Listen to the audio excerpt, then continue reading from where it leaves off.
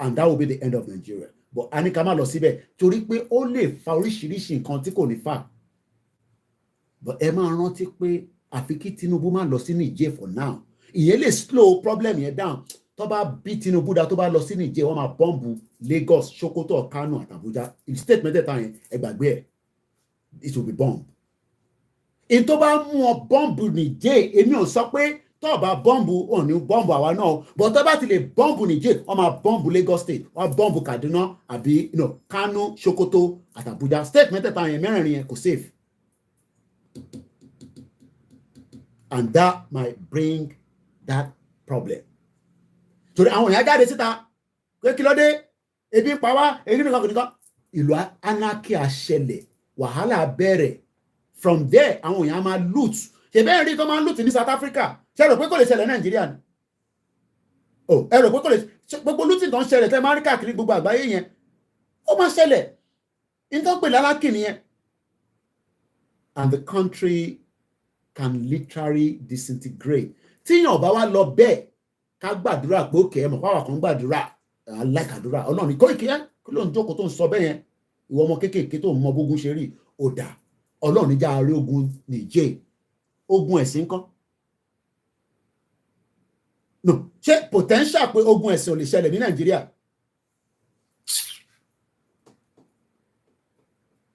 that is also can lead to a lot. Potential is imminent. Ó dẹ̀ máa spark tẹ́ pé ẹlòmíràn kan máa bẹ̀rẹ̀ pé kí ló dé ẹ̀rẹ̀ tí ń pa wá bẹ́ẹ̀ kí ló dé òun náà wọnúlé lọ á lọ gbé nǹkan jáde á lè wòtòwòtò left and right. But can we have a resolution conflict tí gbogbo kìnìún ní débẹ̀ àwọn bá gbọ́dọ̀ bẹ̀rẹ̀ sí sọ̀rọ̀ lórí gbogbo tó ń lọ nísìn kò ń ṣe pé wọ́n sọ̀rọ̀ tẹ́lẹ̀ but this time around a ti wà closer ju ti tẹ́lẹ̀ lọ. Technology ti jẹ́ ká máa ríra wa bígbà tẹ́ pé Koiki máa gbá etí ẹ̀ mọ àkẹ́ bó ṣe ń sọ̀rọ̀ ìrọ̀rẹ̀ ni tó bá gbá etí ẹ̀ wá kọ́ bá fóònù ẹ̀ jẹ́. It's because we are ẹ wo bá ṣe súnmọ́ra wa pẹ́kípẹ́kí nísìn mo kí Pastor Mo mo kí ẹ̀yà mi gbé mi lékè.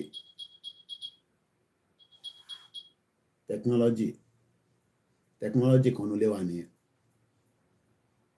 Ṣé wọn pé technology àwọn airpod níwọ̀n èyí tèmi lò kò rí bẹ́ẹ̀ but níwọ̀n tó ṣe o tún lè máa wà nínú ilé wà send the signal a máa dún tó a sọ pé bí báyìí ló wà ìtàn pè technology ni ìkan náà àwọn ọmọ wa nínú ilé èyí tó ń lò ó tún wà sophisticated ju tèmi lọ ìyẹn lẹ́yìn wá jókòó ti ìdí rẹ̀ ìṣáná rẹ̀ ìyẹn lẹ́fẹ́ ká jókòó ti àwọn ọmọ kéékèèké gan ọmọ òdùà ìyẹn ń bi mí pé I need iPod mo ní airpod mo ní kí ló fẹ́ fi ṣe mo ní kí ló fi ń ṣe oníwèé ìṣe ń béèrè pé kí ló fi ń ṣe ìbọn fi ń gbọ́n kan létí ni ọmọ kékeré nìyẹn ìwọ wá jókòó díà ń sọ fún ẹ pé Nàìjíríà ń drag wá sẹ́yìn Tony Blair wá sọ̀rọ̀ ní 11 years ago Tony Blair wá lọ bá Tinubu nísìn kí ló lọ bá Tinubu fún kí ló fẹ́ sọ̀rọ̀ lé lórí ṣé lórí ká má jàjà ìsìn kó má lọ wà potential conflict between different faith kí ló ń pè ní faith èmi lẹ́sìn tèmi ẹ̀yin lẹ́sìn tiyín kí ló dé tá a lè gbé papọ̀ kí ló dé tá a lè gbé papọ̀ a ti gbé papọ̀ for a very long time but àwọn kan instigate láti ta gbogbo tẹ́yìn rí tó ń ṣẹlẹ̀ nísìn kò ń ṣe inú ilé àti ta olúkálukú dẹ̀ mọ̀ àwọn ìlú yẹn I don't have to mention those countries. What are you looking for? Your AirPod. Wọnú bí ṣé kò ń ṣe inú bíbá ó ti rí ó dà pé bíbá ló fẹ́ jábọ́ sí. Gonna ship it to Nigeria. Tó bá ti lọ náà nìyẹn. I think I saw it mo rí bẹ́ẹ̀ lẹ́ǹkan I don't know.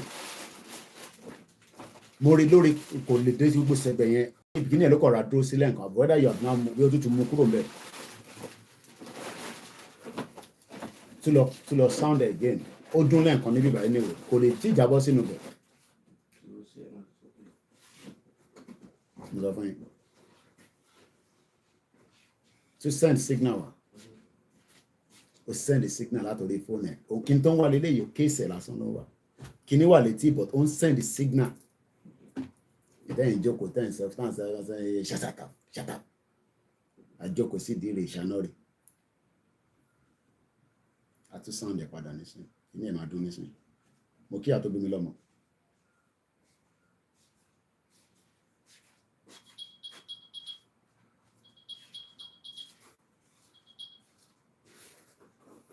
Found it.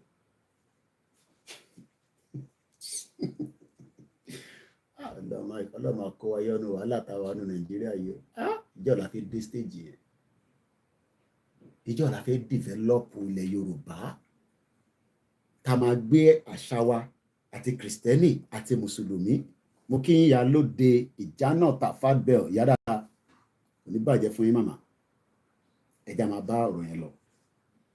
Tony Blair kí lè rò pé Tony Blair fi mention Nàìjíríà ní 11 years ago wọ́n mọ̀ pé àwa ìran kan ń bẹ níbẹ̀ tẹ́ bá jẹ́ kí potential wọn jáde tá a bó mọ́lẹ̀ ẹ má yẹ kó jáde o èmi ò wá jàjẹ̀ sí níbí o.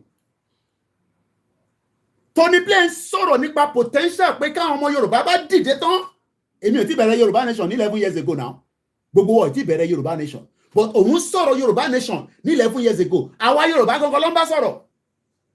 Mo gbọ́ ọ̀rọ̀ yẹn ní bíbá ìlànà orí big screen ni mo ti wò ẹ mọ̀ pé kí èèyàn máa gbọ́ ó ń ṣe big seminar ló lọ fún wọ́n invite ní Stanford University l'America it's 56 minutes nígbà tó wá sọ̀rọ̀ débẹ̀ yẹn mo pọ̀sẹ̀ mo sáré lọ mú pen mi mo note it down kí n má bàa gbàgbé ibi tó sọ̀rọ̀ yẹn sí gbogbo owó mi ló ń jábọ̀ yìí owó tá a máa fi ń ṣe presentation mo á wonder pé abáyọ tí àgbọn Fatai Ògúnríbi tó máa ń bínú rẹpẹtẹ wọ́n rí potential wa Tony Blair mọ potential wa ó ti lọ bá Tinubu nísìn kí ló lọ bá Tinubu sọ picture wọn àti Tinubu rè níwájú mi the same Tony Blair ní 11 years ago ó ti tún lọ súnmọ́ Tinubu báyìí kí ló fẹ́ bá Tinubu sọ bàbá Tinubu o gbogbo tó bá fẹ́ bá yín sọ ẹ jọ̀ọ́ abẹ̀yìn ni èyí tó máa da fáwa ní ìran wa ni kẹ́ ṣe o ẹ gbọ́ mi ọmọ Yorùbá the same Tony Blair tí mò ń play video ẹ̀ ó ti lọ bá Tinubu báyìí o pé má jẹ́ kọ́ àbí èmi ò mọ̀ ok ẹja àgbọ̀n kan tí pépà sọ Vanguard newspaper kí ló ṣẹlẹ̀ ó yá ṣàlàyé fún wa President-elect Aṣíwájú Bola Tinubu has revealed the purpose of the visit of the former United Kingdom Prime Minister Tony Blair to him in Abuja. Recall that Tony Blair met with recall that Tinubu met with Tony Blair on Tuesday. Tinubu, on his official Twitter account at @officialbat, said the purpose of the visit was to discuss mutual into my benefit mutual interest between Nigeria and Tony Blair Institute for Good Governance. Ẹ mọ̀ pé Tony Blair ń ṣe prime minister mọ́. But Tony Blair lọ bá Tinubu nítorí pé Tony Blair ní organisation kan tó ń pè ní máa dárúkọ organisation Tony Blair nísìn mo bọ̀ ẹ jẹ́ kí lọ mú Google Tony Blair institution Tony Blair kí ni organisation ẹ̀yẹn jẹ́ Tony Blair Institute for Global Change ló ń jẹ́. Working with political leaders to drive change. Is it a change for the benefit of Yoruba people, or still the change to keep us in Nigeria, but the change will come there? It will offend. Ibi bàìsẹ́ àwọn ọlọ́pọlọ là ń bá sọ̀rọ̀ wàá farabalẹ̀ ó ní láti agree pẹ̀lú mi but ìwọ náà máa gbé yẹ̀wò pé kí ló lè mú Tony Blair sọ̀rọ̀ yẹn bẹ́ẹ̀ ní 11 years ago àti pé kí ló wá lè mú dúró tí Tinubu fi débẹ̀. Tinubu ní ìdí tí Tony Blair ṣe wá òun ni fún mutual interest between ìjọba Nàìjíríà tóun máa govern mo rí ẹ DG for the rose, thank you so much. Ìjọba Nàìjíríà tóun fẹ́ govern nísìn because Tinubu is the president now. That means pé Tony Blair will work with Tinubu because mutual interest ló ń fẹ́. For good governance. Now, ẹ jẹ́ ká tẹ̀ facilitate pé if Tinubu give us good governance, but yes, ọmọ Yorùbá lòun òun fẹ́ kí Nàìjíríà kó dá kí gbogbo akáṣe oríire níbẹ̀ tí Tinubu bá wá ṣe tán kọ́. Tí Tinubu bá ṣe tán, ṣé ìjọba tó ń bọ̀ tó jẹ́ Haúsá tí wọ́n jẹ́ kí Tony Blair rí ọ̀rọ̀ yẹn ṣe ní 11 years ago tí Tinubu dẹ̀ jẹ́ kó rí ṣe wọ́n ní dàrú mọ́ lọ́wọ́? Because you'll be wondering why Tony Blair, you'll be wondering why Tony Blair is still trying now. Kí ló dé tí Tony Blair lọ bá Buhari? Ṣé Buhari ò accept ni? Ẹ jẹ́ ká Google it. Did Buhari ever met Tony Blair? Ẹ jẹ́ ká tẹ̀ Google it. Tony Blair and Buhari, ẹ jẹ́ ká lọ wò. Okay, in 2000 and Prime Minister Tony Blair and the Director General of the World Organization. Okay, Tony Blair, Buhari, Okonjo-Iweala to speak at the induction. In 2015, Buhari met the former British Prime Minister ní London pẹ̀lú Amosun. Ẹ jẹ́ n fi picture ẹ̀ wọ̀nyí. Oríṣiríṣi wèrè ló wà lórí TikTok. Ẹ bá ti ráwọn tó bá ti dé bẹ́ẹ̀ pẹ̀lú kọ́mẹ́ǹtì òṣì. Mo ní táìmì ilé ni. This is Tony Blair in 2015. Bukola Saraki nìyẹn. Buhari nìyẹn sí bàbá àti Amosun. This was 2015. Buhari ó sì wà lórí oyè ńgbẹ̀yìn àbí? Yeah. So that means pé Buhari met with Tony Blair.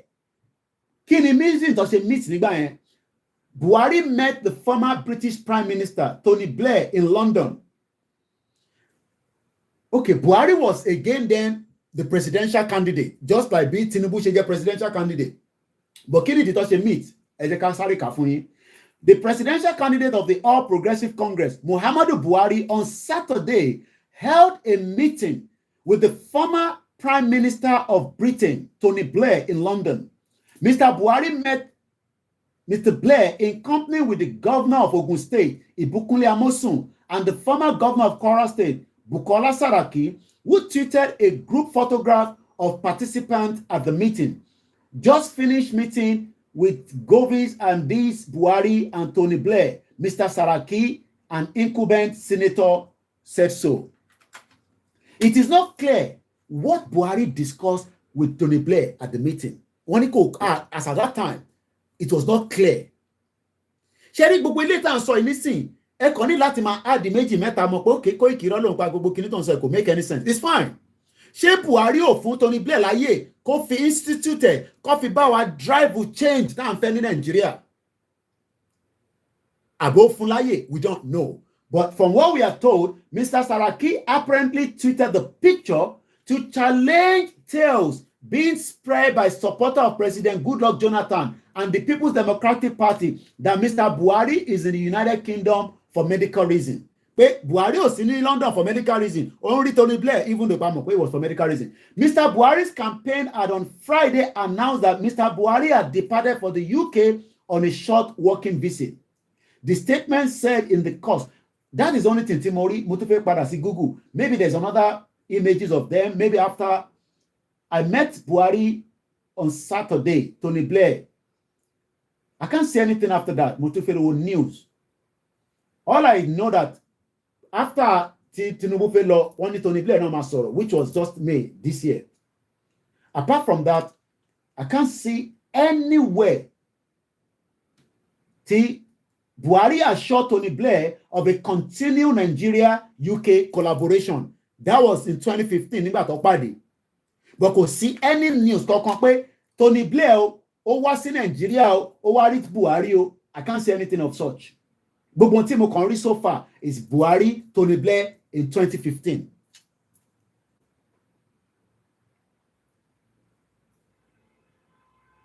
Ṣé ọ̀rọ̀ yẹn ṣó add up? Ṣó make sense? Only man make sense for you. But by the time we start working out and asking, kí ló lè mú Tony Blair fi sọ̀rọ̀ yìí ní 2015? Ẹ̀dá àtúgbọ́ lẹ́ǹkan sí. Let's listen again to it. But we need the final volume. Yeah. Let's listen to it again.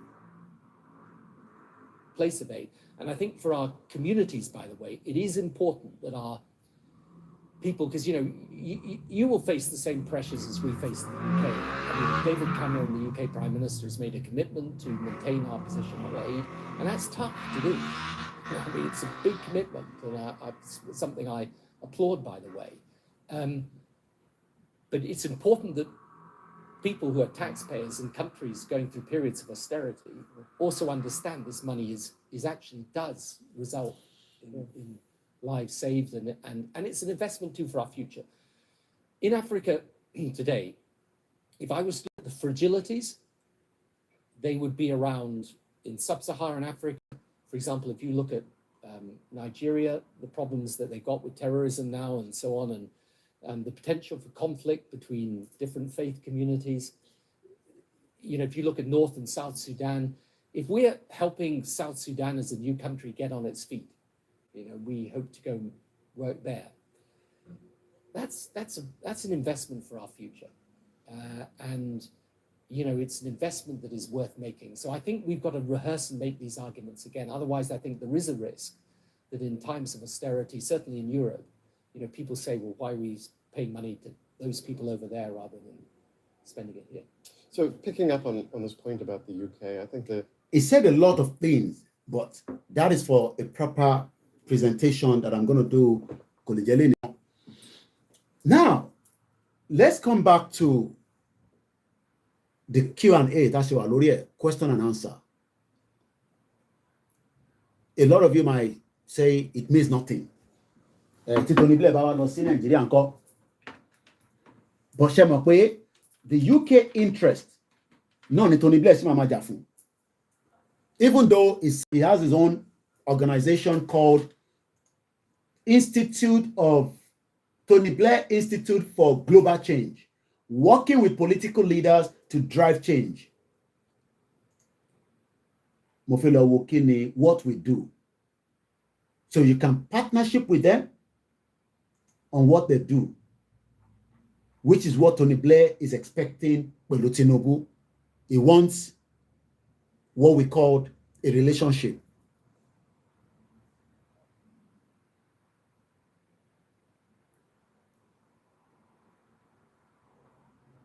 Once again,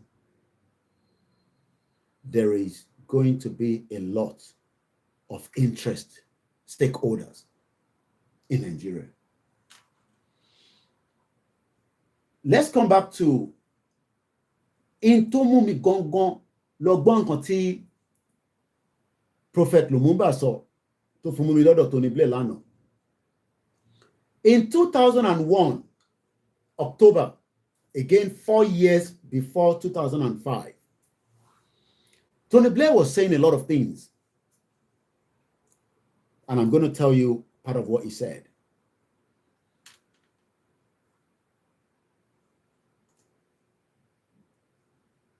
Healing the scar of Africa. Kí ló ń pè ní scar? S-A-R. S-C-A-R. Tí bá sọ pé scar. Kí ni scar lédè Yorùbá? Ìyàwó mi ṣàlàyé fún mi lánàá, mo fẹ́ òbí the same thing ni. Tá bá sọ pé scar, S-C-A-R. Kí ló mean lédè Yorùbá?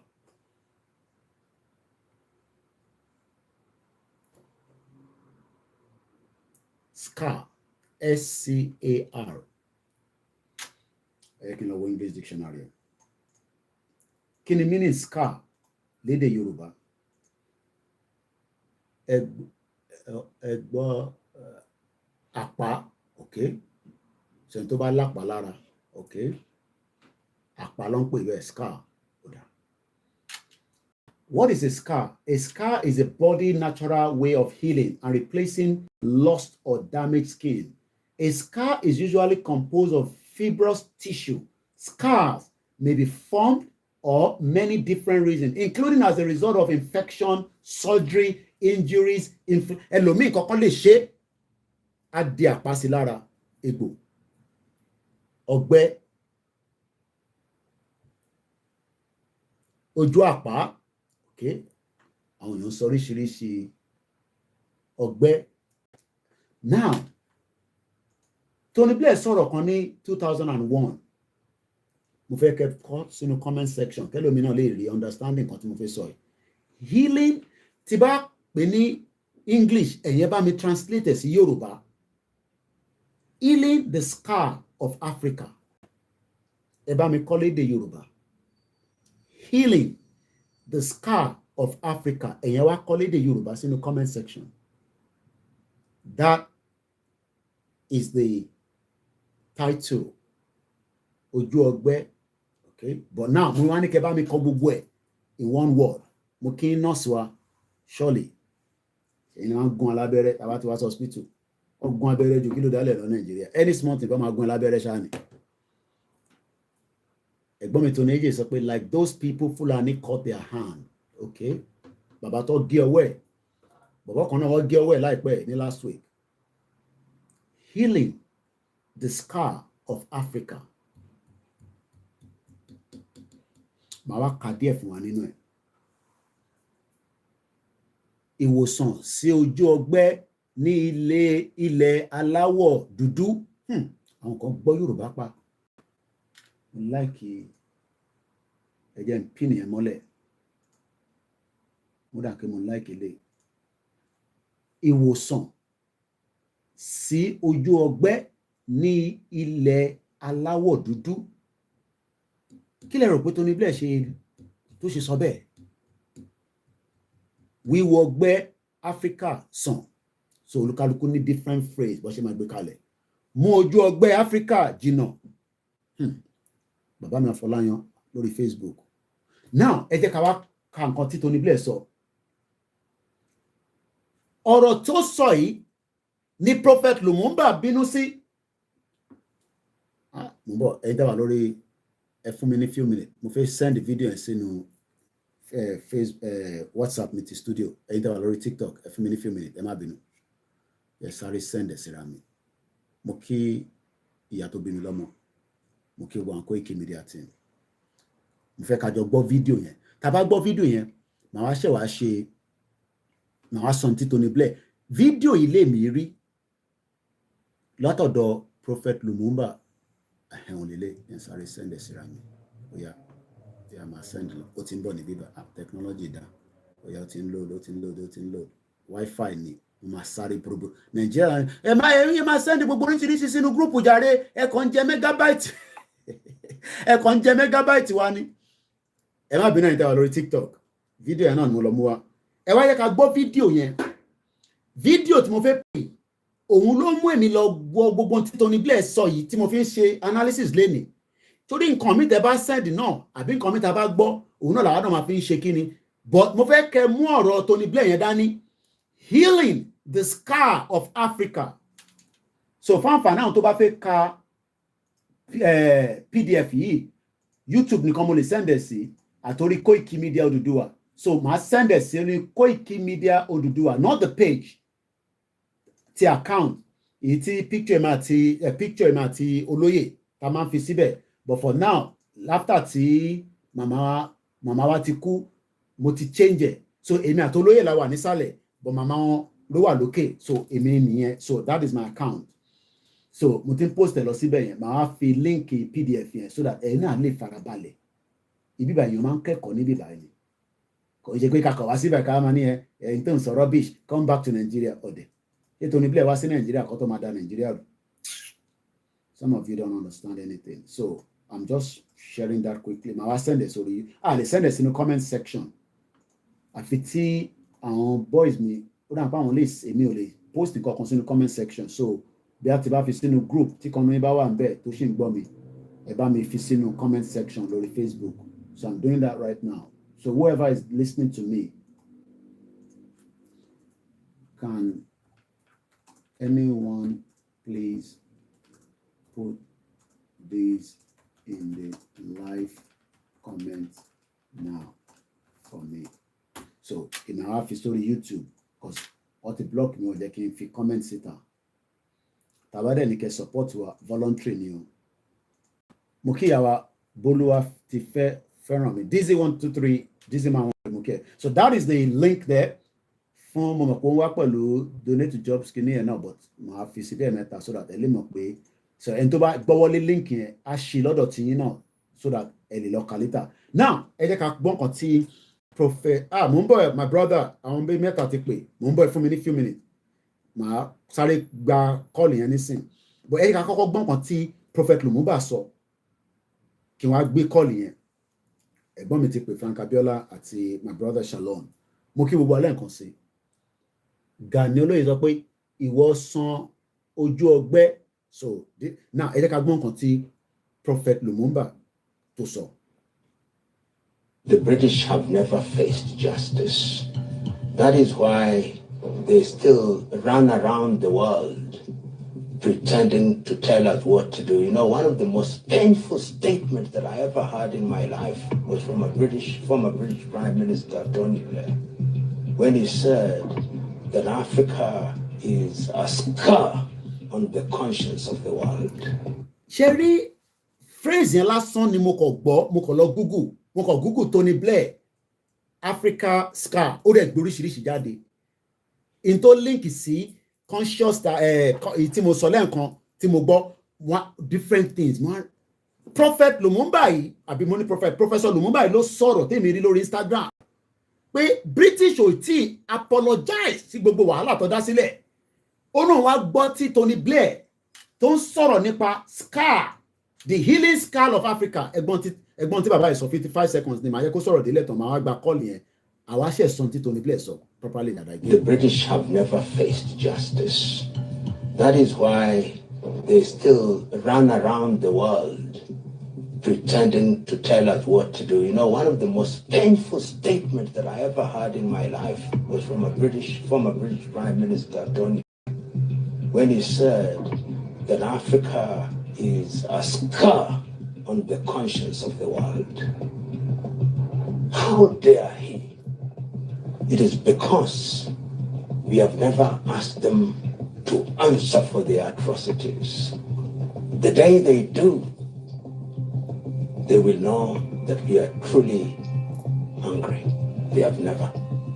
And that is why some of us are very serious about this whole idea of reparations and proper apology. They have never apologized. Everybody go dada. Katuba call. Is everybody actually gonna mo ní pa àwọn Koikimedia team ti bá mi post it. Everybody gbọ́n kan tí prophet mo ṣe ń jẹ́ pé professor Lumumba sọ àbí ká play lẹ́ǹkan sí tí ká play lẹ́ǹkan sí mo kí ẹ ti ṣe King AY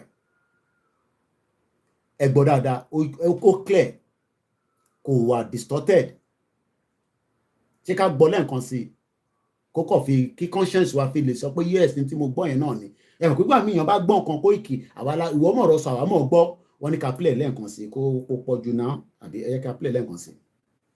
The British have never faced justice. That is why they still run around the world pretending to tell us what to do. You know, one of the most painful statements that I ever heard in my life was from former British Prime Minister Tony Blair, when he said that Africa is a scar on the conscience of the world. How dare he? It is because we have never asked them to answer for their atrocities. The day they do, they will know that we are truly hungry. They have never. And that is why some of us are very serious about this whole idea of reparations and proper apology.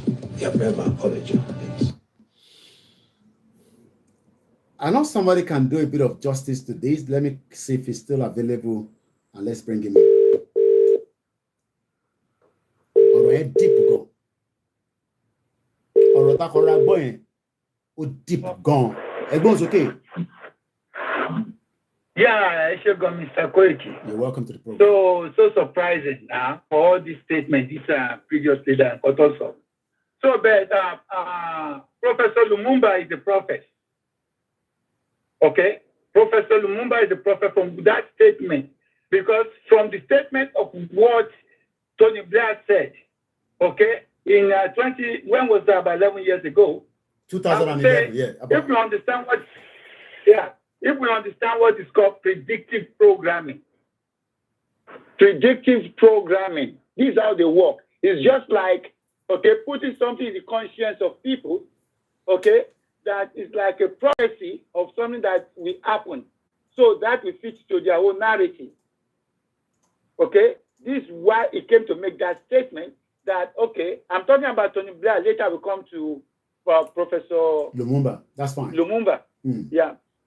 So before for him to say that statement, okay, because they know what they will do in Nigeria, because I heard part of what his statement, they knew what they would do, but it's not the period of a Fulani man. It's during the period of who? A Yoruba man. Okay, it's not a coincidence that they put Tinubu there. Okay, so now, that was sometime last year. The British Parliament, they came to Governor Otom. I remember. You did a program about yes. Yeah. Both British and Scottish. Yeah. Thank you. Governor Otom was saying this is it's not religious war. That it is what ethnic cleansing. Why the Fulani bandits attacking? Oh, you understand? But the narrative, the British government, they still want to make it is a religious war. You see? Non-stop injustice because in country I want to predict the I want to that Nigeria running. So now you said something about ìṣẹ̀ṣe àti mùsùlùmí tí ó ń ṣẹlẹ̀ nílẹ̀ Yorùbá lẹ́nìí. Okay, nílẹ̀ Yorùbá amọ̀gbà tó ń sọ pé òkè Fúlàní ń pa àwọn Yorùbá ń pa Haúsá ń pa Ìgbò. Good, wọ́n sọ pé ká máa pè wọ́n Fúlàní bandits, wọ́n káwọn kọ́ sọ pé bandits. Okay, nobody's calling Fulani bandits anymore. They just say bandits, okay? Just to cover the Fulani. Now, the Brazilian had to die down. Now, one was to stop kí Yorùbá máa lé Yíbò kúrò nílẹ̀ Èkó. Why I'm saying this is just to understand where this thing is coming from the British. I want to understand gbogbo wàhálà yìí lẹ̀. Okay? So now I want to report okay ti Yíbò and Yorùbá yẹn to die down. Ìṣòro yẹn ṣe wá tún mú ìjà ẹ̀sìn wá ń sìn. Eléyìí náà wá jẹ́ láàrin Yorùbá àti Yorùbá. So this is just a predictive programming. So wọ́n ti sọ láàrin ara wọn ní àgbẹ̀ ní ara wọn ní àwọn funfun. Tó yẹ pé Prime Minister wọn, àwọn ọba ìlú wọn bí báyìí, Charles, the Queen of England. Wọ́n ti sọ gbogbo bó ṣe máa ṣe. But àwọn èèyàn wa tó jẹ́ president wa, they are just a figurehead there. They are just a figurehead. So nǹkan ìtorí ẹni statement ti bàbá yẹn sọ professor yẹn tó sọ, he has a very good, it's very important because the white people, especially the British, they are fugitive and a vagabond. They never want to pay for their crime. You see, they are always running away to pay for their crime. They always want people to come and put their heads down for their crime. And it's time for them to pay for their crime. Nobody has ever persecuted the Queen of England, the fake death that she's parading, George Bush of America, and Tony Blair. All these three people, are they not the people that destroyed Iraq? Are they not the same people that destroyed Iraq? Did they take them to the court of international ICC? They didn't take them to ICC. It's the same thing they want to do in Nigeria. Okay? But it's so painful for me that one more Yoruba ni wọ́n ti dìde kọ́ mọ nǹkan tó fẹ́ ṣẹlẹ̀. Yorùbá gangan ni the last resort wọn tí wọ́n fẹ́ mú mọ́lẹ̀. Mi ti ń sọ kínní ti pẹ́ Yorùbá gangan ni ẹni tó fẹ́ mú mọ́lẹ̀. So, and their program is working very well, good. And Tinubu knows about it. Èyí tí èèyàn kọ́ pé tẹ́lẹ̀ pé tó ń sọ pé Tinubu ó sọ pé lórí òun ló máa gbé Yorùbá wọlé irọ́ nìyẹn. That is a lie. Mi gbọ́ gbogbo comment yẹn, I just kept mute. Okay? Tinubu is running the same agenda of the British government. And they are out there to destroy the Yorubas. And as I always say, Yoruba is ọmọ aládé. Tábàdé ti lè mọ ìtumọ̀ ọmọ aládé tá jẹ́, British mọ nǹkan tó jẹ́. Wọ́n mọ ẹni tá jẹ́. So now, nǹkan fẹ́ ṣe ni pé they want to destroy us to the point. Wọ́n dẹ̀ mọ̀ pé ìṣẹ̀ṣe yẹn, òun lágbára Yorùbá. So ìtòrí àǹjẹ́ fẹ́ fi ìṣẹ̀ṣe yẹn náà fẹ́ wá the way tí wọ́n máa destroy àwọn èèyàn wa pẹ̀lú ìṣẹ̀ṣe pé ẹ má ṣe ìṣẹ̀ṣe mọ́. Although ìṣẹ̀ṣe tó ń ṣe okay, it's still on the left hand side, the Elédùmarè sọ pé ká sì máa ṣe lọ́wọ́ òsì. So gbogbo àwọn nǹkan tí tá láti mọ̀ nìyẹn. So gbogbo nǹkan tí professor yẹn sọ, it's right. You know, this is why when you call him a prophet, it's not a mistake. Okay. Because it's just from his own knowledge. He's one of the very few professors in Africa that always come and stand up and speak the truth. You know, he said, you know, about last year, he has been saying that, look, Africa is on the dining table of the Europeans. He has been saying, is it not what is happening today? This is what is happening. Now we have on the Russian-Ukraine war is in West Africa. And that is the whole agenda of it. Now, I don't know whether you know about this. Another variation of coronavirus is coming out. You see, because all said and done, everything back to the parenting. If okay, ìjà ń ṣẹlẹ̀ ní West Africa, ìgbà máa kọ̀ gbé coronavirus yẹn jáde. So, aláti mọ gbogbo àwọn kìíní tí wọ́n fi tó ń lò fún wa is systematically to destroy us. The owó àwa gangan ló kù sí. Because Biafra ṣe wá sìn. You did a program yesterday. You used a reference to Somaliland. Yeah. Although when you use Somaliland, okay, yeah, the other some nation does not recognize them, but okay, they declare their own nation, which is good. Okay, any nation about that deal when they deal with them. So it's the same thing the Yorubas have to do. We don't have to wait for the United Nations. United Nations is British and America and France. Àwọn ìdẹ̀nà kó wa lọ jà ní bọ́nsìn ní Niger. Tàbá ti lè bẹ̀rẹ̀ jà ní Niger ká gbàgbé Yorùbá nation. That is just it. Because wọ́n máa ṣe ń gbà yẹn. Because wọ́n máa destroy gbogbo ilẹ̀ Yorùbá lọ́gbà àwọn àmàmà cry for help. Biafra ti rọra wà wọ́n ti wà pẹ̀lú sẹ́tù wọn kọ́ máa jàjà wọn lọ bẹ́ẹ̀ yẹn. So ọgbọ́n Yorùbá ló kù sísìn. You know, we have to always just look away from the West, from the British, from the American. Okay? Àwọn gangan ni wọ́n destroy wa. Àwọn gangan ni the main problem. So, kò sí pé, okay, Tinubu máa gba Yorùbá nation fún wa. Tinubu will never take Yorùbá nation for us. Tinubu has paid allegiance to the King of England. So he has to do everything the British government wants, he has to do it. This is the more reason Tony Blair is in Nigeria. to fulfill all the promises that he has made to them. And it was only just, they swore an oath. Tí kò bá lè ṣe, wọ́n máa gbé jáde kúrò ńbẹ̀ ni. Because ṣe kú. That is justice. You know, because I like more the game the white people are playing with us. We are not foolish. We are not dumb. Only we look upon the British so much as God. We look unto them as, okay, we have to follow their ways, their system, their society. No.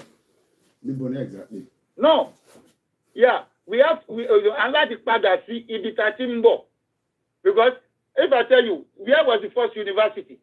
The first university on this planet was in West Africa, in Timbuktu. Even everybody to one study. Why is it that now we are the people of lagging behind? So, gbogbo àwọn nǹkan báyìí láti ṣe research. Who are we before? Before the Europeans came to colonize us. No, gbogbo àwọn nǹkan tí a mọ̀ nìyẹn, because we always looking onto the to the Western world. We always looking onto the Western world, and that is not the right thing, because the Western world, they are our number one enemy. They saw the way the Fulani are killing us, everything, religious, so everything is happening with a set of people in Nigeria, the Yoruba, the Hausa, the Igbo, the Bini, okay? You didn't hear it on CNN. You didn't hear it on BBC. But our new Nigerian, will be carrying their news here in Europe. What happened in the UK? What happened in America? You will be telling our people. Whereas our people there, they don't know what is happening here. They are just struggling to be able to even have 1 square meal. You know, what is there is that we just have to listen to what that professor said. It's very important. The British are running from their what to pay for their crime. You know, and it's time for them to pay for their crime now. And it's Yoruba that will lead them into slavery. So the whole plan, the British government chasing, one fẹ́ tún wá mú àwa Yorùbá lẹ́rú the second time. That is the whole agenda. Wọ́n dẹ̀ ti bá Tinubu sọ̀rọ̀, Tinubu mọ̀ ń pẹ̀. Tinubu mọ̀ ń pẹ̀. Èmi tí ń sọ̀rọ̀, I know because everything is prophesied. Àkọsílẹ̀ ní gbogbo ẹ̀. Everything is prophesied. So gbogbo èyí tí wọ́n sọ pé, okay, yeah, Tinubu máa fún wa ní Yorùbá nation. That is a lie. That is a lie. You know, bá ṣe tí ń bá lọ pẹ̀lú Chief Sunday Igboho àti bàbá professor, àwọn èèyàn méjì tọ́lọ́run yàn nìyẹn. Àwọn tí Ọlọ́run máa lò tọ́ máa fi gba Yorùbá nation nìyẹn. That is just it. Kì í ṣe Tinubu, kì í ṣe bàbá kan, kì í dẹ̀ ṣe United Nations. And láti ìjà yẹn la máa fi gbà. So that is it. Thank you, Mr. Koiki.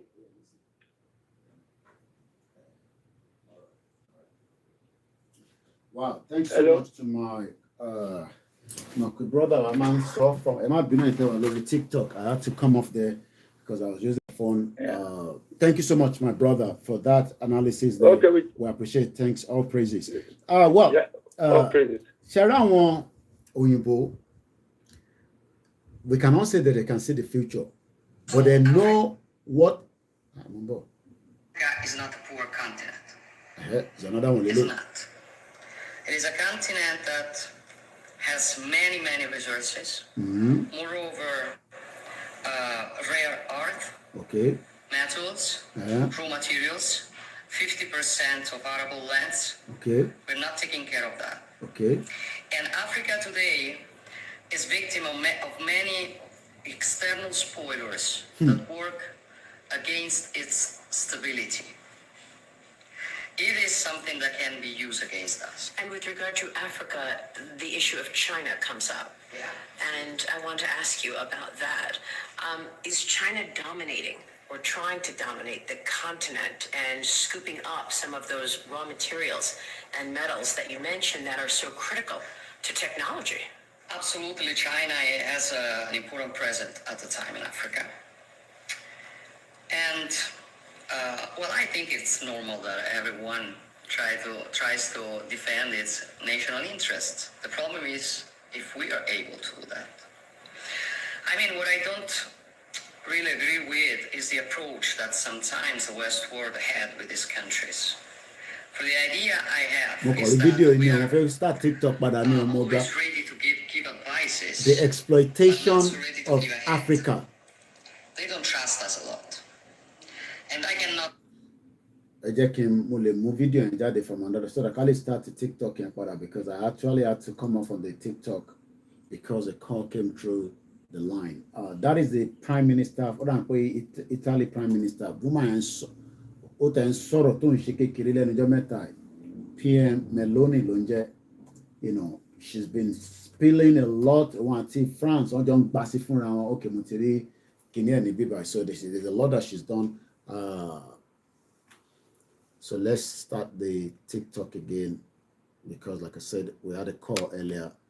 I don't know how long we've done so far. All right, we're almost 3 hours. So, you know, it's been a fantastic Q&A. Mr. Kolawolena, I love this word of courage, boldness from Professor Lumumba. Yeah, Professor Lumumba is a great man. Let's go back again to, you know, the conversation. Let me take one more call to Tiwalenko about 4 times. Let's see if we can get the caller while I prepare. Italian Prime Minister Giorgia Meloni turns on her fellow European country, France, over Africa. All right, it looks like my brother there. What do I let me share? There's a lot. Let's go back and listen one more time to, you know, Prophet or Professor Lumumba as we can. All right, I think there's a call coming in as well from US. Let's go straight to the call. Hello, caller. Hello? Go ahead. Mute it and body relay conflict mama wala àárín méjèèjì. Koiki. Ẹ wà on air. Mute it and body nule. Ṣé bẹ́ fẹ́ dá sórí program ni? Yes. Mute it nule lè gbọ́ra yín nínú TV kẹ́ tún máa gbọ́ra yín lórí phone. Mute it lé yín àbí lórí device tẹ́ fi gbọ́. Mo ti mute. À ń gbọ́ yín níṣẹ́, go ahead. Mo ti mute. À ń gbọ́ yín sir. Okay. Sórí ọ̀rọ̀ tí Tony Blair yẹn mo kàn fẹ́ dá sí àtàwọn nǹkan tí ó sọ. Sórí gbogbo ilé tí Tony Blair ń sọ yẹn tí ó sọ pé ní speech tó give ṣe ní 11 years ago. Sórí gbogbo ilé tó ń sọ nípa ọ̀rọ̀ Áfíríkà yẹn, I don't really believe even. Ẹni dúdú ló kàn ń sọ. Ṣọ̀dásán, sórí that guy yẹn Tony Blair yẹn, Ṣọ̀dásán bẹ̀ yẹn, oníwàyó ni Ṣọ̀dásán. Mi believe, even most of àwọn funfun wọ̀nyí kan mi believe nǹkan tó ń sọ. Sórí nǹkan tí wọ́n máa ń sọ tó bá wà lórí kámẹ́rà is a different thing. Wọ́n á sọ bẹ́ẹ̀ ni pé wọ́n nífẹ̀ẹ́ Áfíríkà, wọ́n nífẹ̀ẹ́ Áfíríkà, irọ́ pátápátá ni wọ́n pa. Eléyìí tó máa lọ ṣe lẹ́yìn, wọ́n ti mọ nǹkan tó máa ṣe. Wọ́n á sọ bẹ́ẹ̀ ni pé wọ́n nífẹ̀ẹ́ wàhálà tọ̀, kì í ṣọ̀rọ̀ tẹnu. Ṣèbí tó ní Blair yìí wọ́n tún ń bẹ̀ yẹn ṣèbó parọ́ fáwọn parliament tó lọ sí Iraq tíjọ Bush dẹ̀ parọ́ fáwọn níbi tọ́lọ invade Iraq ṣèbí later náà ṣe ló sì lọ apologize tó sọ wípé tó sọ pé ó ní Saddam Hussein ní weapon of mass destruction tó dẹ̀ jẹ́ pé at the end kò ní kò fẹ́ lọ get ìdí ẹ̀ ní torí epo wọn wọ́n fi lọ ń gbà yẹn.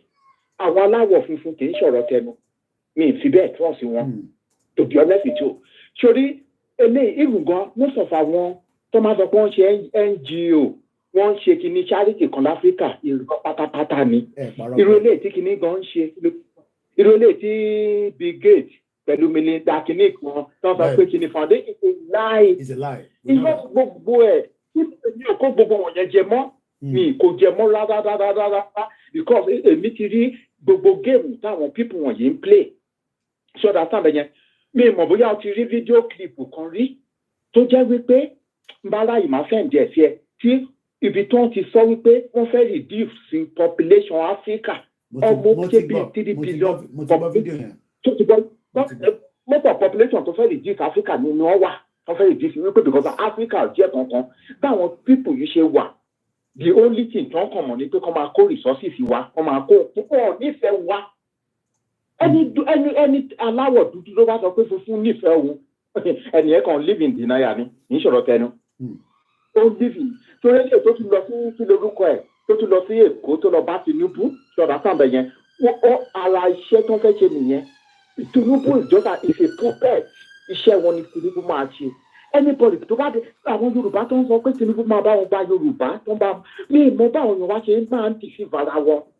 Wọ́n sọ pé Tinubu ó máa bá àwọn gba Yorùbá nation wọ́n kàn Tinubu ti sọ from the beginning ó ní lifetime. Ẹni sọ̀rọ̀ dáàdi wàsà tí Tinubu bá sọ láàrin àwọn kan tí wọ́n dẹ̀ gbọ́ lẹ́nu ẹ̀ whether ó máa mú ṣe kò ní mú ṣe, is it wrong for people to come out and say àwọn gbọ́ tí Tinubu sọ? I mean, I'm not there. I mean, just referencing back to ẹ̀gbọ́n mi tó pè wá lákọ̀ọ́kọ́ lórí TikTok, ẹ̀gbọ́n MC Murphy pé Tinubu sọ àwọn gbọ́. So tó bá sọ, is it wrong for him to have said? Whether it will make it happen is what we don't know now. But àti wà lójú ẹ̀ báyìí nísìnyí. No, Koiki, mi sọ pé wrong. Sórí èmi gẹ́gẹ́ bí èèyàn kan èmi ń sọ tèmi ni. Pípé gbogbo orú nǹkan bẹ́ẹ̀ yẹn tó bóyá Tinubu ó máa bá wọn gba Yorùbá nation pé mi believe. Tèmi lè sọ. Àwọn tó bá lè understand? Àwọn tó bá lè believe kan believe.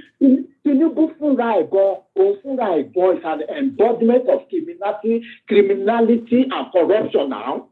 Tinubu fúnra ẹ̀, òun fúnra ẹ̀. Mi kò sẹ́ni politician tí mo believe irú ẹ̀mí báyìí Yorùbá nation lèmi táàgì lórí kóníká dùkú lọ and even gan revolution náà gan ó láti wáyé revolution. Ṣọlá tábẹ̀yẹ revolution wípé ọ̀rọ̀ pé ṣọlá democracy tó ń fún wa gan jẹ́ kí n sọ fún nìkan fún ẹ ṣọlá àwọn òyìnbó tó fún wa ní democracy wọ́n mọ̀ wípé wọ́n lè rig election òyìnbó mọ̀ kán lè manipulate ballot paper. Òyìnbó dẹ̀ mọ̀ wípé tó bá ń contest any party tàbí ẹni tó bá ti náwó jù tó fund jù ló máa win election, they know that. Ṣé ọ̀tá gbogbo yẹn lóyìnbó mọ̀? Òyìnbó tó fún wa ní democracy tó ń sọ pé ká ló máa ṣe bí democracy wọ́n mọ̀ nǹkan tó ń ṣe náà. Èmi bí mo ṣe wà yìí gan kán sọ pé military ló gbàjọba lẹ́nìí but kó jẹ́ military tó jẹ́ pé is a revolutionary leader tó lè jẹ́ pé truthful ó fẹ́ change things I don't mind. As far as tó jẹ́ kó fẹ́ ṣe nǹkan tó yẹ ó fẹ́ ṣe nǹkan tó yẹ kó ṣe fáwọn èèyàn I don't mind. Comparing to àwọn tó ń pera wọn ní kí lórúkọ ẹ̀ olóṣèlú democratic kìíní kan elected president tó jẹ́ pé irọ́ ló wà lórí ẹ̀. Tó jẹ́ pé irọ́ ló wà lórí gbogbo ọ̀rọ̀ Tony Blair tó ń sọ yẹn kìíní kan ṣéèkì kìíní irọ́ pátápátá. Nígbà Abacha I could remember gbogbo kìíní wọ̀nyí fẹ́ bẹ̀rẹ̀ Abacha pọ̀ ìṣe náà nígbà military ọ̀rọ̀ àwọn kìíní wọ̀nyí fẹ́ bẹ̀rẹ̀ nígbà yẹn náà àwọn terrorist gbogbo wọn ló fẹ́ jáde nígbà yẹn but Abacha pọ̀ ìṣe wọn náà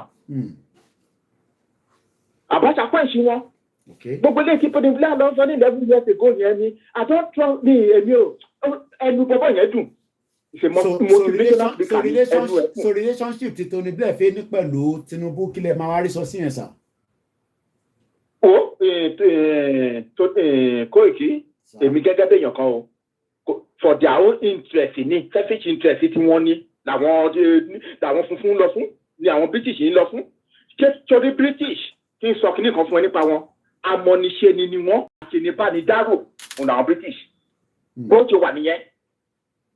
Wọ́n kàn máa sọ dúdú bá ní pé wọ́n fẹ́ kí nǹkan change wọ́n kọ́ sí kí nǹkan change ní Nàìjíríà irọ́ ni wọ́n pa. Tẹ̀bí Nàìjíríà tẹ̀bí kòkó ọbẹ̀ wọn ni. Any leader tó bá bẹ̀rẹ̀ sí nǹkan tó dáa fún aráàlú máa ń gẹ́ tiẹ̀ yóò ti gbà pé o gbọ́ sórí Thomas Sankara Burkina Faso ni wọ́n tọ̀ pati Lumumba of Congo. Any leader tó bá fẹ́ ṣe nǹkan fún àwọn máa gẹ́ ti the CIA àwọn MI6 àwọn gbogbo wọn jẹun ṣiṣẹ́ papọ̀ ní náà. Wọ́n máa gẹ́ ti díẹ̀ yóò bá ti fẹ́ down to their own tune. Ṣèbí nǹkan tó ń ṣe fún Patrick Lumumba nìyẹn ń gbà yẹn tó ń ṣe fún kí lórúkọ Thomas Sankara. Ṣèbí Thomas Sankara was at the age of 38 nígbà tó ń pa ń gbà yẹn. Ṣèbí best friend díẹ̀ ṣèbí wọ́n betray náà ní ṣèbí ara àwọn tó ṣiṣẹ́ fún wẹ̀dì ló gbé ìbọn tó bá náà. Káwọn èèyàn kọ́ mọ ìsìn náà kì í kọ́ àwọn èèyàn kọ́ ṣe research kọ́ kàwé kọ́ mọ ìsìn á jẹ́ kí wọ́n kọ́ lè máa think deeply. Èmi ò bìlíìfù pẹ̀lú àwọn adáwọ̀ funfun wọn pé gbogbo ilé tó ń lọ sí Nàìjíríà kan náà irọ́ pátápátá ni jọ irọ́ ni belief ṣèdè tó ìké ní belief. Ilé tí Tony B that guy Tony Blair is not kì í ṣe èèyàn kan tó ṣe kíní jọ. Kọ̀mọ̀ a máa sọ bẹ́ẹ̀ ni pé òun nífẹ̀ẹ́ Áfíríkà òun nífẹ̀ẹ́ Nàìjíríà ló pátápátá. Àwọn ìbí àwọn ló wà nídìí gbogbo problem tó ń ṣẹlẹ̀ sí wa yìí. Up till now. Èmi ò kì í tọrọ àmì jẹ o I don't give èmi máa ń fèsì reality ni èmi ò kì í tọrọ àmì jẹ a mọ̀ pé kí ni foundation Nàìjíríà tí ó ti wọ́ wá láti bẹ̀rẹ̀ kì í ṣe ní ló ti wọ́ wá. Kì í ṣe ní ìdíjọ́ náà pàtàkì problem àti tribalism náà ó wà lára problem ta ní. Tó ti sì gan yàtọ̀ sí nípa tọ̀rọ̀ constitution tó jẹ́ pé constitution tí ò dá gbogbo torí ọ̀rọ̀ Nàìjíríà ó wà agile-headed. It's very, very agile-headed. Mọ̀bí tó ti lè ní Koiki. Very agile-headed. All right. Eshegoni, sir. Thank you so much. And that's a brilliant one. Látọ̀dọ̀ bàbá wa Eshegoni fún contribution yìí. Ní sọ̀rọ̀ tán. Gbogbo ilé ìtàn sọ yìí náà a fi ṣíra wa létí ni. Ẹ jẹ́ kí n wá ka that particular PDF. It's just 8 pages. I will try to be fast without wasting too much time. Healing the scar of Africa. Africa is a scar on the conscience of the world. Tony Blair, October 2001.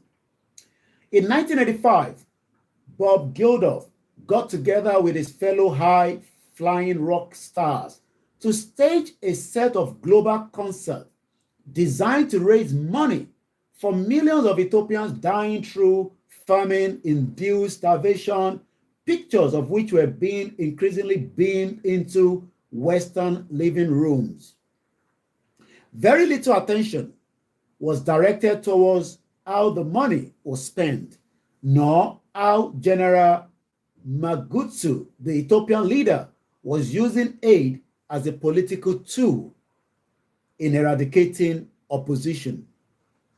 20 years later, however, Bob Geldof returned for repeat performance to draw attention to poverty in Africa. Yet this time, the skeptics have been quicker off the starting blocks, questioning how Africa could be drenched in cash but still remain poorer than it had been at the end of 1960s.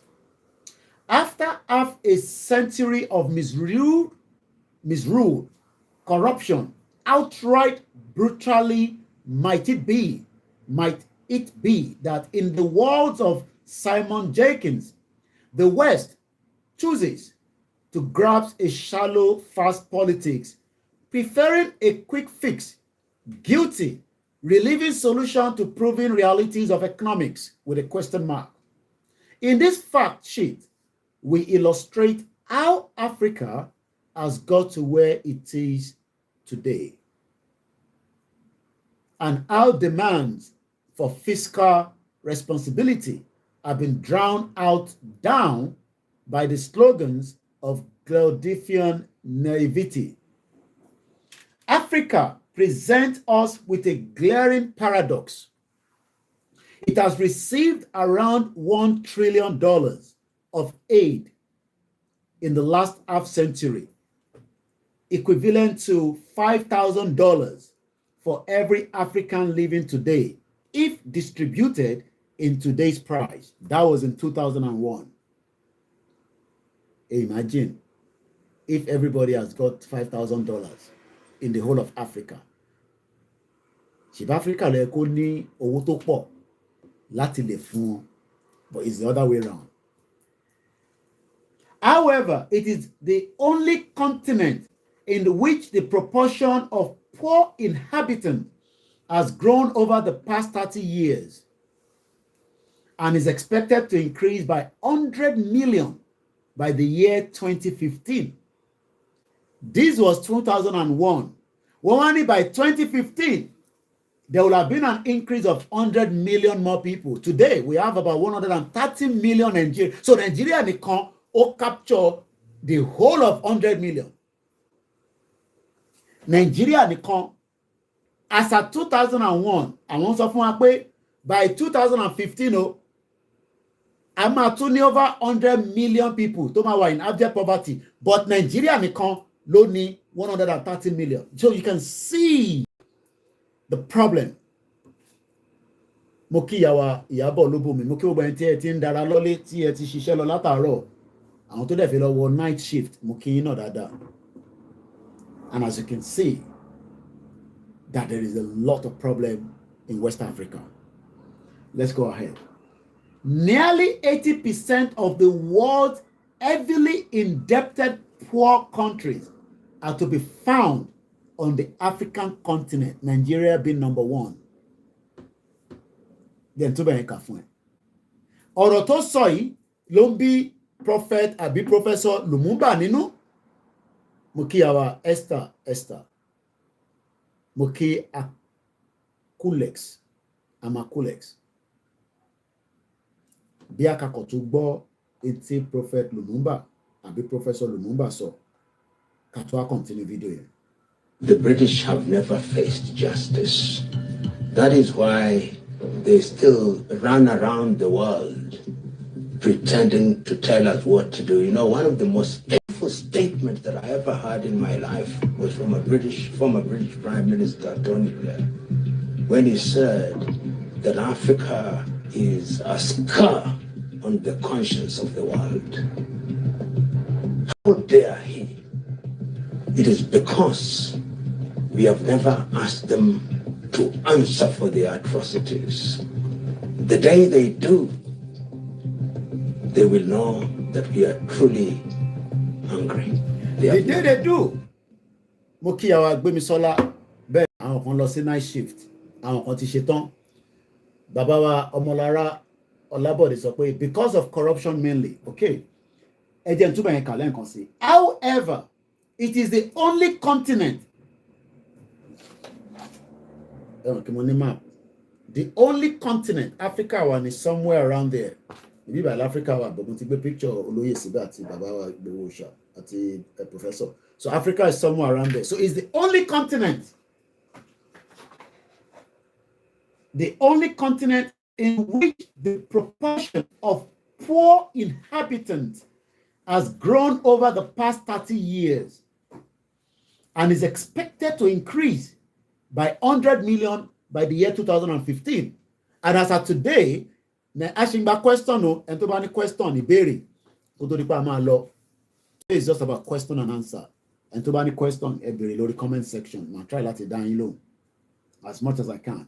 Nearly 80% of the world's heavily indebted poor countries are to be found in the African continent, Nigeria being number 1. Nigeria remains the capital poverty of the world as of today. 130 million of Nigerians are living in abject poverty. 130 million of you do not have access to $2 láti fi jẹun, which is equivalent to 1,500 naira. Èmi kọ́ mo sọ bẹ́ẹ̀, èyí tí àgbáyé sọ nìyẹn, mo sọ fún yín. Mo kí ẹ wá rich jìnnàdù, ẹ̀gbọ́n mi dáadáa.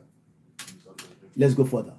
Yet, it is in comparison to the Eastern Asia that most glaring of disparities comes to light.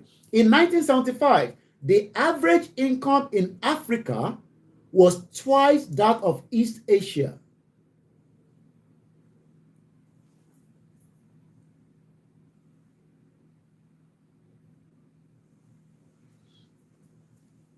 In 1975, the average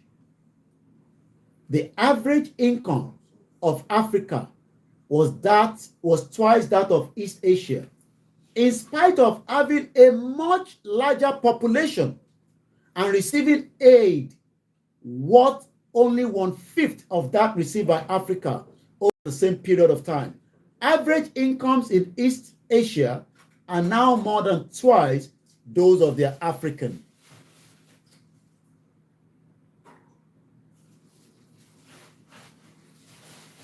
The pursuit of economic growth in East Asia has lifted.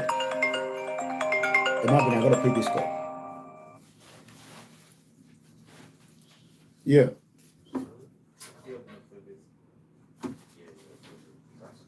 And that is why some of us, the British, have never faced justice. That is why they still run around the world pretending to tell us what to do. You know, one of the most painful statements that I ever heard in my life was from former British Prime Minister Tony Blair, when he said that Africa is a scar on the conscience of the world. How dare he? It is because we have never asked them to answer for their atrocities. The day they do, they will know that we are truly hungry.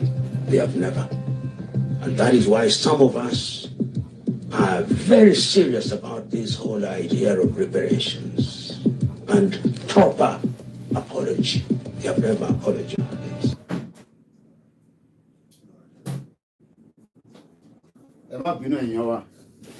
I'm giving some kind of direction, and that is the reason why. I apologize for anything about TikTok. The line so let's go further into it again.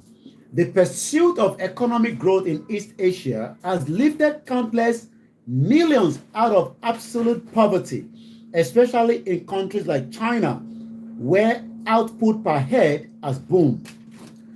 41 of the world's poorest countries have received 33 billion pounds in debt relief in recent years, but they have reborrowed over 40 billion.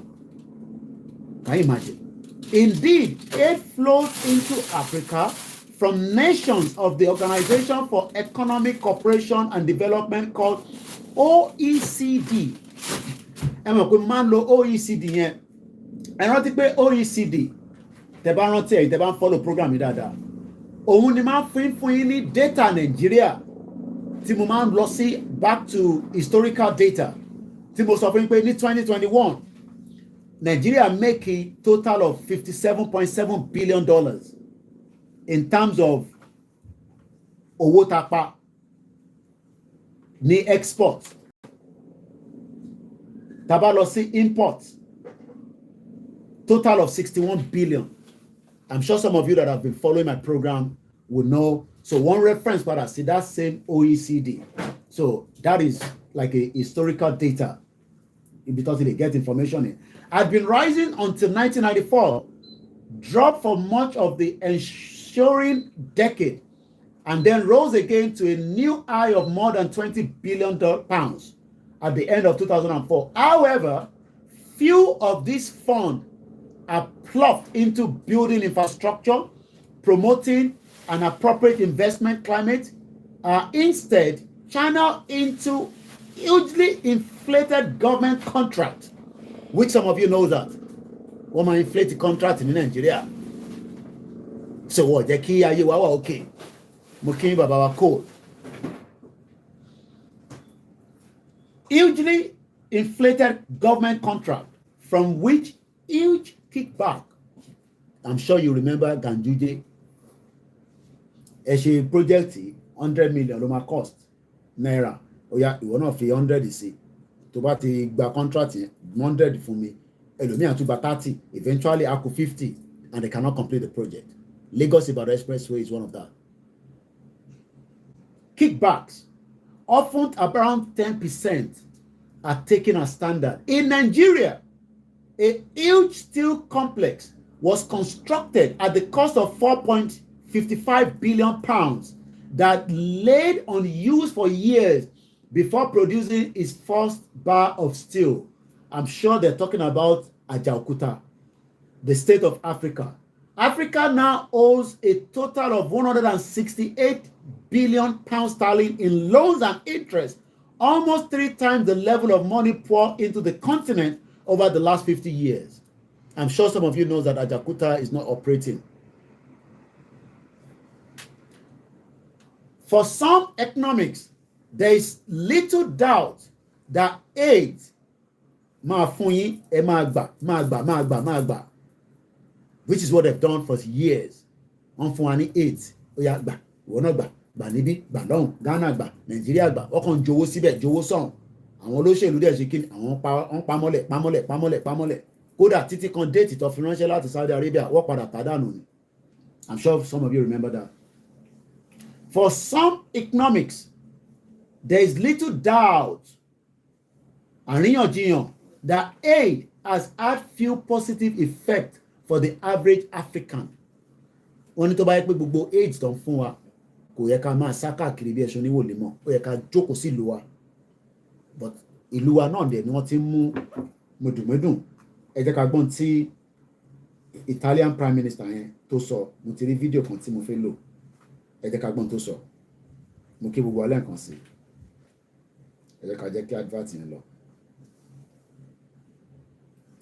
ẹ jẹ́ ká gbọ́ I hope English ló ń sọ̀rọ̀ ṣá. Now Niger, Italian Prime Minister Giorgia Meloni's speech is going viral again. We've covered her before because she seems to not like President Macron at all. Questo è un bambino che lavora in una miniera d'oro in Burkina Faso. Il Burkina Faso è una delle nazioni più povere del mondo. Per il Burkina Faso che ha l'oro, la Francia stampa moneta coloniale. In cambio pretende che finiscano nelle casse del tesoro francese il 50%. Kò sọ English. I would have loved the one tí wọ́n play lórí TikTok lẹ́ǹkan English ló ń sọ. But màá wà mí jáde fún yín ẹ jẹ́ ká fìyàn sílẹ̀ kò sọ àgbọ̀ English ló ń sọ àkó èdè ló ń sọ àgbọ̀ èdè tó ń sọ. First, okay, àti kábẹ̀ yẹn. Roger Butley, economic adviser to Deloitte, àwọn alágbára organization àwọn yẹn Deloitte, point out that if all the money given in aid to Zambia had been invested, the average income would have quadrupled in just 30 years.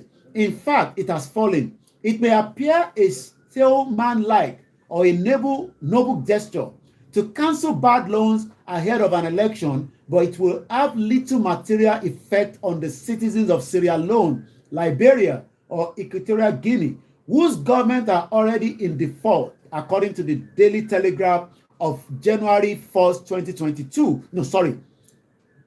January 1st, 2005, rather. The only practical effect of an increase in unconditional aid will be to reward those who have already done so much to bankrupt their own countries, enriching the elite, exacerbating the yawning gap between the rich and the poor in much of the sub-Saharan Africa. Meanwhile, Butley claims the prospect of debt forgiveness can have unpleasant side effects. Ẹran tí wọn bá sanjọ́ bá wa clear gbogbo debt wa. Mo kí Adékúnlé plenty. Thank you so much.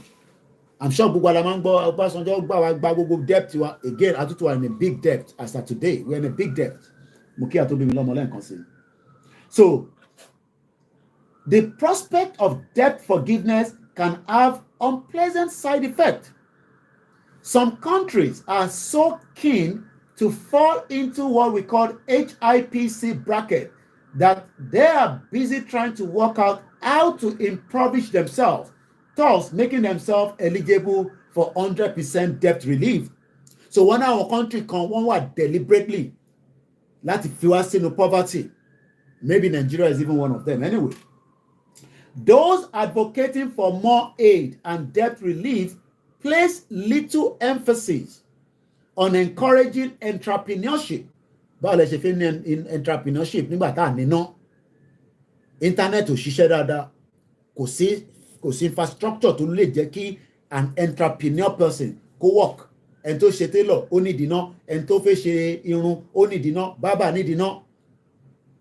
Ẹni tó fẹ́ dá iléeṣẹ́ kékeré sílẹ̀ tó fẹ́ máa ṣe bread ó nídìí ná.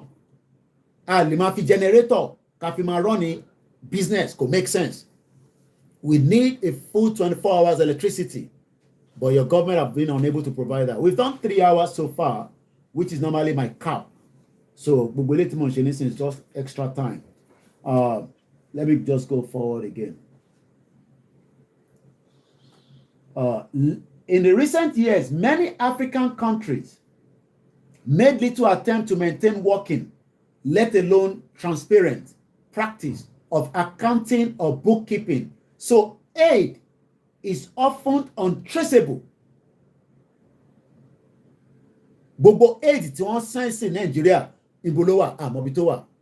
Bó ṣe ń send sínú Nàìjíríà ó ń wọnú kòlòkòlò lọ́ni. For years wọ́n kàn ń dáwó sínú Nàìjíríà. Wọ́n ń dáwó sínú Nàìjíríà. Bọ́dẹ̀ ṣe ń dà wọ́n ń gba resources. But unfortunately, it hasn't helped anybody. On your mandate will help now. On your mandate ike. Tinubu ti náà ti ní àwọn minister tó máa jẹ́ kí every week náà ti ń sọ̀rọ̀ gbogbo ti ń sọ̀rọ̀. Let's see how it goes. A year after the Life Aid, I was in Mali And I asked some villagers if they had seen any of the money. No, said one, taking me outside and pointing at the soldiers. They all have new guns. Owó tó ní kó fi tún lù ṣe ní Mali, wọ́n náà fi ra ammunition tuntun. Can you imagine? The nightmareship or the nightmarish procedures involved in setting up of businesses often force even the most honest of entrepreneurs to turn corruption a vicious cycle that main beneficiaries, governmental officials, are unwillingly to break. Privatization destroyed the patronage on which they depend. Boom, it's gone. Lóòótọ́ àwọn kan fẹ́ wà honest in their business, but nígbà tí kickback bá wà tó bá ti fún mi àní fún ní license yẹn tó bá dẹ̀ disturb wa àkọ́ àwọn ìgbèrò wa wá disturb ẹ̀. The World Bank's Knowledge for Change Program, KCP, has been established to help both least developed countries, LDCs, least developed countries, and the Western donor achieve their Millennium Development Goal. The Millennium Target Goal for Nigeria is 2030. I don't know whether we will be able to meet up with all the 17 SDG goals. Program again. Let me just put it there. SDG goals. The United Nations SDG goals is 17 of that. I hope out of those 17, at least Tinubu ma ṣe díẹ̀ nínú ẹ̀. At least kó ṣe díẹ̀ nínú ẹ̀. One of that is no poverty. Only number one. Number two, zero to hunger. Or to be made by Kenyori, but to be made by Shima Jẹun. Oúnjẹ, wọ́n ti ń prepare oúnjẹ báyìí. Wọ́n ti ń prepare oúnjẹ nínú kitchen. No hunger. And tẹ́bí bá dẹ̀ ń pa. No, we can't blame Oyibo alone. We blame our people as well. Especially our elite wa. So àwọn ẹwà ètò ẹ̀kọ́ dá sí Yoruba Nation, they're not going to get involved in Yoruba Nation. They're not going to get involved. Ewúrú bàbá 82 tí mo pàdé níjọ́ tí mo lọ sí kéèsì kékeré máa dùn. Bọ̀bọ̀ máa ní Kaluchi Buchani àbí kí ló ń jẹ́ yẹn. 82 years. Ẹ bó ṣe ń dán lára ní gbogbo skin. Nígbà tẹ́ pé ó ń jẹun gidi, ó wà òkè nílé. Number 3, good health and well-being. Kò sẹ́ni tó lè sick. Kọ́lọ̀ má jẹ́ ká rí àárẹ̀. Kò gbogbo àárẹ̀ kọ́ ló ní the prayer. Àárẹ̀ mi wà ẹ need láti lọ ṣe MRI scan. Tó bá wá ṣe MRI scan tó sọ pé nǹkan kan develop lábẹ́ ẹkùn yẹn. Àmọ́ tó jẹ́ Ọlọ́run má jẹ́ kí ó jẹ́ nǹkan tí mo rò.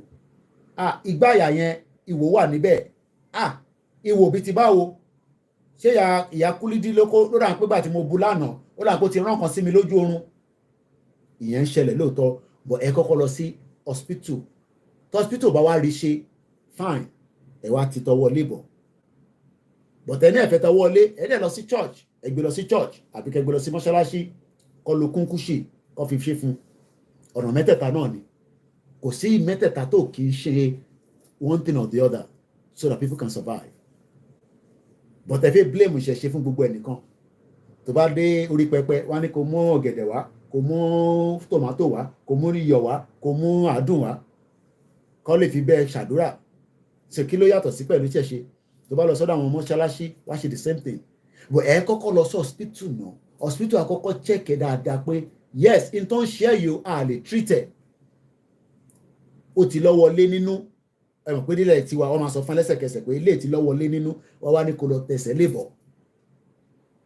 Bó ṣe ọmọ ẹ̀ tó ń ṣe MRI scan. How many of you think that you can go to Lagos hospital kó wá sọ fún pé ó fẹ́ ṣe MRI scan? Ọmọ ẹ̀ tó máa cost ẹ̀. Mama Kate Mukima. It's very expensive. Ìyẹn kan tẹ̀ ń béèrè pé where is the hospital? Hospital wà. Ìbáṣàrí kan tí gẹ̀ yẹn kú sínú ẹ̀. Ẹ̀kọ́ rẹ̀ máa. Family nǹkan. So it's a painful thing to be looking at people and thinking mo ti láàrin pé mo jókòó sí bíbà láti wákàtí mẹ́ta mo ti ráhùn tó ti bú mi especially lórí TikTok àwọn tẹ̀ bàjẹ́ gan bí gbogbo àwọn tá ti lé dànù ní Facebook tí wọ́n ráyè wọlé ó dà pààyàn lẹ́ máa ń wá sí TikTok ẹnu yín yòrò gan. Wọ́n ń jí owó yín 17 SDG goals ẹ sọ fún Bọ́lá Tinubu president pé ó gbọ́dọ̀ rí mẹ́wàá ṣẹ́nu ẹ̀ náà kò ń ṣẹ̀yìn àwọn tó ń bú mi mọ́ra wọn. Ẹ jẹ́ ká ka number 4. Number 4, ensure inclusive and equitability pé kí nǹkan kó dọ́gba lóòótọ́ àwọn ọmọ olówó wà nílùú gidi kò ń ṣe àwọn Nàìjíríà àwọn ọmọ olówó gidi o lè má rí wọn bá pàdé àbí kẹjọ pàdé ní club, but one thing is mo fẹ́ make sure pé tí bá lọ síta mo lè wọnú store tó lówó náà lè wọ̀ ṣé o mọ̀ pé arrot wọ̀ ṣe fún olówó nìkan anybody kódà ẹlòmíì lọ síbẹ̀ lọ ra ó kàn fi lọ ra donut kọ́kọ́ sọ pé òun náà wọnú arrot. ìtàn ń pè ní pé kí nǹkan kó wà equal ìyẹn ní SDG number 4. ó dẹ̀ lọ sí equal quality education, promote a lifelong learning opportunity for all. ìlú ìmọ̀ mọ̀ pé àgbàlagbà kò sí pé ó dàgbà kó fẹ́ kàwé, adult learning wà nílùú àfi tó bá fẹ́ lọ ṣe fún ìdí kan àbí ìdí kejì especially àwọn tá à ń struggle ṣé ẹni tó tí níwèé ló máa sọ̀rọ̀ adult education tíyàn bá níwèé gan lọ́kùnrin máa balẹ̀ ló máa ń fẹ́ padà lọ sí school. A lè blame àwọn ẹlòmíì tó wà labroad. àwa tá a bá ti níwèé ẹ̀yin náà fi ṣírò ara yín pé nígbà tẹ́yin náà kọ́kọ́ dé ó ní àwọn ìgbésẹ̀ kan tẹ́ gbé ẹ̀yin náà kọ́kọ́ sáré kẹ́ kọ́kọ́ pawó náà ni. So a gbọ́dọ̀ máa take care easy pẹ̀lú àwọn èèyàn wa tó ṣe ń dé abroad ẹni tó sá kúrò Nàìjíríà torí pé kò rí jẹ kò rí mu ó wá dé London ó ní kó lọ kàwé ìwé kọ́ ìwé ni àwọn tó wá kàwé gan ṣe wọ́n abandon ìwé ni. It's not easy. Òun ni SDG goal number 4. Number 5, gender equality. Respect obìnrin rárá ní Nàìjíríà. Respect obìnrin. Respect obìnrin kankan. Mr. K sọ pé do you think we have generic problem? Òyìnbó yẹn lágbára o. Ẹja kọ́kọ́ lọ kí ni meaning generic? Mo láì dé ẹ̀bọ̀ kí n kọ̀. Wọ́n ní do we think we have generic problem? Generic. How let's spell it now? Mo ń bọ̀ mo máa kéètì. Genetic. Okay, not genetic problem. Wọ́n ní ṣá ní genetic problem. Kí ló ń pè ní genetic? What is genetics? Genetics is the scientific study of genes. Bá ṣe bẹ́ẹ̀ mi ṣe wà báyìí nísìn. Tó bá gba ẹ̀jẹ̀ mi, tó bá gba ẹ̀jẹ̀ tiyín, tó study ẹ̀. Wàá rí traces pé ẹ̀jẹ̀ ló ń rùn. Lóòótọ́ ìyá ọ̀tọ̀ọ̀tọ̀ ló bí wa, bàbá ọ̀tọ̀ọ̀tọ̀ ló bí wa. What is genetics? Ìyàn kan ló ń béèrè pé ǹjẹ́ kò ń ṣe pé genetic problem la ní?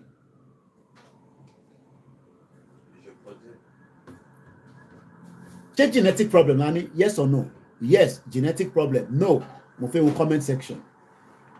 What is genetics? Genetics is the scientific study of genes and heredict of how certain qualities or traits are passed from parent to offspring as a result of changes in a DNA sequence. A gene is a segment of DNA. Èmi mọ̀ pé wọ́n ń tamper pẹ̀lú ẹ̀ nílùú yìí. Kò ń ṣe pé wọ́n sọ fún mi, àwọn tó ń ṣiṣẹ́ lọ́spítù ló jẹ́ káwọn mọ̀ yẹn. Wọ́n disturb gene àwọn ọmọ wa kan tó ti bí sí ìlú yìí. I don't believe in any ọmọ tó bá ní disability or physical challenge. Wọ́n ti tamper pẹ̀lú gene wọn. Kò ń ṣe nígbà tó fẹ́ bí wọn. Women tó bá ti taken láti hospital. Ó ti láwọn kankan tó máa fún yín. Gbogbo deformity tá máa ń rí táwọn kan wà a little bit ní ẹ̀. They know what they are doing. And I can only pray that Ọba Olódùmarè aṣọ wa ẹ jẹ́ kan gbé Mama Katie wọlé briefly torí pé ànígbẹ́ parí ètò yìí.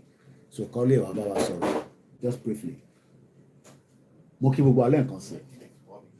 Ẹgbọ́n sókè yà wá. Bàbá wa ń sọ̀rọ̀ briefly. Ẹ ká gbogbo ojú tó wò mí. Pẹ̀lú question tí máa yẹn béèrè, ṣé ń gbọ́? Tá a bá sọ pé genetic problem ló ń wọ́rì wá, ṣe fẹ́ gbọ́? Thank you, Mr. Sonny, for the rose. Ṣé ń gbọ́ bí sọ? I'm going. Okay, tá a bá sọ pé máa yẹn ní do you think genetic problem la ní? Bẹ̀mí fẹ́ ká tún padà sẹ́sí àárọ̀ because Yorùbá náà tún máa ń pòwe kan pé ilé tí ò bá tó ilé tó bá tòrò ọmọ àlebẹ̀ ni ò tí dàgbà. Ṣé màá wá sọ pé genetic problem náà ló affect láti ilé ni? Because ilé náà látúntún tẹ̀sán rò pé o ìyẹn ṣẹ́ẹ̀rì kì í ṣe nǹkan tẹ̀mí rí ní gbogbo kìíní ní pé kì í ṣe genetic kankan ló ń ṣe wá. Mi ò bẹ́ẹ̀. Because gbogbo kìíní tí ó ti wá ti bẹ̀rẹ̀. So ìsìn tó dẹ̀ ti jẹ́ pé ojú wa ti là tó yẹ ká tún try ká kásẹ̀ gbogbo ìwà tí àwọn bàbá ńlá wa tó fi ti ṣe ẹ̀rọ sínú ayé wa tó yẹ ká kúrò lẹ̀. Àwọn kan ní ká ẹ̀bùn wọ́n sì ní rábẹ́dá oko ẹrú yẹn làwọn fẹ́ kú sí. Wọ́n tà wá fáwọn àwọn ará ti bí àwọn òyìnbó. Wọ́n torí àtùpà lásán. Wọ́n dẹ̀ fi gba odidi ìmọ́lẹ̀ wọ́n gba odidi ìmọ́lẹ̀ nínú ayé wa. Ìmọ́lẹ̀ tí mò ń sọ yìí kì í ṣe pé kò dìgbà tí ọba sọ pé èèyàn gba ògo náà there are some different way èèyàn play fi gba ògo èèyàn eléyìí tó ń ṣẹlẹ̀ ní Nàìjíríà sí nígbà tá a wà nú epo tá a wà nínú gbogbo mùdùmùdù tá a tún wá di pé àwa gan la wà nú òkùnkùn at least I been to mo ti lọ sí Ghana àwọn nearby country mo ti lọ sí ibẹ̀ tó dẹ̀ jẹ́ pé 247 ó ń lọ everything dẹ̀ lọ ìjọsìn kọ́ mbẹ̀ àwọn yẹn ó ń ṣe kí ni ó ń ṣe àwọn gbára wọn kúrò nínú òkùnkùn yẹn láti sí àwọn tó pè ní jọ́nàtò pàtìkà àwọn tó mọ̀ wọn tó jẹ́ kó jẹ́ torí ìmọ̀ tara ẹni nìkan ló wọ́rì wá o kì í ṣe pé ní ìbílífẹ̀ rárá ìmọ̀ tara ẹni nìkan ló wọ́rì wá mo fẹ́ kí kẹ́ni kó máa ṣiṣẹ́ lọ́gbà mi kó máa kò nílò lo sà fún mi mọ́ kò nílò lo mà fún mi mọ́ kò nílò máa pè mí ní madam kò nílò máa pè mí ní kíní nǹkan tó wọ́rì wá ní Nàìjíríà nìyẹn. tá a bá dẹ̀ try ká kúrò nínú gbogbo à ń sọ pé à ń gbé báàgì tẹ̀lé ara wa lẹ́yìn iṣẹ́ tó gbọ́ nínú òkùnkùn la ṣì máa mú wọn.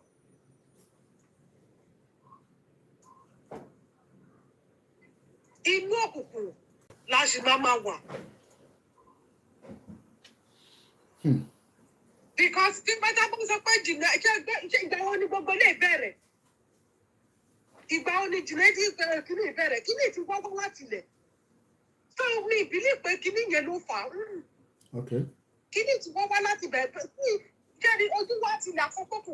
Kíní ìwọ̀n àfẹ́mọ́ ẹ̀yẹ gbádùn àyín káwá gba ìmọ́lẹ̀ tí wàá padà.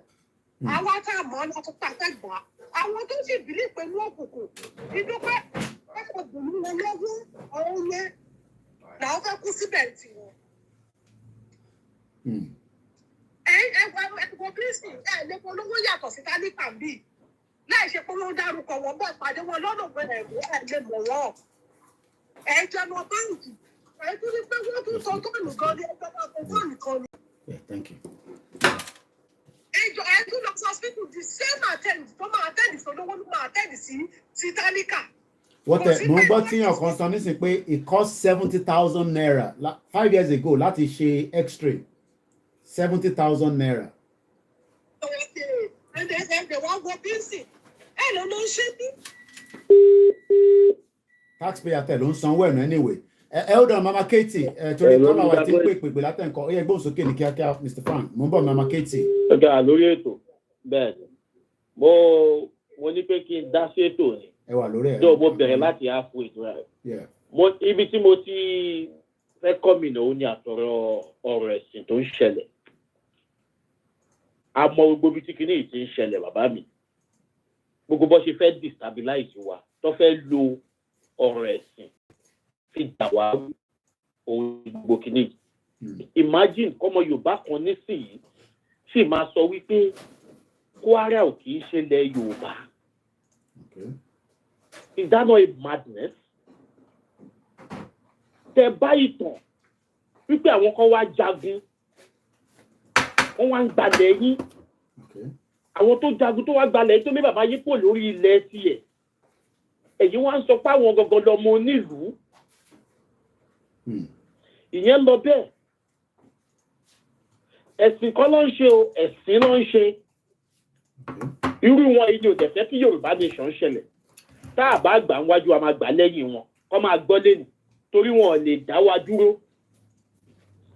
ìyẹn àkọ́kọ́ ṣé wo nǹkan tó ń ṣẹlẹ̀ lẹ́nìí mo rí lórí Twitter tí máàlù kan láti Niger tó ń sọ fún Tinubu pé kò gbúdọ̀ lọ bọ́ǹbù àwọn Boko Haram ipò kọ́kọ́ lọ put house ẹ̀ in order. ṣé El-Rufai àbí. El-Rufai kọ́ ara àwọn new senator tí wọ́n ṣẹ̀ṣẹ̀ tó ṣẹ̀ wọlé yìí ni. okay because mo rí El-Rufai náà tó ń sọ. ẹ̀yin náà wò ẹ̀yin náà wò wọn ó ń sọ pé tó bá lọ bọ́ǹbù Boko Haram pé Tinubu fẹ́ dá sí wúwọ́ ọ̀lẹ́ nìyẹn ẹ jọ sọ fún mi báwo la ṣe jẹ́ wọ́n Nàìjíríà orúkọ ẹ̀ rèé Kawu of Kano mi mẹ́tò jẹ́ bẹ́ẹ̀ mi mẹ́tò jẹ́ bẹ́ẹ̀ Arewa consultation forum or whatever tó jẹ́ ló ń sọ kíní yẹn pé ẹni kíní yẹn pé kí Tinubu lọ put house ẹ̀ in order kó tó di kó máa ẹ̀yin náà wòran ẹ wá ń sọ tó bá lè wá sọ̀rọ̀ èyí sọ wípé that same one Nàìjíríà lè fẹ́ kú sí àwọn èèyàn ń gé ọwọ́ èèyàn wọ́n gé ọwọ́ bọ́ ìkànnlé ní lórí Twitter tó jẹ́ pé láti nọ́ọ̀tì náà ni fámà ni bọ̀bọ́ yẹn last week ní ìṣẹ̀lẹ̀ kì í ṣe Yorùbá wa last week ló ti ṣẹlẹ̀ àlùmí ṣe last week ní ẹ ti ẹ̀yin ṣẹlẹ̀ náà wòran mo sọ ẹ́ rí lẹ́ni ni last week ó dẹ̀ gé ọwọ́ ẹ̀ ó dẹ̀ mú ọwọ́ ara ẹ̀ dání last week ni. ṣé ó dìgbà tó bá sọ ẹ̀yin Yorùbá di gbogbo nǹkan báyìí wọ́n ti already sọ yìí dì í torí pé wọ́n mọ̀ pé àwọn ò lè gé yín lọ́wọ́ physically wọ́n ń fi ebi wọ́n fi ń gé ilé ayé yín kúrú ìgbà tó bá yá ẹ̀ máa jẹ ara yín títì ẹ̀yin Yorùbá ẹ̀ máa jẹ ara yín èèyàn lẹ̀ máa jẹ títì èmi ò mọ nǹkan tẹ̀ ń rí inú wọn Nàìjíríà tẹ́tẹ́ kú sínú Nàìjíríà Tinubu fẹ́ lọ bá Niger àbí Niger àbí kí ló ń pè é ó fẹ́ lọ bá àwọn yẹn jà ẹ wo àwọn tó dìde ṣé South lọ ti dìde ni àbí West kò ń ṣe àwọn Northerners ló dìde pé òòlè lọ bá Niger ìjà torí kó ọsọpọ̀ ọmọ ìyá wọn ni North ò rí yín páwọn wà nù Nàìjíríà North rí àwọn páwọn wà pẹ̀lú àwọn Niger yẹn ní Chad Niger ẹ̀yin ń ṣe dọ́dọ́dọ́dọ́ wọ́n Nàìjíríà ṣé ìyà yìí ò mú yín kò tí ì mú yín tó ìyá mo wá fẹ́ bọ́ sórí ìyá olórí burúkú yẹn ìyá òfò tó jẹ́ kó má wọ̀rí ẹ̀san máa ké wọ́n rán ẹ wá kó wá da ilẹ̀ Yorùbá rú wọ́n rán ẹ wá torí pé yàn kan ní ambition wọ́n ní kí wọ́n wá ṣe kó wá ṣe kí ni àìmọṣẹ́ kọ̀ ọmọ orogun ẹ ó máa ṣekú pa ẹ̀ àsìkò ní òtítọ́ ìbọn sásìkò bá máa tó in fact wàá rí wọ́n á gbé ẹ sínú AC báyìí a máa gbóná ọmọ ẹ lára ni wọ́n rán ọ wá kó wá da Yorùbá nation rú ó dẹ̀ wá dàrú òní kò ń gba nation wọn ò gbúdọ̀ declare ó ti gba nation fún wa nation wo ló gbà wo àwọn Biafrans wọ́n ní annex office káàkiri gbogbo àgbáyé wọ́n ní offices káàkiri tí wọ́n open ẹ̀yin ò lè ṣe nǹkan kan ẹ jẹ́ sọ pé ẹgbà ilẹ̀ Yorùbá sáwọn Yorùbá tẹ̀ wá ṣáwá gọ̀ tó yìí pẹ̀lú bọ́ọ̀ sọ pé àkàwé tó àwa ti wá gọ̀ tó jẹ́ pé obìnrin kan bí ọmọ orí odó báyìí jẹ́ jáde ó dẹ̀ da gbogbo orí everybody rú àwọn kan dẹ̀ sì ń tẹ̀lé pé ó gba Yorùbá nation àánú mi ṣe yín o àánú mi ṣe yín gan tẹ́ ẹ̀ bá ṣọ́ra mo ti sọ mo ní ogun la máa jà ẹ wò ṣẹ́ ń gbọ́ mi ogun ó máa ṣẹlẹ̀ kò ṣẹ́rí kankan ni pé kí Yorùbá máa gbọ́ kọ́ lọ pùpí ara wọn ìjọ tí Tinubu bá ti lè sọ pé òun fẹ́ block pa Boko Haram kan báyìí ẹ gbàgbé ṣe láwọn tó wà nígbó yìí yẹn wọ́n máa bọ́ta in fact wọ́n á bẹ̀ ní spray bullet ni sporadically wọ́n á bẹ̀ ní spray ẹ̀ tó jẹ́ pé ọlọ́mọ máa kò ní rọ́ọ̀mù ẹ̀gan ọmọ tó máa fọmọ ẹlẹ́mìí tó jókòó sí ẹ má lọ dira o kọ́ máa tàn yín pé kùrán àti bíbélì ó máa gbà yín lọ́tọ́ bá ti yìnbọn fún yín ẹ má lọ ṣe nǹkan tó bá yẹ pé gan mẹ́wàá ló tiẹ̀ máa pa yín tó bá yẹ ìyẹyẹ kan fún yín tí ò pa yín ẹ lè pa ẹni yẹn padà ẹ jókòó síbẹ̀ kọ́ máa ní kùrán nìkan ló ń ṣe kọ́ máa ní bíbélì nìkan ló ń ṣe kọ́ máa tàn yín o nígbà tó bá wọlé tàn yín fúlàní tó ní kọ́ máa ṣe àwọn ń ṣoògùn ọba wọn nílùú Ìlọrin ó ń ṣoògùn fúlàní ni ó lóun gbẹ́sì sórí wọ́n ń tàn yín ni wọ́n ń tàn yín kọ́ máa dúnbù yín wọ́n á dúnbù yín dáadáa ẹ má mọ̀ nǹkan tẹ̀ ń ṣe mo fi yín lẹ̀ for now ẹ ṣe gan ni. ó yá ẹgbọ́n sókè ìyá wa ẹ̀gbọ́n mi ti drop àwọn ti sọ tinú wọn à ń gbọ́ yín mama Katie ẹ máa sọ̀rọ̀ lọ́mọ ń gbọ́ yín. ṣé rí nǹkan tí màá yí nǹkan tí bàdá tó sọ̀rọ̀ yẹn tó sọ. bẹ́ẹ̀ni. wàláì pọ́ìntì wà lọ́wọ́ ìfọ̀sọ̀. òun mo ṣe sọ pé Yorùbá náà ti sọ ọ̀tẹ̀ tí mo lọ̀lọ́ pé ilé tó bá tòrò ọmọ àlẹ́ pẹ̀lú òtí ìdàgbà. abẹ ti rí ó dẹ̀ ti hàn pọ́nbélé ó ti hàn. kò dìgbà tá a bá ṣe ń lọ́ka ọ̀ká ṣe máa sọ pé à ń ṣàwáwí ọ̀rọ̀.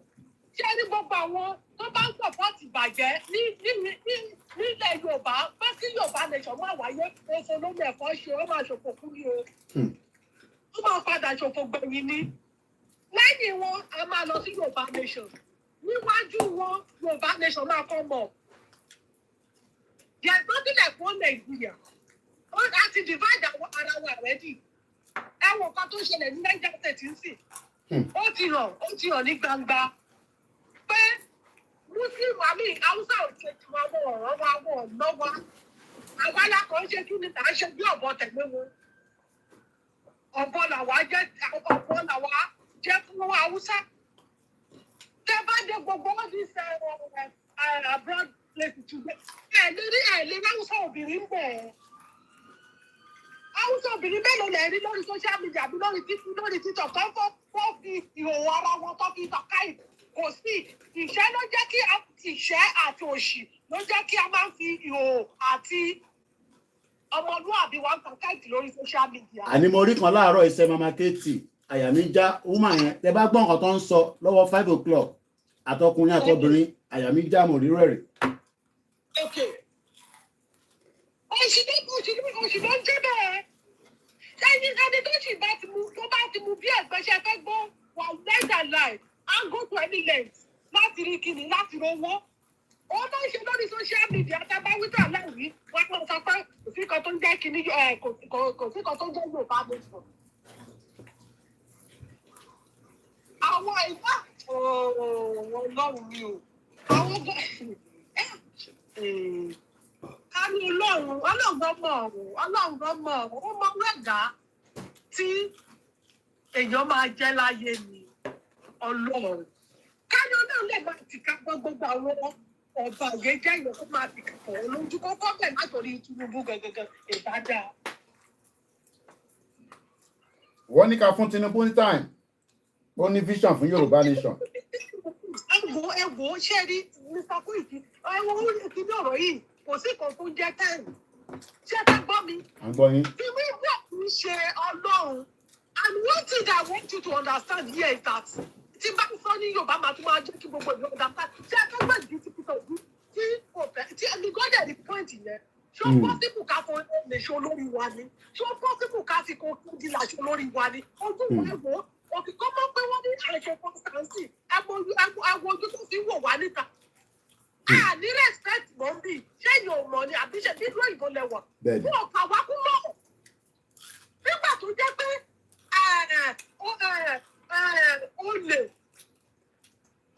olè wájà ni nígbà tó fún ní olè gáàsì olè pọ́sítà ẹ̀fíìsì láti ṣe olókùn wa kí lè ní kí àwọn ọmọ ẹ̀yìn ẹ̀ ń kọ́ kí ní àtàkà ṣé gbogbo kìtìkì òbí oúnjẹ mi. ẹ̀yìn tó yẹ kó jẹ́ tó bá dùn lórí pé ó yẹ kó wá ní mímọ́ ni kì í ṣe pé kó máa fojú olè wò wá níta àmì nílùú òyìnbó sì àtàbí tábà tó sí ilé tábà yẹ pẹ̀lú ajé wọn kà wá kú mọ́.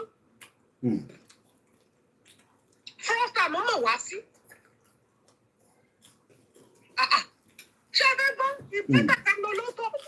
Like I said the other day, mommy to make it to go and let's say keep on buying come back money. Because you are keeping to gbogbo Yorùbá tó jà sí tó jọ lórí wa tó jà sí wọn ọjà sí níbẹ̀lẹ̀ sí wọn gbogbo lẹ́jẹ̀ ní nǹkan tí mo wọ̀ ní ṣé rising news. Arise. Governor of Lagos State ó fàjì certificate ẹ̀ ní. Ṣé ń gbọ́? Ó fàjì certificate ẹ̀ ní kò ní any school certificate kankan. Ti university certificate mo sọ ọ́ ló pọ̀ jẹ́ ní. Ó dà pé Àtíkù ń try láti fi gba ó dà pé ọ̀la ni judgment ẹ̀ máa wáyé bí America máa allow kan release or not we have to wait and see. Jẹ gbósì like that ẹ má jẹ ká sẹ́ni ikọ̀ ẹ̀yọ̀ tá a bá pè lólè tó ní ẹ̀mí sì tí a bá pẹ́ tí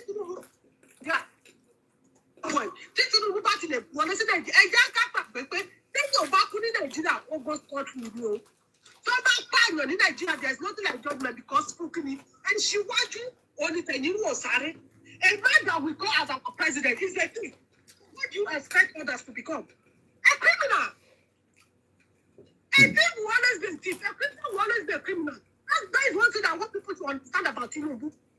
Tinubu cannot be our figure. Káàdì ẹ̀lòmíì ló mú jáde ní yóò lábà wọn bí Tinubu wà lẹ́sẹ̀lẹ̀. Wọ́n ẹ̀yà jáwọ́, wọ́n ẹ̀yà jọ̀wọ́, Peter Obi máa jọ̀wọ́. Peter Obi máa jọ̀wọ́, bó ṣe ń jáde gbogbo kíní tó. Ẹjọ́ gbogbo certificate tí máa ń bring out pẹ̀lú gbogbo kíní bó ṣe náwó sí ọ̀dẹ́gùn gbogbo ẹ̀. Ẹjọ́ ẹ̀ lọ ní láti nílẹ̀ tẹ́gùn. Ẹ lọ ní dáàdì nílẹ̀ tẹ́gùn. Ṣé yù sí àbí gbogbo bàlápàlù àbí tùlúbàlà tó ń sọ yẹn kí ìyẹn la fẹ́ tẹ̀lé mi? Nǹkan tí màá kọ́ sọ fún gbogbo Yorùbá ni pé ẹ ṣíwájú onítẹ̀yìn wò sáré. Already ní European, ṣẹ́gun ìlú European. We are nothing to them anymore. Àjámọ̀ kankan lójú wọn. Tó bá wù ní sí ẹ níbi bí ẹ gbàgbé pé wọ́n kọ́ sọ pé káwọn kájú ni. Bẹ́ẹ̀ wọ́n wò wá. Tẹ́lẹ̀ tẹ́ bá rí àwọn òyìnbó pé wọ́n ń lọ bá fi ìjọpọ̀ lọ́kọ̀ fún sọ́pẹ̀. Ọmọ ọmọ proud láti rí nínú. Ẹ̀sìn sí ọmọ fojú kọ́mọ náìsì wà ní. Torí fún kíni. Nígbà táwọn fi olè ṣe ètò olórí tẹ́tọ́ àní kan bàjẹ́ tẹ́tọ́ máa ń gbólé sí tún kí là ń sọ kílẹ̀ àníbi ní Yorùbá. Ká ní ọwọ́ Yorùbá ló ṣe lẹ́ni Tinubu ti wá wọ́ sí mi. Okay, as it is not, if they continue ìkọ̀kọ̀ lábẹ́, then let me kúkú máa fight for this Yorùbá nation to become this Yorùbá nation. Wọ́n jẹ́ àjàgbára Yorùbá nation. Bí a fẹ́ gbọ́ ẹ̀sìn tí wọ́n ṣe ní àgbáyé kò ní rí. Ẹ jẹ́ àgbà. Hello. À ń gbọ́ yín sà. Hello. À ń gbọ́ yín. Koiki. À ń gbọ́ yín sà. Mo kàn fẹ́ sáré dá mo fẹ́ kí àwọn madam tó ń sọ̀rọ̀ lẹ́ẹ̀kan ó ní point kan tí mo fẹ́ jẹ́ kán mọ̀ understand. Sórí irú èèyàn madam ṣe rí irú èèyàn bíi Tinubu làwọn west ni àwọn western world ń wá o irú ẹni tó máa ṣe rí most of àwọn Nigerian politicians even African politicians they are fraternized ẹ jẹ́ kí n sọ fún yín they are fraternized gatekeeper for the west wọ́n tẹ̀ ń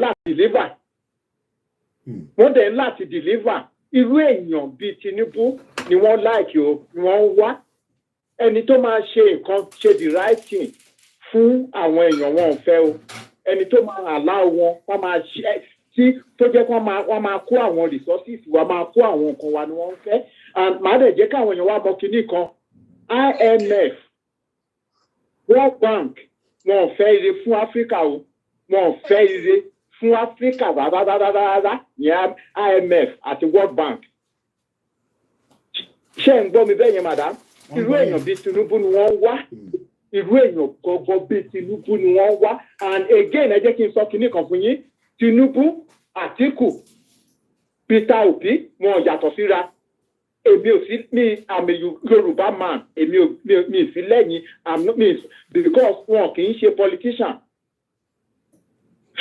slave dealer ni wọ́n jẹ́ kí n béèrè question Ṣé ẹ kan. gbọ́ mi? À ń gbọ́ yín bàbá.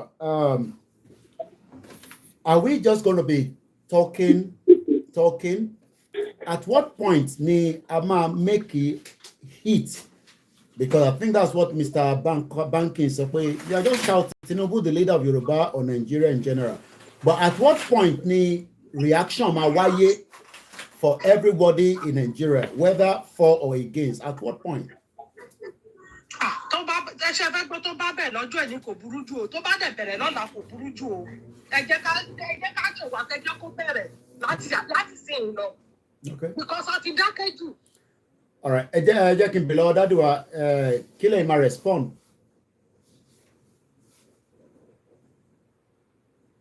Dádì wa gbọ́ mi mọ́. Hello sir. Hello, ṣé ò ń gbọ́ mi? Ṣé ẹ gbọ́ question, ẹ gbọ́ ìbéèrè tí mo béèrè sir? Oh yeah, repeat again. Mo ní at what point ni a máa fi full stop because ẹ mọ̀ lóòótọ́ àwa ṣe bẹ̀rẹ̀ sí sọ̀rọ̀ Yorùbá nation kò tí pé 3 years. Àwọn kan tí sọ̀rọ̀ Afẹ́nifẹ́re restructure for 30 years. But at what point ni gbogbo wa máa sọ pé àgbà enough is enough, gbogbo wàhálà ti fẹ́ pọ̀ jù, ó ti fẹ́ dà wá lórí irú, kí ló ṣẹlẹ̀ gan? Kí ló dé gan? At what point wo la máa ní nǹkan bẹ́ẹ̀ máa wáyé?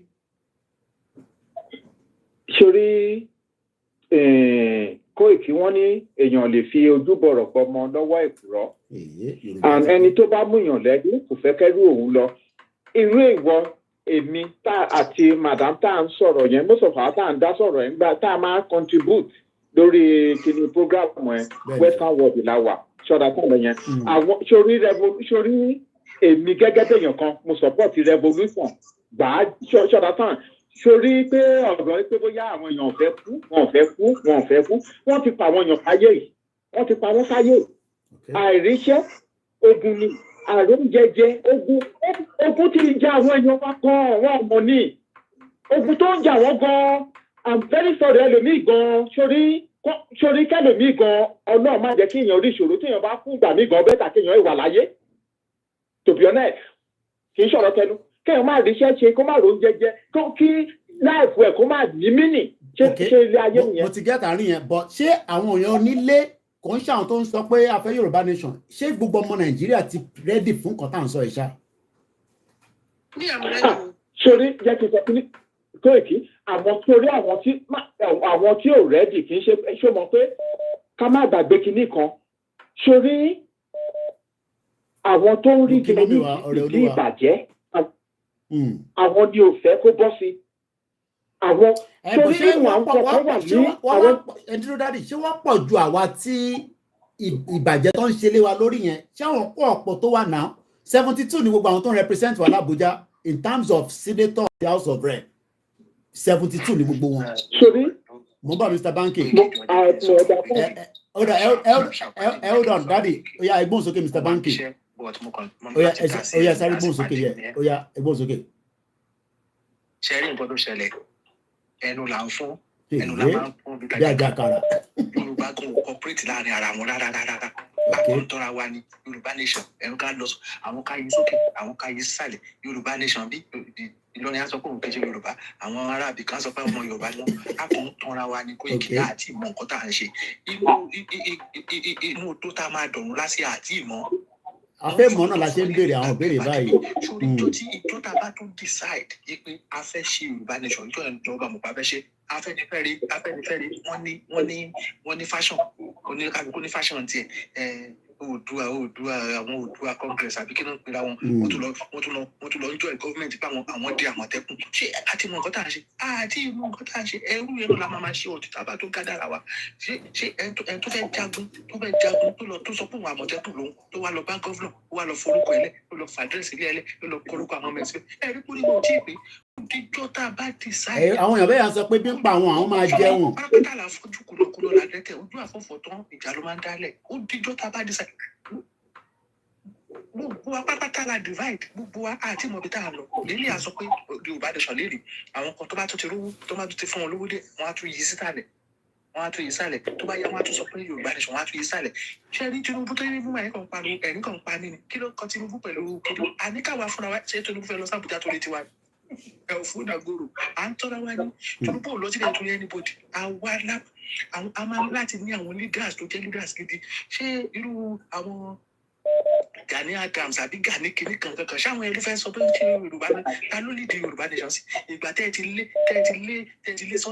lé Sunday kúrò nígboro ṣé ẹ rí pé àti ìmọ̀ nǹkan tá a lé Sunday kúrò nígboro ẹni tó lead wa nìyẹn ṣáwọn Gani Adams àwọn kìíní kan àwọn afẹ́nifẹ́re àwọn afẹ́nifẹ́ bí àwọn wèrè wọn tó kúrò kúrò àjọ àwọn àgbàyà tó àwọn àgbàlagbà máa lẹ́kọ̀ọ́ lọ sí báyìí. ó ti yírí tó ẹ̀ sálẹ̀ nìyẹn ó ti gbanú mọ́ nìyẹn ẹ jẹ́ ká mú nǹkan tá a ṣe Yorùbá ò tí ì mú wa àti ìní forward. Okay, no problem. Ẹ ṣé gan ni bàbá mi báńkì ẹ máa yáṣẹ́ iṣẹ́ náà ló da iṣẹ́ lóògùn iṣẹ́. Dáàdì wa lórí fóònù. Ẹ̀gbọ́n kan tí ẹ̀gbọ́n mi sọ lẹ́ẹ̀kan Mr. Banky pé a kàn ń ṣeré ọwọ́ ní jàre àìtí rẹ́dì. Bò ó rà pé yín sọ pé a máa tó rẹ́dì ó kù díẹ̀ ni. Torí ọ̀rọ̀ tí má nìyẹn sọ èmi àgbé pẹ̀lú ẹ̀ ṣọ̀dá tán bẹ́yẹn torí mo ti sọ kinní kan mo ní àwọn èèyàn wa èmi ò sí Nàìjíríà ò sí Nàìjíríà àṣà lè sọ pé ká fi bílẹ̀ bá ká sọ pé ká fi lọ́ọ́ máa jà náà já àwọn tí ìyà ń jẹ ilé tó wà nílé ìgbà tí ìyà bá dùn wọ́n tó bá kọ́ máa jáde fún ara tó máa ti rẹ́dì kinní kan ló tún ṣẹlẹ̀ mo rí lára Yorùbá ó dà pé Yorùbá we are very coward. Ó dà pé olójo ní Yorùbá òbí ọ̀rẹ́sẹ̀ jù ẹnu dẹ̀ pọ̀ jù kì í ṣọ̀rọ̀ tẹnu ẹnu pọ̀ jù láti ó dà pé ara problem ti Yorùbá ní nìyẹn ṣọ̀rọ̀ ìgbà tí ìyá táwọn èèyàn bá rẹ́dì pàdé and again nǹkan tó tún jẹ́ problem tí màmá tẹnu mọ́ òun ni ọ̀rọ̀ religion because wọ́n ti brain wash àwọn èèyàn wa nílé and kí lorúkọ ẹ̀ náà poverty tún wà lára nǹkan tó tún jẹ́ problem. wọ́n fẹ́ weaponize poverty. ẹ ṣe gan-an ẹ̀gbọ́n mi bá. ìyẹn náà problem. ṣọlá yẹn religion méjèèjì yẹn religion náà ti problem religion wọ́n ti brain wash. ẹ ṣe gan-an dáàdi wa ẹ ká tún fẹ́ lómi láàyè àyè náà la kúkú fáwọn èèyàn tó fi ń bá wa dá sí kí àná náà là ń ṣe àti accept pé ó máa ju 3 hours lọ because it's already over 3 hours. ẹ jẹ́ kí n béèrè lọ́wọ́ gbogbo àwọn èèyàn wa ẹ̀yin tẹ́ ń gbọ́ wa are we ready? I'm sure everyone we are ready. Are we truly ready for the kind of change that we want? Mr. Yeni Ọpẹ́yẹmí ṣé ìyá mi ni ó dà kọ́ bèrè ní mo rí picture yẹn wọ́n ní yes àwọn nìkan lọ sọ pé yes àwọn tó kù ti sá lọ olúkàlùkù ti sá lọ Abdulsalam náà ní boss I am ready o àwọn tó wà lórí Instagram àwọn tó wà lórí Instagram náà wọ́n ti ready Triple DR sọ pé our cowardness is just too much. Yes, that's the part. Àwọn ìbò ńláńlá táwọn brọ́dà mi máa ń gbé wá láti woolish ọ̀gẹ̀dẹ̀dẹ̀ wọn lọ́dọ̀ tí ń ju tèmi náà báyìí our cowardness is too much. Ṣé torí pé we have seen olóyè nìkan pé òun nìkan ló wà níta àwa tí fèrè lómi tó fẹ́ sọ pé irọ́ ó dìgbà tó lè bá front àwa náà máa tẹ̀lé lẹ́yìn because ẹgbọ́n tí MC ẹ̀gbọ́n wa pè lẹ́ǹkan kí lórúkọ wọn náà MC Gegri yeah I hope I pronounce his name very well wọ́n ní báyìí náà ó yẹ ká ti máa pariwo pé kí ló dé tí Ìgbòho tí fi sílẹ̀ tí yẹ ká ti máa ariwo ilé kó máa lọ lójoojúmọ́ tá a bá ìtẹ̀ tí jáde síta ká máa pariwo Ìgbòho. ṣe fẹ́ gbọ́ Mr. Koiki ṣe fẹ́ gbọ́ ṣe rí nípa Ìgbòho yẹn. Mr. Banky ní Yorùbás are not warriors. A máa ní a ní warrior. A ní warriors ṣe fẹ́ gbọ́ a ní warriors. Àwọn èèyàn ti bínú tán láìní ti fi ń já báyìí ọ̀dàlẹ̀ MC Murphy sọ pé ẹ kí gbogbo a máa pariwo Ìgbòho bọ́ lánàá mo rí àlàyé bàbá mi dáadáa mo rí pẹ̀lú Paso àti ẹ̀gbọ́n mi dáadáa òṣùpá tèmi gangan a ní Koiki mo ní sọ̀tọ̀ máa ń sọ fún mi a ní Koiki wa ti gbowó mo ní sọ̀rọ̀ lórí social media torí kẹ́ ibẹ̀ ẹ lẹ́ máa capture ní sẹ́yìn blogger ìrọ̀lẹ́ lẹ pa mo sọ pé sẹ́ ní tó bá yẹ kó wà lábẹ́ ẹ̀gbọ́n mi mo ń bọ̀ ẹ̀gbọ́n mi bẹ́ẹ̀ ni ẹ̀gbọ́n mi òṣùpá ní Koiki wa ti gbowó èèyàn ti Òṣùpá. Sà, ó lè dalẹ̀ ń ṣe. Ó yẹ gbóhùn sókè láti Amẹ́ríkà. Mo rí pé àwọn ọ̀rọ̀ yẹn ti fẹ́ àwọn èèyàn ti máa wà upset báyìí. Gani náà ready. Ó yẹ gbóhùn sókè ẹ̀gbọ́n mi. Hello, Bros Quick. À ń gbọ́ yín sà. Ìyá onítìrìtì ní ká má ṣe rálì mọ́ ní rálì tá à ń ṣe kò mú kankan wá. Ó dá wàhálà lẹ̀ bàbá wèrè ni woman yẹn. Ó yẹ gbóhùn sókè má bínú rally tá a ṣe yẹn ti tó kàn máa ń dùn mí tí n bá jí tí n bá sùn tí n bá jí báyìí tí n máa ń ronú bàbá Ìgbòho yẹn báyìí pé ta ló tún lè tó dàbí Ìgbòho báyìí wọ̀ lọ́rùn láàrin Yorùbá ta ló ní irú àyà tí ọkùnrin mẹ́ta tó ń pè ní Ìgbòho Sunday Ìgbòho ta ni wọ́n bí ìyáláyà bàbá ẹ̀dá kó wà ní Nàìjíríà kó dẹ̀ máa ṣe bó ṣe ń ṣe yẹn. Kò sí Brosquet. Ẹni sùúrù màmá kìí ẹja gbọ́n kan tí bá dé wá fẹ́ sọ. Ẹgbọ́n sókè bàbá. Yeah, so tí n bá kàn jí tí n bá sùn tí n bá jí báyìí mo kàn máa ń wòye pé èmi ò tí ì rẹ ń tán bí ìyáláyà ẹ̀dá nínú Yorùbá ń bẹ̀yìn again lẹ́yìn bàbá tí wọ́n ń pè ní Ìgbòho yẹn. Kó tó di pé ọ̀rọ̀ July 4th yẹn ṣẹlẹ̀ ẹ̀yin ò rí gbogbo gboyà tó lágbára kí n kọ́ máa rányàn wá pàdé èèyàn kan máa rán DSS wá pàdé èèyàn kan máa tẹ̀lé sí nǹkan kan fún èmi ò tí ì rẹ́kùnrin tó dàbí òkúta bíi máa tán pè ní Ìgbòho yẹn àìdẹ̀sílẹ̀ ẹni ló fa gbogbo rádaràda tó ń ṣẹlẹ̀ nígbà yìí nìyí gbogbo àwọn ní ìtàn láwọn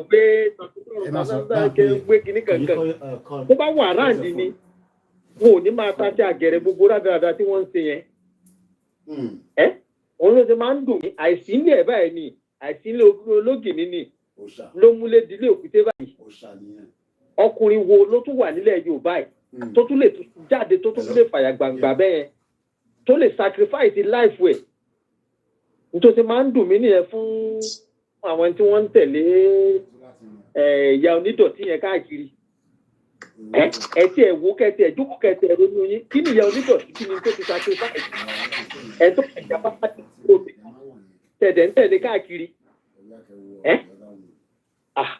ìgbàgbé ẹ̀yà tí a dẹ̀ ń jẹ jù nínú Nàìjíríà ẹ̀yà Yorùbá ni o ẹ̀yà Yorùbá gidi ni mo ń wo àwọn Boko Haram repentant Boko Haram tí wọ́n protest táwọn àmì tún guide wọn there is nothing like one Nigeria tó ń jẹ́ one Nigeria ẹ gbàgbé ẹ̀ ní táwọn èèyàn ń bẹ̀rù yẹn ó dẹ̀ sì máa ṣẹlẹ̀ kó má ṣẹlẹ̀ pé a ní ẹnìkan ti sọ lórí TikTok tí mo ti gbọ́ sìn pé a ní ja ogun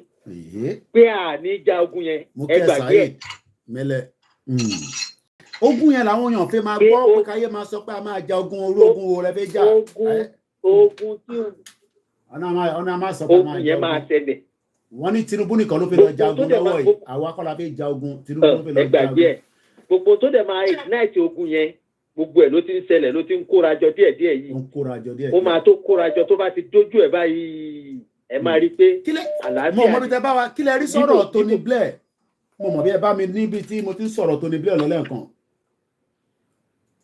Kí ló mi ò gbọ́ mi ò tí ì jọ yín nígbà yẹn. Tony Blair sọ ní 11 years ago pé tá a bá ṣọ́ra ní Nàìjíríà mo fẹ́ sọ bó ṣe sọ ni o. The potential for conflict between different faith community 11 years ago ní Tony Blair sọ̀rọ̀ yẹn.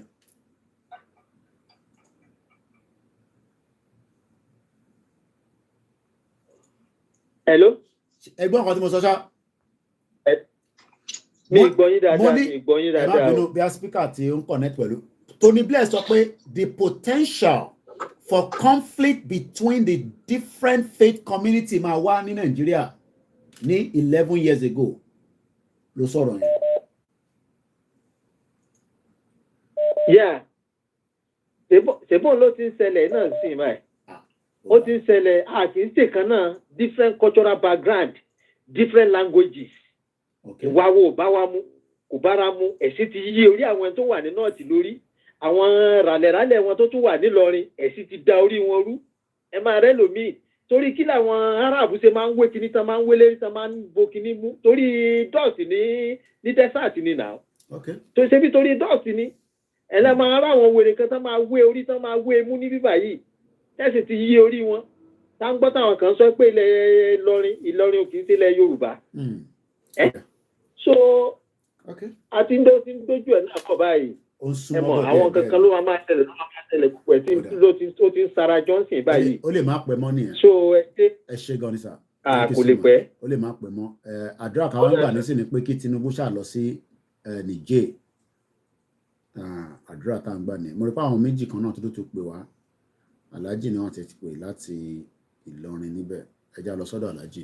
Mo kí gbogbo wa instead of us fighting for Yoruba nation, Yoruba people, we are fighting because of foreign religion that is coming from Asba. Mo kí 90 ẹgbọ́n sókè Alhaji à ń gbọ́ yín. Hello. À ń gbọ́ yín sá ẹgbọ́n sókè. Mo ń tà láti kọ́ yín náà torí mo fi lọ mo láti get out kí n tó kọ́ yín tó ẹ ṣeun gan. Ẹ tó wà lórí ẹ̀. Bẹ́ẹ̀rẹ̀ Koiki àti gbogbo àwọn yẹn tó ń lis ten. I give kudos to àwọn tó ń front ogun. I also give kudos to the media like you guys because you cannot come to Nigeria and work freely. Yeah. So ogun ti bẹ̀rẹ̀ already ogun ti bẹ̀rẹ̀ àwọn kan ti bẹ̀rẹ̀ ogun náà àwọn Yorùbá what the hell. Yorùbá ló bẹ̀rù Ọlọ́run jù àfẹ́ jẹ́ àfẹ́ gé ọ̀run ọmọ èèyàn kí orí máa ṣeré lẹ́lẹ̀ àfẹ́ pààyàn kí ara máa jó wéléwélé lẹ́lẹ̀ kẹ́jẹ́ máa sàn ẹ̀rù ti pọ̀ jù fún Yorùbá abẹ̀rù Ọlọ́run. Forget about Islam, forget about Christianity, forget about ìṣẹ̀ṣe bẹ̀rù Ọlọ́run naturally ó ti wà lọ́kàn wa that from time. So we give kudos to those guys. You guys on the front line. But give kudos to the Professor Adebanji and Chief Sunday Igboho. Àwọn èèyàn wà tán fẹ́ lead. Ẹ̀rù ń bà wọ́n pé káwọn bá bọ́ síwájú àwọn èèyàn nílé yẹn àwọn òní. Káwọn bá wẹ̀yìn tani máa rí bẹ̀rẹ̀ Koiki. If anybody lead pẹ̀lú ìbọn àwọn ọlọ́pàá tó jẹ́ pé wọ́n sin àwọn elites. Àwọn army tó jẹ́ pé ẹ̀rí Nàìjíríà ń ṣe tí occasion kan bá ń ṣẹlẹ̀ ẹ̀rí báwọn èèyàn ṣe ń háyà ọlọ́pàá àti àmì tó bá wọn wájú àtẹ̀yìn wọ́n ṣe they don't have anything to do with the masses with the populace they're taking care of the people who so everybody lè parẹ́ ẹ̀. Look at the lawyers the SAN ẹ lọ jí owó bílíọ̀n ẹ máa bọ̀ a máa lọ tribunal a máa ṣẹjọ́ a máa kówó Koiki ẹ wo let me tell you kò easy Koiki kò easy kò sí kẹta lè ṣe there's nothing we can do about it ẹ má jẹ́ tàn yín jẹ kò sí kẹta lè ṣe sí if anybody lead now but èmi believe pé Koiki ẹ mọ̀ kí ló ṣẹlẹ̀ let me say one point before I go. Bẹ́ẹ̀ Koiki. À ń gbọ́ yín. Ìyàwó ó dà look at the Hausa guys. Let me tell you ẹ wọ àwọn Hausa. Ìyà ló lé wọn kó omi tán wà nílùú wọn nílé náà. If anything happen now wọn nílé Bẹ́ẹ̀ Koiki wọn nílé. Tíjàmbá ṣẹlẹ̀ ẹ̀sìn wọ́n pààyàn wọ́n ṣe gbẹ̀ wọ́n tún lọ bẹ bíríìjì wọ́n tún lọ gbogbo ẹ̀ ní Yorùbá máa lọ lé Yorùbá níbi tó ń gbé nílé ibi tí Yorùbá wà Yorùbá máa lọ lé wọ́n máa béèrè pé bó ló lọ kí ló ń ṣe níbo ló ń gbé tètè máa bọ̀ ńlé dákun má jẹ́ ká pa ẹ́ dákun má jẹ́ ká ṣe ẹ́ tì Yorùbá níbi tó máa padà sí tó máa lọ forí sùn sí ńlé Haúsá ò níbi tó máa forí sùn sí Àlùmágìrì ò níbi tó máa forí sùn sí. Wọ́n kàn ń ṣe káàkiri ẹni àwárí wọ́n lọ ní náà ṣe bí wọ́n wà lẹ́bíríwìà wọ́n wà lẹ́kọ̀ọ́ wọ́n wà lẹ́bíríwìà wọ́n kàn ń dà wọ́n lẹ̀ ṣe bí mo sọ yín àwọn bishop ní post office àwọn obìnrin Haúsá àwọn kéèké. Yorùbá níbi tó máa sùn Haúsá ò níbi tó máa sùn let me tell you Bẹ́ẹ̀ Koiki ìyá máa jẹ wá tí ìyá máa jẹ àwa náà tí 50 million Yorùbá tí wọ́n ní ìkẹta máa jẹ láàárọ̀. Tí wọ́n mọ̀ kẹta máa jẹ lọ́sẹ̀ kan wọ́n lọ jòkó sí títì wọ́n ti lè jòkó sí Bẹ́ẹ̀ Koiki ẹ̀sìn sẹ́ndì owó sí yẹn dé ẹnìkan sì ń bẹ̀bẹ̀ náà lówó láti Amẹ́ríkà láti London wọ́n ń bù mí lówó ẹ̀yìn sẹ́ndì owó sí yẹn oh God wàhálà ẹ̀dẹ̀ parọ́ 10,000 tó wà lákàùntì mi mo make sure pé mo tó make sure pé a tún já sáwọn èèyàn lọ́wọ́ bó tẹ̀ ṣe kéré tó ní 10,000.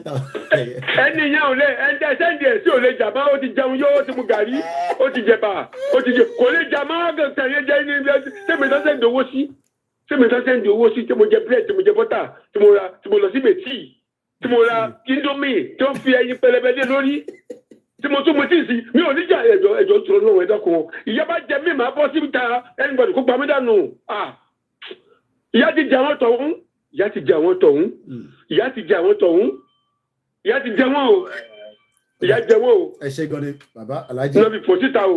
ẹ ṣe gan ni. ìyá jẹ ẹjẹ gbàdúrà pé kí ìyá jẹ wá ká gbàdúrà pé kí Yorùbá máa ló ń jẹjẹ fún oṣù mẹ́fà 50 million ká máa ló ń jẹjẹ fún oṣù mẹ́fà káwa ranjú káwa ti ranjú. Oya so that's it. Bàbá mi báńkì ẹ máa gbọ́n nǹkan tí Alhaji máa sọ bẹ́ẹ̀ kẹ́ Alhaji ti gbé l'Amẹ́ríkà rí bọ́ ilé lọ́wọ́ àmì. Ẹ bá ló ń jẹjẹ fóṣù mẹ́fà ẹ kàn kú dànù ní tú ẹ kò sí nǹkan kan ikú gífà ni. Now the fact that àlàfẹ́ bàjẹ́. Wow mo like ọ̀rọ̀ ẹ ní sùúrù àlàfẹ́ bàjá who are we going to fight òun lòyìnbó ẹ̀. Koiki sórí tí mo sùn mo ronú Yorùbá tí mi sùn mo ronú Yorùbá ó lé owó tí mo fún yín ó lé owó tí mo fún yín. ibi iṣẹ́ ẹlẹ́dẹ̀ wà ní sí tẹ́ẹ̀bà dẹ̀ ṣiṣẹ́ ẹ nísìnyí àti gbèsè tíjà àti tọ̀hún báwo lẹ fi ṣe. mo jẹ kì í ṣe pé bí a pè ní free but mo ní láti wà very careful. no mo kàn sọ ni pé tẹ́ẹ̀bà ṣiṣẹ́ ẹ nísìnyí báwo lẹ ṣe fẹ́ rówó tẹ́ máa fi sẹ́ndì sílé. now àwa ń sọ̀rọ̀ pé a fẹ́ jà ẹjọ́ tó bá gbébọn fún wa gan ibo là ń lọ. òun náà ní ìta la fẹ́ bá who are we going to fight ọ̀rọ̀ yẹn lágbára gan. ṣé a máa lọ sí Àbújá lọ yìnbọn fún àwọn ẹnẹlẹ́ni ni àbá máa lọ sí Kaduna àbá máa lọ sí Kano. ẹ̀ táwọn èèyàn tó dé nìyẹn wọ́n rò pé a máa gbébọn jáde ní election pé àníjẹ́ káwọn èèyàn dìbò pé Koiki tó ti ní àníṣe election. there are certain things tó yẹ ká mọ̀ nǹkan tá à ń ṣe. sórí tí Yorùbá bá fẹ́ lọ ó yẹ kí wọ́n máa fi one side support Igbo ni. àyìn àwọn èèyàn fẹ́ gbọ́ yẹn wàhálà ẹ̀. ẹ̀yin ò kí ń fapá kan fò. wọ́n ní gbogbo ọ̀rọ̀ Igbo yẹn báwọn tẹ̀ fi gbọ́ rárá wàhálà ẹ̀. tí wọ́n bá ti fẹ́ gbọ́ wọ́n máa ní láti wà lójú kan ni. ẹ̀yin ò kí ń fapá kan fò. tí Igbo bá dáná mọ́ Nàìjíríà tí Yorùbá dáná mọ́ Nàìjíríà yóò ajá rẹ̀ láti lọ rí. ayé iná pẹ́yẹmí ṣọ́fẹ́ wọlé ni mò ń gbọ́ yẹn gbọ́n mi mo rẹ ní kọ̀ọ̀kan tó jọ bẹ́ẹ̀. nǹkan tí mo tún lé lórí ni pé ká la fẹ́ bá jà. a fẹ́ lọ sí Èkó lọ a kàn ń sọ̀rọ̀ wọn a máa bú Tinubu ṣe gbá Tinubu ṣàwọ̀ kí ló kan Tinubu ó ti ó lọ sí Nàìjíríà ó lọ mú Nàìjíríà papọ̀ ni òun sọ pé kí Yorùbá lọ. I'm telling you ó lọ síbẹ̀ láti lọ sọ pé ó fẹ́ rú Nàìjíríà ni kò sọ pé ó fẹ́ rú Yorùbá. aláti ló máa mà ti ṣe ara ẹ̀. Àwọn Yorùbá ló máa mú nǹkan táwọn fẹ́ ṣe ṣe rí Ìgbò tá à ń bá jà kò sí nǹkan tó kàn wá pẹ̀lú Ìgbò ó yẹ kó máa fún Ìgbò ní support one side. bá a lè mà ṣáìtì my brother. ẹ rí nǹkan tí mo sọ ni pé now àwọn olùfẹ́ gádà gan láti jàjà yìí number one ta la fẹ́ bá jà number two àwọn olùfẹ́ gádà together láti jàjà yìí ta ló fẹ́ lead wa ṣé Sunday tí ẹ ti fìbínú lẹ́kọ̀ọ́ nílùú ṣóun ló mọ jàlátọ̀ wá bí irọ́ àlẹ́ èèyàn kankan lẹ́yìn Sunday ṣé èèyàn igi kan máa ń dágbó ṣe ni. ibà Gani Adams nǹkan bẹ̀. ẹ tó sọ ẹnìkan tó ṣe gbòógì lẹ́yìn Sunday. òun náà mo sọ mọ́ ní Gani Adams nǹkan. ibà ẹ̀wò ló ń gà ní ẹ̀kan tó gbọ́ kí màá yẹn sọ̀rọ̀ rí mi. owó ti dí sí àmà lẹ́nu. kí ni ẹ̀gbọ́n mi tún sọ ẹ̀ka ìtọ́jú Ọlọ́run. tá ń fẹ́ ọ̀rọ̀ àwọn olówó yẹn dàbí ọ̀rọ̀ tá ń fẹ́ kú wọn ò rẹ́dí láti kú. àwọn tó gbérù máa yẹn tó sọ pé kọjá kéde pààyàn ebi àkànpá wa lásán ni. ṣé ẹ rí pé kò sí Fúlàní kankan tó wá ń dalẹ̀ Yorùbá rúmọ̀dé ní ìsìn báyìí. àwa gangan ló para wa àwa gangan la ń kidnap ara wa à ń fẹ́ra wa ṣòwò. ẹ lọ wo tẹlifíṣàn anytime tó bá ti sọ pé ẹnìkan gbórí èèyàn dàlẹ̀ Yorùbá ibi ìjùwà náà lọ pa Yorùbá. kò sí Fúlàní kankan tó wá ń pa wá mọ́ àwa là ń para wọn. sórí Nàìjíríà Yorùbá ò tí ì mọ ibi tó ń lọ ó ṣe sọ kí ní ẹ títí dọ̀là mí kí n dá sọ̀rọ̀ first time tó máa wá sórí TikTok tí máa dá sí gbogbo first time yẹn náà ló máa ń dá nǹkan kan lẹ̀ eléyìí tẹ́ ti sọ kalẹ̀ yìí náà ọ̀rọ̀ gidi a ti ṣe 4 hours so internet eléyìí ti sọ pé òun ti lọ tán a máa start again. mi ì ti ń gòkè ẹ jẹ́ ká mọ ibi tá à ń lọ number one tá la fẹ́ bájà. Who are we going to fight? Where are we going to start from? ẹ ṣe gan ni ọ̀rọ̀ kan báyìí. Thank you so much. Well, ẹ̀gbọ́n mi ti béèrè àwọn ìbéèrè ta ló máa bá mi dáhùn àwọn ìbéèrè yẹn mo máa kẹ́yìn ọ̀jọ̀gbọ́n lórí ètò àwọn kan ti pèpè náà ní bíbá mo dẹ̀ fẹ́ kí nǹkan tó máa fi question bí mi ní question ó yẹ gbóhùn sókè à ń gbọ́ yín. Hello, ẹ kú ètò náà nìyẹn. Hello. ẹ máa gbọ́ à ń gbọ́ yín lọ ètò náà nìyẹn sẹ́ẹ̀. Ok, nǹkan tẹ́mi fẹ́ contribute sí Q&A yìí ni pé ṣe rí àwọn èèyàn wa back home wọ́n ti ready. Opinion ti mi o wọ́n ti ready. God bless you. Ṣé ti rí ká tó gbèsè Yorùbá nation wọ́n ti enter wa back home tí gbogbo wa ò fura even kí bàbá Ìgbòho tó jáde ẹ lọ́rọ̀ ọgbà enter wa. à ń gbọ́ yìí ẹ̀ náà ní kẹsàn. àwọn olóṣèlú tó ń dààmú gbogbo south west wọn ò pé 2000 but wọ́n ti recruit 60 million thug out area tó ń pa àwọn èèyàn wa lẹ́nu mọ́ nítorí pé wọ́n ní government backup lẹ́yìn. ókè sìn kẹ́lẹ̀ kí fún ilé ìfàbù kékeré kan kémi jáde lọ́la ń sè pé ó ṣojú yẹn o mo fẹ́ ṣe rally ń bẹ̀ lórí Yorùbá nation. àwọn eruku máa jáde sí yín o. Hello. àwọn eruku máa jáde sí yín sẹ. tí bá rìnrìn mi sì péré jáde lásán kásẹ̀ 2000. tó ń ṣeré kéré. tọ́lọ́ ní government backup lẹ́yìn. wàá bà bẹ̀yẹn jẹ́.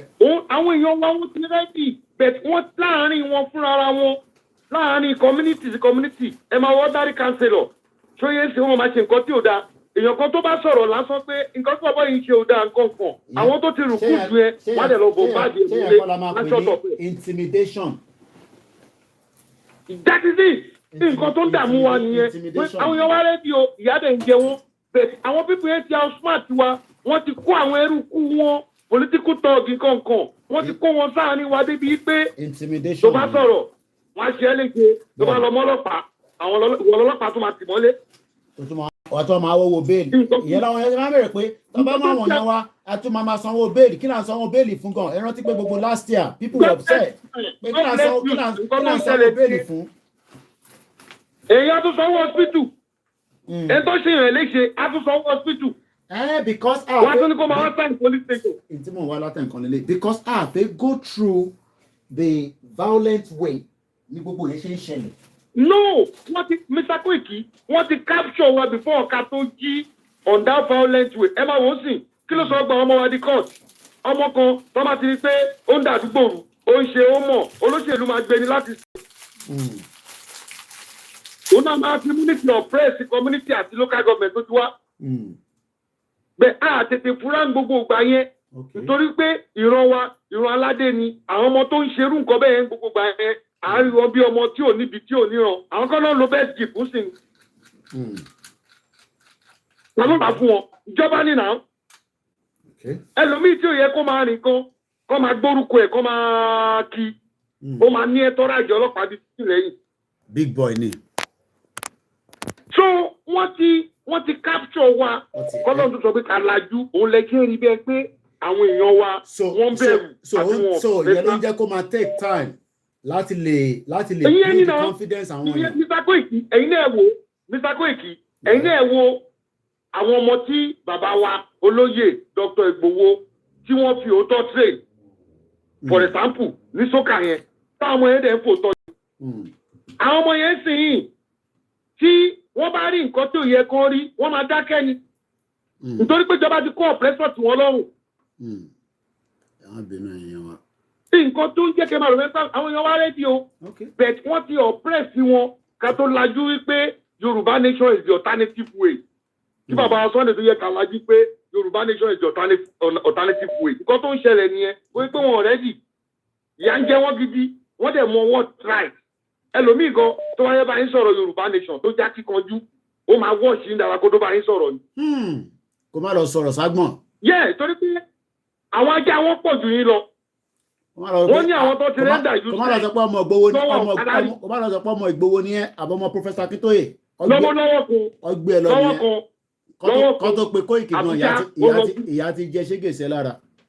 ìyá ti jẹ ṣégèsè lára nǹkan tó ń ṣẹlẹ̀ bàbá so nínú 130 million yẹn wọ́n ti fi property recruit 50 million yẹn ni wọ́n ń suppress àwọn 80 million tó kù pé ẹ̀yin náà ti di Tinubu nìyẹn recruit 50 million. wọ́n recruit wọn ókè sìn gbogbo àwọn eruku yẹn sìn ókè ìlú tó bá ń function ṣé ìjọba kan nídìí Tinubu campaign social media campaigner lẹ́yìn tó ti wọlé tán wọ́n dẹ̀ fún wọn lọ́fíìsì irú wèrè yẹn sìn mọ èèyàn tó máa wà lọ́dà ẹni tó máa gba sálárì ibùgbé 10k tó máa gbàdúrà kó stop. kò lè stop o. wọ́n recruit ní recruit ní nǹkan tí pẹ́lẹ́ máa ń yẹn jẹ́ ní every week. all right. Okay. Ẹ ṣé gan ni. Interesting conversation. A lot of people are we ready? Mo tún fẹ́ ka mẹ́sẹ̀gì síta mo kà lẹ́ẹ̀kan fẹ́yìn tẹ̀sẹ̀ ń wọlé. Ẹ̀gbọ́n kan ló send it sí mi. I love feedback and I always use the feedback in my programs. In tó send it sí mi, mo ń bọ̀ yín tẹ́ ń pè ẹ ṣe sùúrù mo fẹ́ ka mẹ́sẹ̀gì yẹn ọ̀hún dáná. Arákùnrin yẹn I believe ọkùnrin ni wọ́n because orúkọ ọkùnrin náà ni ìbọn mo ní dárúkọ wọn. Wọ́n react sí program tí mo ṣe lánàá. I go back and people react to each of my programs. Ẹlòmíì torí pé a ti wà divided. Dúpẹ́ Onítìrì ti kó àwọn díẹ̀ lọ. Àwọn kan wà lọ́dọ̀ abẹ́ Dúpẹ́ Onítìrì. Àwa kan wà lábẹ́ Bàbá Akíntóyè. And every day I reference to that bastard woman. Pé kò gbà kan fún yín, ó kàn ń parọ́ fún yín ni. But sometimes people react. Koiki get out. Mo ń bẹ̀ tẹ́ ń pè. Arákùnrin yẹn wá send message. Ó ní hi Mr. Koiki. Moa ẹ mọ̀ pé orúkọ tó ń pè wèrè ẹ̀ nìyẹn. Sealed the declaration. Pé Dúpẹ́ Onítìrì ti seal the declaration yẹn. Ẹni ẹ lè wà lábẹ́ ètò báyìí nísìn. Àkúkú mọ àkáǹtì tẹ̀ ń lọ àdẹ̀mọ́ bí tẹ̀ ti ń wò. Ẹ lè wò anywhere. Ó ní Dúpẹ́ Onítìrì ti seal the declaration because èmi Ìgbòho bó ṣe kò tẹ respect Ìgbòho rárá. Ẹ̀yin imagine tẹ́ ẹ bá tẹ respect èmi ẹ̀rí pẹ́ ní làákàyè.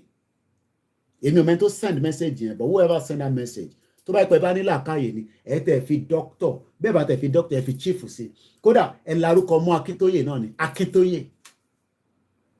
At least àwọn ti ṣe ju ti Dúpẹ́ náà ṣe lọ. At least àwọn ti ṣe ju ti Dúpẹ́ tó ń sọ fún yín pé òun ṣe wọ́n ti ṣe jù lọ. Ambọ̀sibọ̀sì Dúpẹ́ ṣe kò ṣe nothing. Mirage lẹ́wà.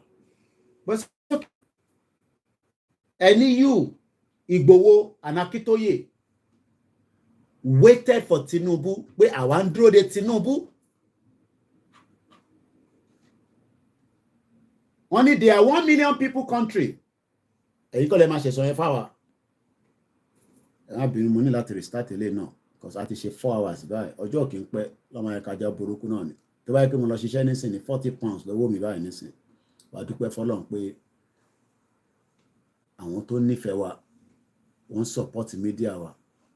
Ẹni tó lọ síbi iṣẹ́ àtẹni tó wà níbẹ̀ nísìnyí kí ni ìyàtọ̀ àwọn méjèèjì. Mo ti ṣe 4 hours. Instagram sọ fún mi pé mo ti ṣe 4 hours. Mo ní láti restart again.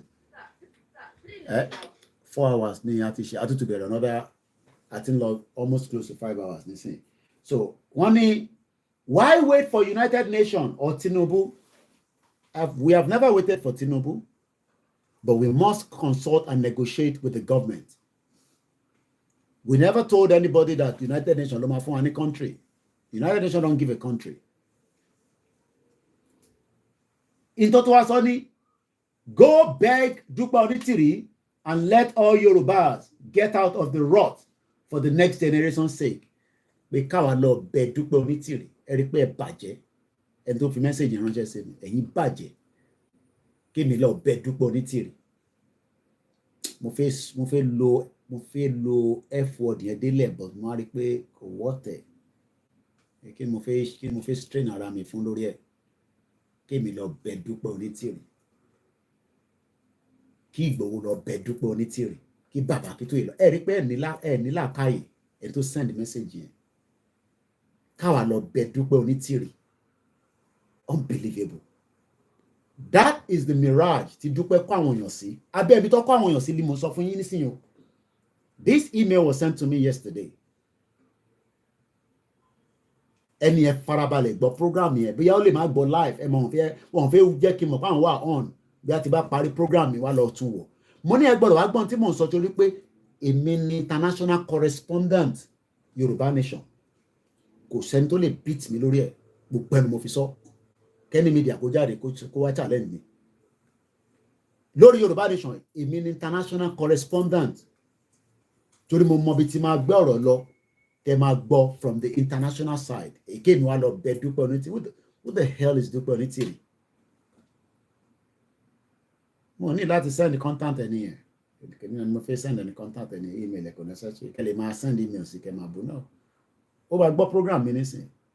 Bọ̀ pé kí bàbá Akíntóyè àti èmi àti Ìgbòho ká lọ bẹ Dúpẹ́ Onítìrì. Ìyàn kan ló send email yìí o. Kẹ́ lè rí bí tí Dúpẹ́ kọ́ àwọn èèyàn sí abẹ́ ègò tẹ́wà. Unbelievable. No, I don't have to share his email. Why wait for the white man? It is time. Only from your brother, from another mother. No problem. Ẹ jẹ́ ká gba call mi. Ẹ má bínú ẹ tẹ́ tí ń pè. So ẹ jẹ́ kí n gbé call o. Ó yá, ẹ bá mute background, mo ti gbé yín. Ẹ kọ mute background. À ń gbọ́ yín. Okay. Mo ní pé kí n kàn follow message tí àwọn èèyàn wá ń sọ lẹ́ẹ̀kan yẹn. I'm going sir. Ṣé rí bẹ́ẹ̀ tẹ̀ kí kọ́kọ́ mú láti fi ṣẹ̀tì bẹ́ẹ̀ tó ní kẹ́ lọ bẹ Dúpẹ́ Onítìrì. Ibi bó ṣe ti program àwọn èèyàn wa òun lẹ̀ ń rí yẹn. Wípé ẹ̀yin náà kọ imagine èèyàn tí bí ìmọ̀ bọ́ ṣe ń ronú ṣé kéèyàn wá wò ṣùṣù sí kó yìí máa sọ fún ẹ at this time wípé Dúpẹ́ Onítìrì ló máa gba Yorùbá Nation fún wa kọ́ lọ bẹ Dúpẹ́ Onítìrì. Bó ṣe sọ ní email ni ẹ. Bẹ́ẹ̀ fún kí ni. Kò tẹ̀ wá sọ pé mi nìkan. Láti ìgbà tí bàbá ó náà mẹ́tẹ̀ẹ̀ta àti Ìgbòho àti bàbá Akíntóyè. Lọ bẹ Dúpẹ́ Onítìrì fún kí ni. Unbelievable. Fún kí ni ẹni tó send message yẹn kó máa gbọ́ mi torí máa analyze ẹ̀ fún sìn. Láti ìbẹ̀rẹ̀ tá máa bẹ̀rẹ̀ Yorùbá Nation everything was going smoothly. Ìmọ̀ wa ṣọ̀kan mi ì rí Yorùbá ká ṣọ̀kan báyẹn rí. Mi ì ẹ́bà lájọ́ tí mo ti délé ayé ká ṣọ̀kan báyẹn rí. Adẹ̀ jáde adẹ̀bẹ̀ ní ṣẹ́ráàlì wa adẹ̀ ń ṣe à ń ṣọ̀kan wa à ń lọ káàkiri gbogbo state à ń create awareness everything lọ smoothly. Ó dẹ̀ di pé wọ́n lọ bọ́ọ̀sì ilé bàbá Ìgbòho. Ìgbà tó lọ bọ́ọ̀sì bàbá Ìgbòho. Tó kù díẹ̀ kan pa sínú ilé gan ẹ máa fi yẹn kùn. Ó fẹ́ pa sínú ilé ni. Wọ́n fẹ́ pa Ìgbòho sí kúrò pa àwọn èèyàn.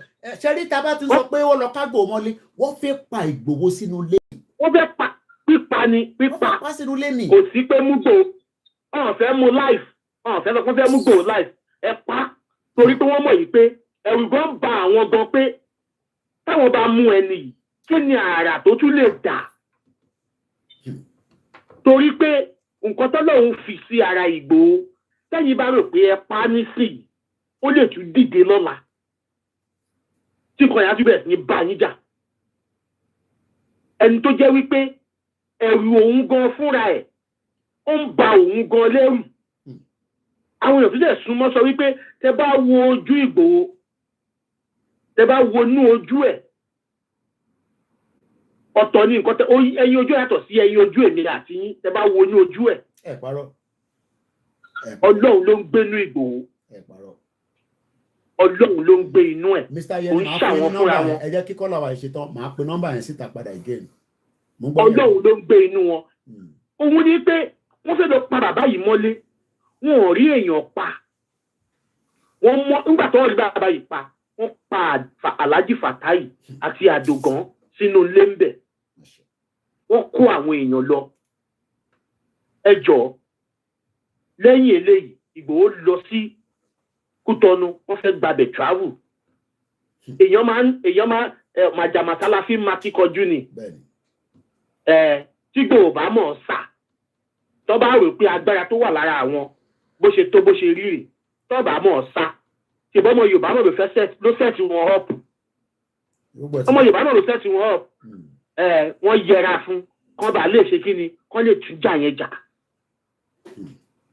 ìyẹn lọ bẹ́ẹ̀ nígbà tó yá tó fi bàbá yẹn sí Kútọ́nù ń bẹ̀ Nigerian government tún lọ bá pé wà 100 billion ló fẹ́ ni àbí kíní kan ló fẹ́ ni a máa fọ́ síbí bùrátà ìjọba wọn. ẹni sùúrù ó dà fún àwọn Yorùbá máa emphasize pé ibi tá à ń tẹ̀ ń sọ̀rọ̀ yẹn orí wọn ni ò pé irọ́ là ń pa pé bùrátà ìjọba lọ fi owó bẹ Ìgbòho nínú prison níbẹ̀ nígbà tó wà nínú ibi tó ó dà fún àwọn ẹ̀rọ pa máa exaggerate pé a kàn ń fagùn.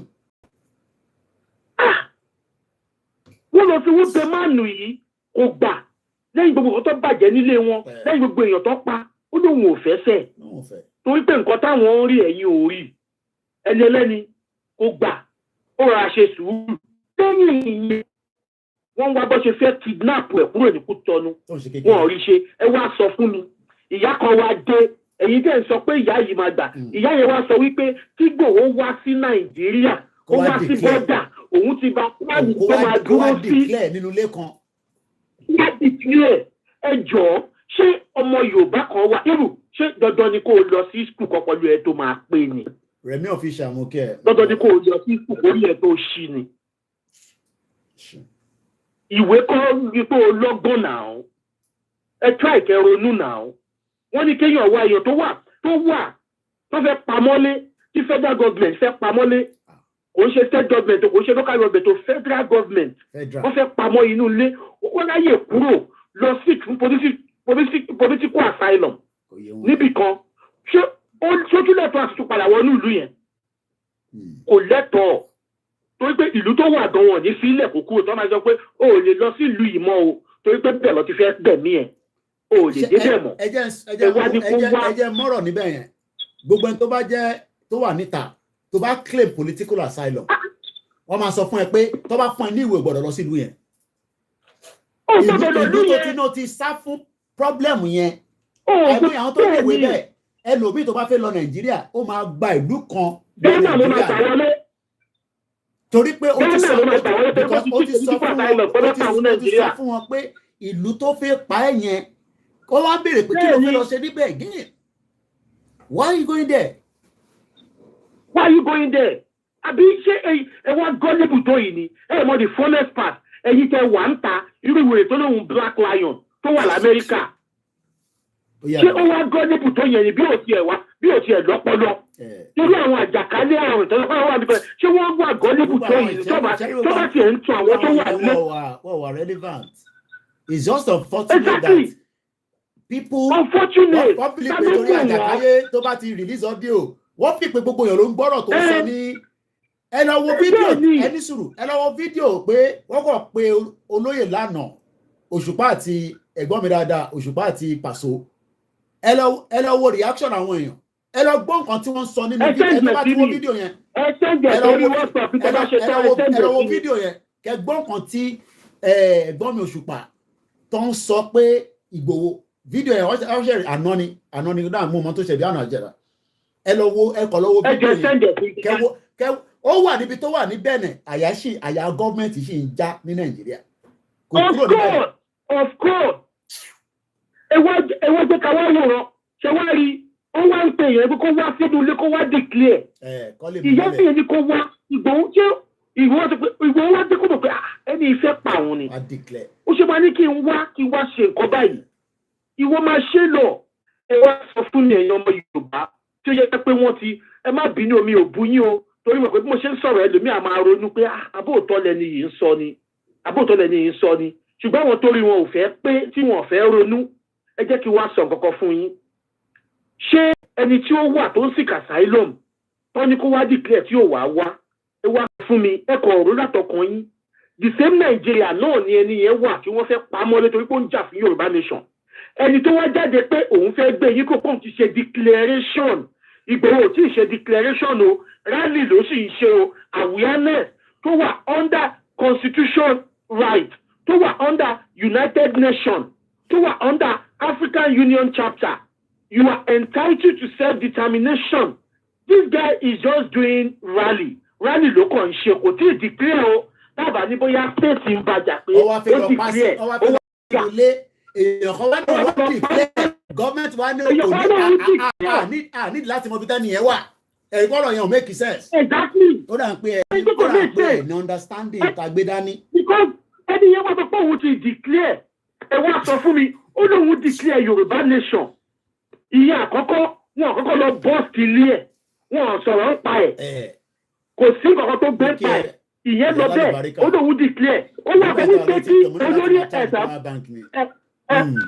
ẹ wàá mọ̀ kan tó yà mí lẹ́nu bàbá mi Koiki ẹ mọ̀ kan tó yà mí lẹ́nu lẹ́yìn ìgbà tó pé òun declare tán ká tẹ̀ sọ pé wọn lọ bọ́ọ̀sì ilé ẹgbà tó declare tán ká kí n bọ́ọ̀sì ibẹ̀ làwọn èèyàn wá ń sè wọn lọ àpáàkì ẹ̀ ńlé o wọn fẹ́ lọ pa o wọn lọ ṣe kankan wọn wá díẹ̀ wọn ṣe kankan o. ẹ jẹ́ ká jọ ṣí àbẹ̀yẹkẹ tó sàn yẹn gọ́ọ̀mẹ̀ntì ò dẹ̀ wá ní láti wá kò necessary pé kí gọ́ọ̀mẹ̀ntì mọ ibi tó wà pé nídìí ẹni tó ń fẹ́ declare yìí o ẹ má wọrí nípa ẹ jẹ́ kó máa ṣe tiẹ̀ lọ Ìgbòho tó máa ṣe rálì àbẹ̀lẹ̀ pamọ́lé ẹgbọ́n sókè mọ́ ń gbọ́ yẹn gbọ́. bẹ́ẹ̀ ni bàbá mi ìgbà tó wá ṣe yẹn tán ẹ jẹ́ kí wá bọ̀ sí bírèèni yín federal government tó lọ bá o ìgbà tó wá máa wò ó lábẹ́ ló ń bọ̀ bọ́kọ̀ ṣe lọ bọ́ọ̀sì radio station kan nìyẹn ní Ìbàdàn ẹ jọ ẹni tó lọ bọ́ọ̀sì radio station tó wọṣọ àmì tọ́lọ́ gbé ìbọn àbí àdàdá ní ẹjọ́ bí ìjọba ọba lọ bọ́ọ̀sì tiẹ̀ nígbà tó sọ pé òun ṣe declaration ṣé kò yẹ kó lọ wá bójá gbé kọ́ gbé fighter jet nìkan wo. ẹ tún ṣe mistake bẹ́ẹ̀ yẹn o ìjọba gbọ̀hún tẹ̀ mọ̀ gbọ̀hún gangan ní ìjọba tún rò páwa ní ó rà pẹ́ ìrárin yẹn nígbà tó lọ sí òmìnira ni wọ́n pè é ẹni sùn àwa làwa mọ̀ yẹn láàrin ara wa àwa làwa mọ̀ yẹn tádókò sẹ́ni kankan tó mọ ẹni tá à ń sọ yà wá là ń pariwo ẹ̀ lórí social media so nígbà tó lọ sí radio station ìjọba tó wá sọ pé Ìgbòho àti bàbá Kítóyè ni bàbá Kítóyè ló ṣe àwa jáde pé no it's not like that àwa kọ́ nìyẹn so àwa alátúnṣe tí wọ́n ń ṣàlàyé fún ìjọba tí wọ́n náà wọ́n ti dìbẹ́ tí ìjọba yan ọ̀pẹ́ nìyẹn. ìjọba táwọn òmọbi tó wà bẹ́ẹ̀ ni. ẹgbẹ́ kò Azeez mo kẹ́ látẹ̀kùn wà láì mo gbádùn ẹ̀ tó. tọ́láwọn òmọbi tó wà ẹ̀yin ọmọ Yorùbá ẹ sì tún wá ń sọ wọ́n tún wá ibi tó tún wá lè dé ó wá ń sọ fún yín pé ẹni tó sọ fún yín tó ní ẹ ọkọ mi kó tó kú ó ní kọ́ńtáàkì kan ó láwọn kinní kan àwọn ò ní ìdówó rárá ẹ jọ̀ọ́ wọ́n wá ń sọ fún yín ṣẹ̀dá $1 million. ok ẹ jẹ́ kí n sọ fún ẹ ẹ jẹ́ kí n ká bọ́ọ̀sì ara wa níbẹ̀ ẹ̀gbọ́n mi ẹ hàn pé tọ́ba tẹ̀sán kan need $1 million mo máa ń wọ́ndà pé ṣé wọ́n fẹ́ fi ra ammunition ni àbí kí wọ́n fẹ́ fi ṣe torí pé $1 million tó ń sọ yìí ẹ bá mi convert sí náírà owó táwọn politician fi ń ṣe gẹ̀lẹ̀dẹ̀ làwọn owó tó ń sọ owó yóò $1 million is nothing ẹ bá wa sáré convert ẹ̀yin tẹ́lẹ̀ mass ẹ fún mi ní kí ni equivalent $1 million in naira. bóyá bí $120 million ló máa jẹ́ ẹ̀ $120 million. so kò wọ́ $200 million naira. kò lè wọ́. owó títí normal ẹ̀ máa ná nísìsiyìí tó fẹ́ ṣe campaign PDP governorship. àwọn bẹ́ẹ̀ ni wọ́n fẹ́ ti tọ́jú. ẹ fẹ́ fi ìwà fi gbé Adélé wọlé. ọmọ. bẹ́ẹ̀ ni ẹjọ́ Adélé yẹn ṣé owó ẹjọ́ owó AK-47 tó sọ pé àwọn fẹ́ rà tó bá tiẹ̀ fẹ́ rà owó mélòó nìyẹn máa ká ó tó bá local government kọjá tó bá tiẹ̀ sọ gbọ́dọ̀ jà. ó dà pé ọmọ ẹ jẹ́ kí n sọ mélòó ní local government a ní 191 local government ní gbogbo ilẹ̀ Yorùbá. bẹ́ẹ̀ni. àwa dẹ̀ fi rally I think send the signal sí gbogbo local government yẹn because tí Ìgbòho bá gbéra pé òun bọ̀ nísìn tó bá tí Ìgbòho bá gbéra pé òun lọ sí Èkìtì nísìn gbogbo local government tó ń bẹ nílẹ̀ Yorùbá ló mọ̀ pé Ìgbòho ti jáde. ló máa tẹ̀lé. tá bá ti kúrò ní soka tá ti take off tí mọ́tò Ìgbòho lead torí mọ́tò Ìgbòho ló máa ń lead moment tó bá ti lead jáde yẹn báyìí radio station ti ń sọ fún gbogbo local government pé Ìgbòho ti ń lọ Èkìtì ó ń lọ Èkìtì ó ń lọ Ọ̀ṣun Òṣogbo ó ń lọ this and that and that is a message being sent message yẹn ni wọ́n fẹ́ jẹ́ kó travel ju bó ṣe yẹ lọ mọ́ lọ́ fẹ́ panú ẹ̀ ìyẹn kan wá náà wọ́n declare àwọn ń gbé Adélé bọ̀ àwọn nídi $1 million wọ́n tẹ̀ wá sọ $1 million yẹn wọ́n sọ di owó kan ratati tá àrírú ẹ̀ rí wọ́n wá ìjìnlẹ̀ wá ní pé táwọn ìjìnlẹ̀ wá ní àwọn need $1 million ní láti jẹ́ kí Adélé lè wọlé. èmi wọ́n bí ìjìnlẹ̀ fún ẹ̀ pé ó ní o ti gba Yorùbá nation fáwọn èèyàn ṣó lè lọ sí ẹni sùúrù ṣó lè lọ sí immigration office ní Turkey kó lọ present Yorùbá nation yẹn fún wọn. Mo challenge pé gbé ìṣòro mo mọ̀ pé ò ní full ìwé ní Turkey. I know that torí ìyàwó ẹ̀ ọmọ Yorùbá ni mo bá sọ̀rọ̀ through WhatsApp. So kò ń ṣe ọmọ Turkey ló fẹ́ tó bá fẹ́ ọmọ Turkey nìkan ló máa ní right láti gba passport wọn. Tó bá wà ní Turkey ò ní full citizenship Turkey. Mo mọ̀ yẹn because mo mọ̀ nípa immigration wọn díẹ̀. So the question wa ni pé tó bá wà ní o ti gba Yorùbá nation ǹjẹ́ o lè lọ tender Yorùbá nation yẹn kó fi lọ change citizen status tó fi ń gbé ní Turkey lọ́wọ́lọ́wọ́. Kó wá yọ ti Nàìjíríà kó yọ ti Nàìjíríà kúrò because ti Nàìjíríà ló ń lò lọ́wọ́lọ́wọ́ nísìn passport ti Nàìjíríà ló wà ní immigration office ẹ̀ náà. ló ń lò lọ́wọ́lọ́wọ́. tẹ́lẹ̀ wọ́n stupid tó fi máa bá wọn fún. So èmi gan tí mo wà ní UK 15 years ni mo fi bá wọn fà á pé mo fẹ́ gbàwé. Mo dẹ̀ mọ̀ pé ìwé tèmi gbà ìwọ lè rírú ẹ̀gbà lọ́hùn nítorí pé UK yàtọ̀ sí Turkey. Turkey yàtọ̀ sí UK. Turkey dàbí United Arab Emirates ni minimum tó máa fún ẹni 2 years ọdún méjì confam ni mo ń sọ fún ẹ ní tí mo mọ̀ ní àwọn èèyàn ń bẹ níbẹ̀ tó ń ṣàlàyé fún wa bó ṣe ń lọ. So ṣo lè wá gbé declaration yẹn lásán ṣo lè o rí láti fẹ́ fáwọn information yẹn ìwọ gbé declaration yẹn lọ sí immigration office yín lọ́hùn kó wá yọ ti Nàìjíríà tó fi gbàwé lọ́hùn kó yọ kúrò kó wá fún wọn ní ti Yorùbá nation yẹn orí gbogbo yín ò pé ẹ ti ń fa gbáná. Orí ò pé ẹni tó jẹ́ pé ẹ tó yẹ kó máa bá wèrè ni ẹ̀ńtẹ́mi èmi sọ pé mò ń bọ̀ Turkey mo ní mò ń bọ̀ Turkey wàá gba owó mi tí mo dánú $1 million ọmọ tó máa fẹ́ lò yẹn ó blọọkì mi ni ó blọọkì mi nígbà tó gbọ́ pé mo ń bọ̀ Turkey. Mo ń gbọ́ tí yàn kan èmi máa ń ṣì ń gbọ́ program yẹn mo ń gbọ́ tó ní pé yàn kan fẹ́ gbowó ẹ̀ padà mo mọ̀ bẹ́ẹ̀ ni. Bẹ́ẹ̀ni àná àwọn tó ń tẹ̀lé mi ẹ ṣe sùúrù àìtí ìgbà Yorùbá nation but we are still on the right track. ẹ pé ìkíní kan ẹ kó. ẹ tó jẹ́ kó lè paraku ni ẹ wá ń sọ fún mi. So wọ́n ní $1 million yẹn is 900 million kò tówó táwọn politician tó fi ṣe campaign. Bí Dino ṣe wà yẹn nísìnyí Dino máa ná tó close to 2 billion kó fi jẹ gọ́fúnà lásán. Ó máa ná tó 2 billion confam lẹ́gbọ́ lẹ́nu mi yẹn owó yẹn dẹ̀ ń bẹ lọ́wọ́ Dino. ẹ wá bẹ́ẹ̀ bí bá àwọn tó wà nùgbò àwọn Fúlàní tó wà nùgbò wa lásán àwọn ammunitions tó wà lọ́wọ́ wọn is over 20 billion tó ti yàlẹ̀ fún wọn. Ṣé torí pé ọ̀dákẹ́ akẹ́kọ̀ọ́ ìwọ lọ change status ẹ ni mo sọ fún ẹ ìjìnlẹ̀ lọ gbé status ẹ kó lọ gbé Yorùbá nation country withdraw ti Nàìjíríà gba ti Nàìjíríà kúrò lọ́wọ́ wọn kó wá lọ present ti kíní wá lé ẹ dànù wá lé ẹ bí ìgbẹ́ torí mo mọ̀ pé 2 years nínú ọ̀la máa fún yín. Ìyá tó jẹ́ pé látijọ́ tí Adéníran ti kúrò lọ́dọ̀ bàbá ẹjọ́ kí ni nǹkan mi tó tún gbé wá fún yín mọ́ ju pé ẹ máa gbalẹ̀ yín ẹ wá lọ gbalẹ̀ yín ẹ wá lọ jẹ́ kí ni kò ní nǹkan kan tó fẹ́ fún yín wọ́n kàn fi delay taxes ní fún Tinubu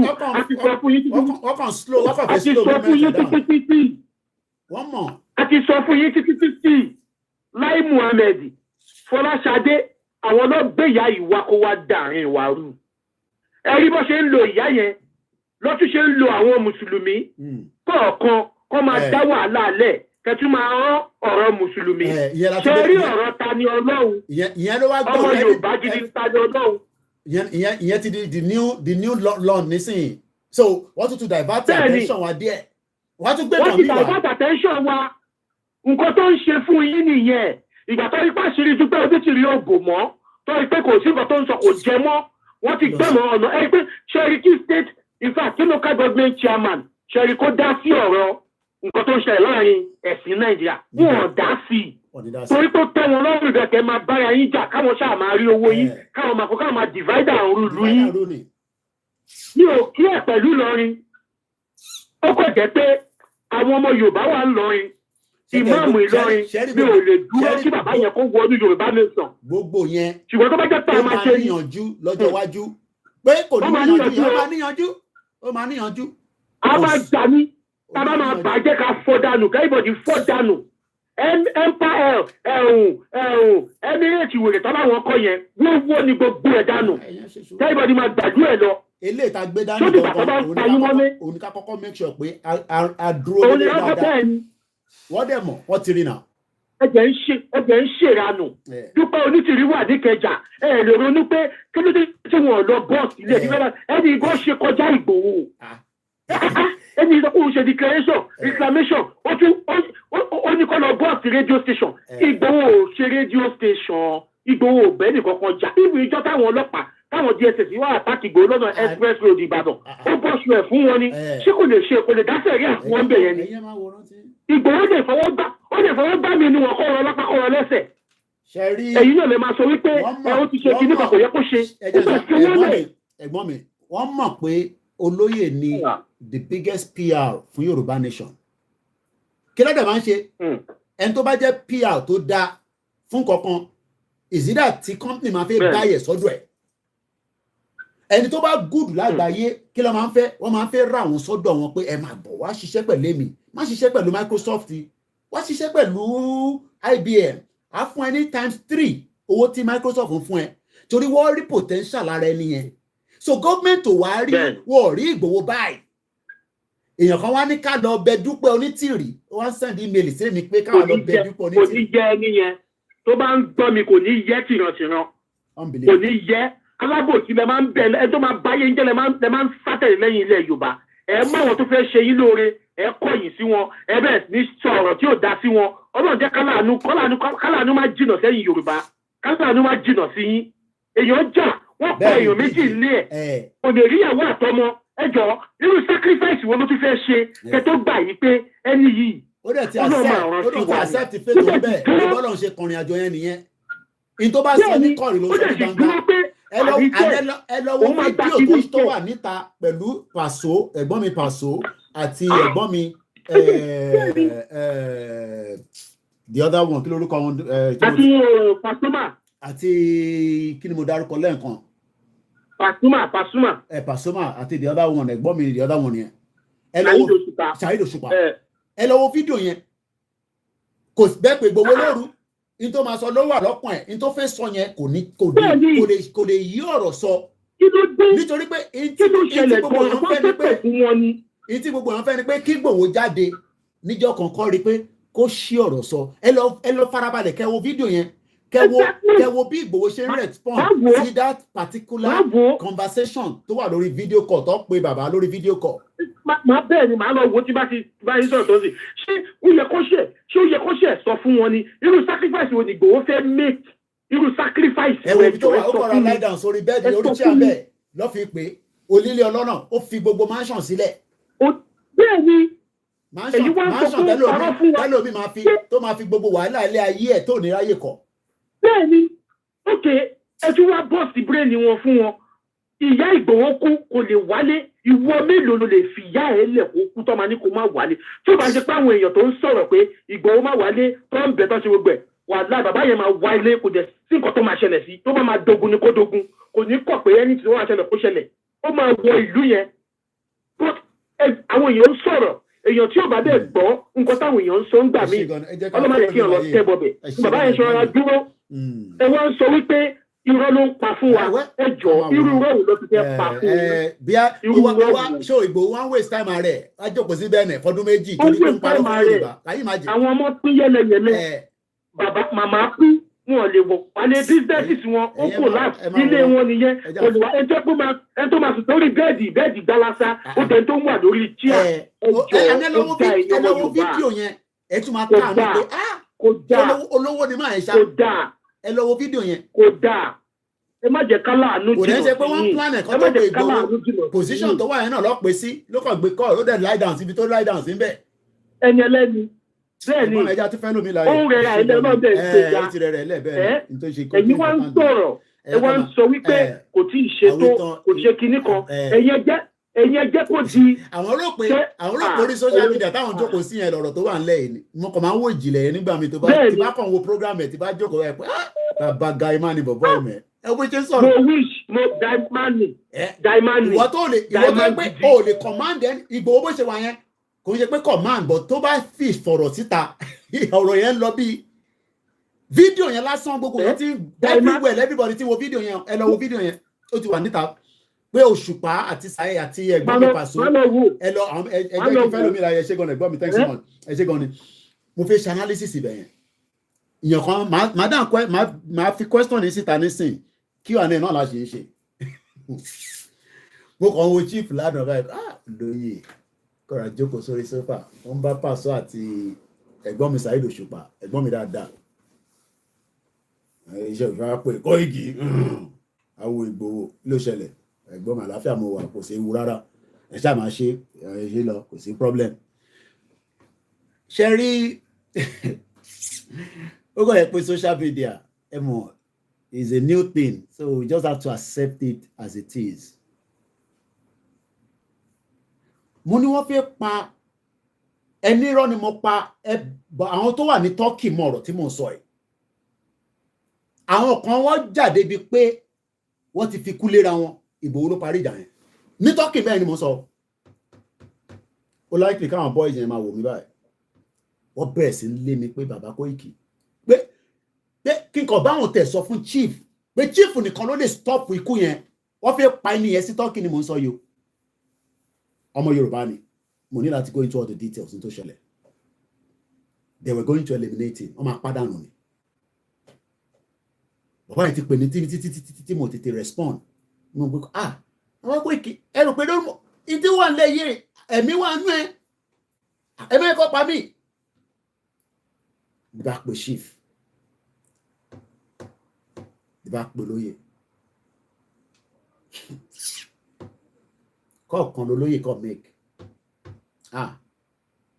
ọlọ́run bá Elédùmarè àbándúró tiẹ̀ máa nífẹ̀ẹ́ kú ni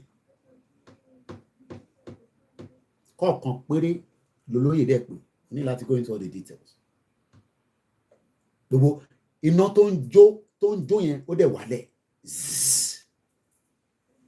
ìjìnlẹ̀ wa jókòó sí that same Turkey ó wá ń wa tọ́ sí Ìgbòho ṣá ẹ rí pé ìgẹ́ta sí bí ṣá ẹ rí pé social media yìí ó lágbára díẹ̀ o àwa náà ti abuse it if that is what you want to say ó lágbára díẹ̀ nínú Turkey yẹn wọ́n fẹ́ pààyàn Ìgbòho stop ẹ̀ èèyàn kan wá ń wánú yàmùyàmù sí Ìgbòho láti inú Turkey bẹ́ẹ̀ náà ìjìnlẹ̀ ní Ìgbòho Ìgbòho máa dá gbogbo owó tó gbà lọ́wọ́ ọmọ Yorùbá padà can you imagine that ta ló mọ ìjìnlẹ̀ lábúlé ẹ̀ ta ló mọ̀ ní abúlé ẹ̀ olóyè kú sùúrù ó kú sùúrù èèyàn kan ní Mr. Koiki mẹ́sẹ̀jì tó wà lórí Facebook mi báyìí mo fẹ́ kà síta Koiki listen to me mo listen náà ni Oduduwa is not taking solution no Koiki listen to me Oduduwa nation is not by talking they are talking lẹ́fẹ̀ẹ́ sọ LC is not by talking solution campaign làwa ṣe ń ṣe at awareness so talking is part of it Yoruba nation is not this way is not by this way you people are taking it I have said it several times several times kí ni ká ṣe sí yẹn Yoruba nation is going to be like the coup in Mali and Niger as make it clear to us and understanding ìtẹ́ iná bá lè ṣe ń bẹ̀ Mr. Ọláníwájú ẹ̀yin náà tètè wá bá wa ṣe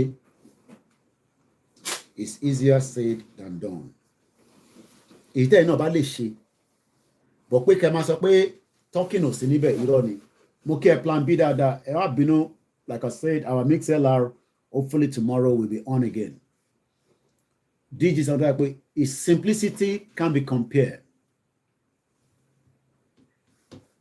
mo kàn ń wò lórí chair tó jókòó sí lánàá bí alánà lọ make it call àbí mi ò mọ̀gbà tí àwọn ẹ̀gbọ́n wa méjèèjì tó ríra wọn bọ́dà pé Òṣùpá ló lọ sọ́dọ̀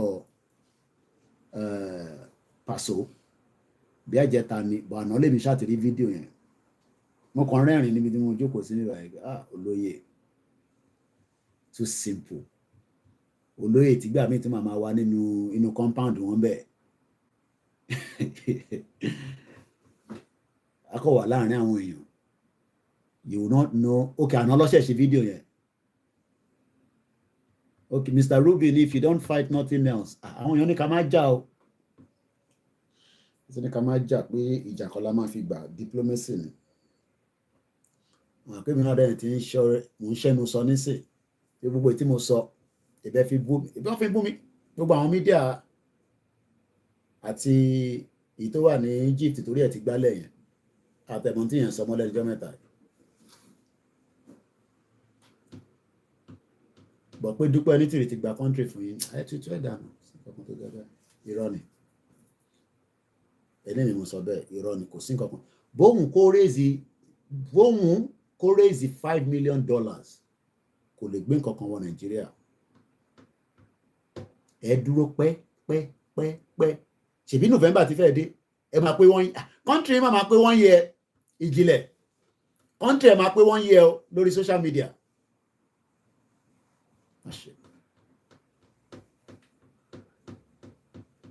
Ó dáa tí mo tètè lọ pàdé irú àwọn èèyàn bẹ́ẹ̀. Ahmed Ìjìnlẹ̀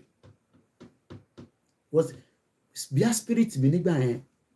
Ẹ̀wọ̀n tí bá gbà tí mo lọ sí Turkey yẹn tí bá ní mo fẹ́ rí mo lè rí náà ni, kò sí nǹkan tó fẹ́ ṣe. Ìbé mi mo ní mo fẹ́ rí. Adẹ̀pàdé Ahmed àjọṣe fídíò, I take picture. Kóun náà ṣe reciprocal kó wá sí London. Ó yẹ kí Jimmy Boy gan ti lọ sí Turkey kó lọ. Èló ló fẹ́ cost yín? Ẹ ra tíkẹ́ẹ̀tì náà. Ẹ mọ̀ pé gbogbo trip tèmi lọ yẹn, èmi fẹ́ fi tó kò bá ń ṣe pé àwọn èèyàn kọ́ ẹ̀ pé Koiki kí ló ń wá káàkiri jókòó síbi tó wà mẹ́. Mo fẹ́ tọ̀ gbogbo òlu kí n lọ bá gbogbo yín ni. Everywhere tó olúkálukú yín wà, màá yọjú sí yín níbẹ̀. Àfi ìlú tó bá fẹ́ kí n wá síbẹ̀ nìkan. Kò ń ṣe pé Nàìjíríà nìkan tí mo lọ. Bí ṣe ṣetán ní Turkey, mo fẹ́ lọ sí Germany, lọ yọjú sí ìyédára náà, ìyá dáadáa. Kátẹ̀ ríra physically, àwọn tájọ́ ń pariwo Yorùbá nation. Kí n tún lọ Amẹ́ríkà, gbogbo àwọn tájọ́ wà ní UK láti ríra yàtọ̀ sí ṣó ẹ kó rí bẹ́ẹ̀. Ṣó ẹ kó rí bẹ́ẹ̀ refuse kò wá sí gbogbo rally tá a ṣe ní London. Mo tún lọ sí Manchester, ṣó ẹ kó rí bẹ́ẹ̀ ò tún jáde. Àwítán ń sọ kábàkàbà kóbokòbó ló ń sọ nísìn. Ìyẹn wá soft landing. Ó náà wọn ò ní leader kankan, ta ló bẹ̀ṣẹ́ tẹ́lẹ̀. They are myopic thinking. Wọ́n mọ̀ tán pè ní movement. Ìbí Nàìjíríà mo wà tán ní ọ̀kan pè mí ṣe kó rí bẹ́ẹ̀ kan, mo ta ló jẹ́ bẹ́ẹ̀. Wọ́n ní ọ̀kan Koiki, òpópókún àkan tí ń béèrè ṣe ta ló jẹ́ ṣe kó rí bẹ́ẹ̀. Ìbàdàn ni mo wà ni mo fi gbọ́hùn ṣe kó rí bẹ́ẹ̀. So, mo lọ́lé, mo rí bàbá Èkìtì, mo hold bàbá Èkìtì, Ọmọlúkà, mo hold ẹ̀. Mo rí gbogbo àwọn èèyàn nílé. Mo wọ glove nígbà tí mo fẹ́ kí inú kan pé Yorùbá nation ní gbogbo àjọ ń ṣe. Ẹ̀gbọ́n mi ti bínú wọn tútù pé. Mr. Koiki, mo ti send kíní Pàṣọ àti kíní ẹ̀ sí lórí kíní tẹ́ bá wò lórí. Ẹ play káwọn èèyàn wá rí. Àwọn náà mọ nǹkan tó ń ṣẹlẹ̀. Wọ́n mọ nǹkan tó ń ṣẹlẹ̀. Gbogbo wọn kò dákẹ́ ni. Kọ́ bá wa jáde. Kọ́ bá wa jáde kọ́ forí sọ́kọ́ gbogbo ẹ̀ sọ́. Ẹ má pariwo jẹ́ kó ra máa lé mélòó. Ọlọ́mọ jẹ́ kó ní kọ́ bẹ́ẹ̀ sí gbá wọn mọ wọn kọ́ bẹ́ẹ̀ sí jíra wọn gbé gan. Ẹ ká máa mélòó ó kò díẹ̀ ni. Ẹ ṣe gan. Mo kí gbogbo alẹ́ nǹkan sí ẹ̀yin olólùfẹ́ wa. Wàláì, mo kí ìyá tó bí mi lọ́mọ gan. Ìyá dáadáa ni. Àwọn èèyàn gbọ́dọ̀ níyà tó dúró tíyàn pé tó bá sọ pé ó ti yá, yan tẹsẹ̀ bomi kó tún sọ pé òtútù mú ẹ̀. Plan tèmi nìyẹn tẹ́lẹ̀ pé kí n káàkiri kí lọ bá gbogbo yín ibikíbi tó bá wà tí wọ́n bá lè wá bá mi mẹ́wàá bẹ́ẹ̀. Ìbí màá ti ẹ̀gbọ́n mi heritage á lọ sí Manchester. Ṣé ṣọ́ ẹ kó rí bẹ́ẹ̀ máa ní wọ́n gbọ́ pa wá Manchester? Ó gbọ́nà tí báwọn tí ṣọ́ ẹ kó rí bẹ́ẹ̀ dé sọ́wọ́dọ̀ ẹ̀ mo fi máa dárúkọ wọn. Ìyá yẹn wà mo mọ̀ bí wọ́n wà pẹ̀lú mi lálẹ́. Nígbà tó dé sí London ni mo sọ yìí. Ọwọ́ àwọn tó dé sí ó kọ́ ti àwọn máa bú bàbá Akíntóyè, máa bú Ìgbòho, tá lóhun, máa bú Ìgbòho, máa bú bàbá Akíntóyè. A ní gbogbo yẹn náà. Kí làwọn méjèèjì ṣe? Pé wọ́n jáde pọ́n náà fẹ́ ṣe Yorùbá nation ká kúrò nínú oko ẹrú. So, kí ni ẹ ṣe lè fa wàhálà? Kí ni ẹ ṣe lè fa wàhálà? Ẹ bá agree pẹ̀lú wọn fine, ẹ máa ṣe tí ń lọ. Ìbọn tí ń ṣe tiẹ̀ lọ nísìn, ó lóun ò ṣe ti Ìgbòho, òun ò ṣe ti bàbá Akíntóyè, òun ò dẹ̀ ṣe ti Onítìrì mọ́. Ìbọn ló promote Onítìrì. Ẹjọ́ ń parọ́ fúnra wọn. Nígbà tẹ́mi sọ pé irọ́ ló ń pa, ṣé ẹ kó rí bẹ́ẹ̀ ní òtítọ́ ló ń sọ. Ṣèbí the same thing náà ló sì ń ṣẹlẹ̀ pẹ̀lú Jílẹ̀. Ó máa kù díẹ̀. Ẹ̀yin lẹ máa wá túbá pé kémi wá lọ bẹ Dúpẹ́ Onítìrì ẹni tó send message yẹn ẹ take time gan ẹ take time ẹ yà play video yẹn Paso mo kí ẹ̀gbọ́n mi dáadáa kò ní bàjẹ́ fún yín àwọn èèyàn ti gbé fídíò yẹn káàkiri Ìgbòho ni ẹgbẹ́ kájúbà ti lọ kájúbà ti pọ̀ ṣẹ́rí Highlander TV òun ti gbọ́n tiẹ̀ ó dà kó òun ló ṣe fídíò yẹn ó dà ju 14,000 views ti lọ wò fídíò yẹn ti lọ káàkiri I'm sure pé Ìgbòho gan ní àwọn ọkọ̀ tẹ̀ ń rí kọ́dọ̀ òun ọ̀sẹ̀ but in tó bá sọ kò sí nǹkan kan tó fẹ́ sọ tó máa contradict tó ti ń sọ for 2 years Ìgbòho ò ní sọ̀rọ̀ ní kọ̀rọ̀ kó sọ̀rọ̀ ní gbangba kó contradict rẹ̀ pé ẹ wá súnmọ́ ẹ wá pé a short notice àbí ẹ súnmọ́ ẹ fẹ́ record ẹ̀ the same thing tó ń sọ náà ló máa sọ. tí èmi wà ní Benin níjọ́ tí àmàjọ gbéra mo sọ fún yín kò ń ṣe pé tẹnu bí tí mo nífẹ̀ẹ́ dé nìyẹn it is just what it is. It is what it is. I beg them. Wọ́n ní bá mi kò necessary. Àgbà mama ni máa ń pè ìyàwó wọn. Àgbà mama síta náà. Ẹ̀yin ẹ máa padà ẹ máa lọ. Àgbò ní ẹni tó bímọ fóun òun á fílẹ̀ sí airport. Ibi tó láyà dé nìyẹn. Ṣé ìwọ lè ṣerú ẹ̀? Ṣé ìwọ lè ṣerú ẹ̀ ni mò ń béèrè? So ìjìnlẹ̀ tó kúrò ní Turkey láti dára ní ṣe Yorùbá nation mo rò pé lọ sí ìlú kankan tara rí notification ẹ̀ pé mo wà nílùú báyìí o ẹ ti understand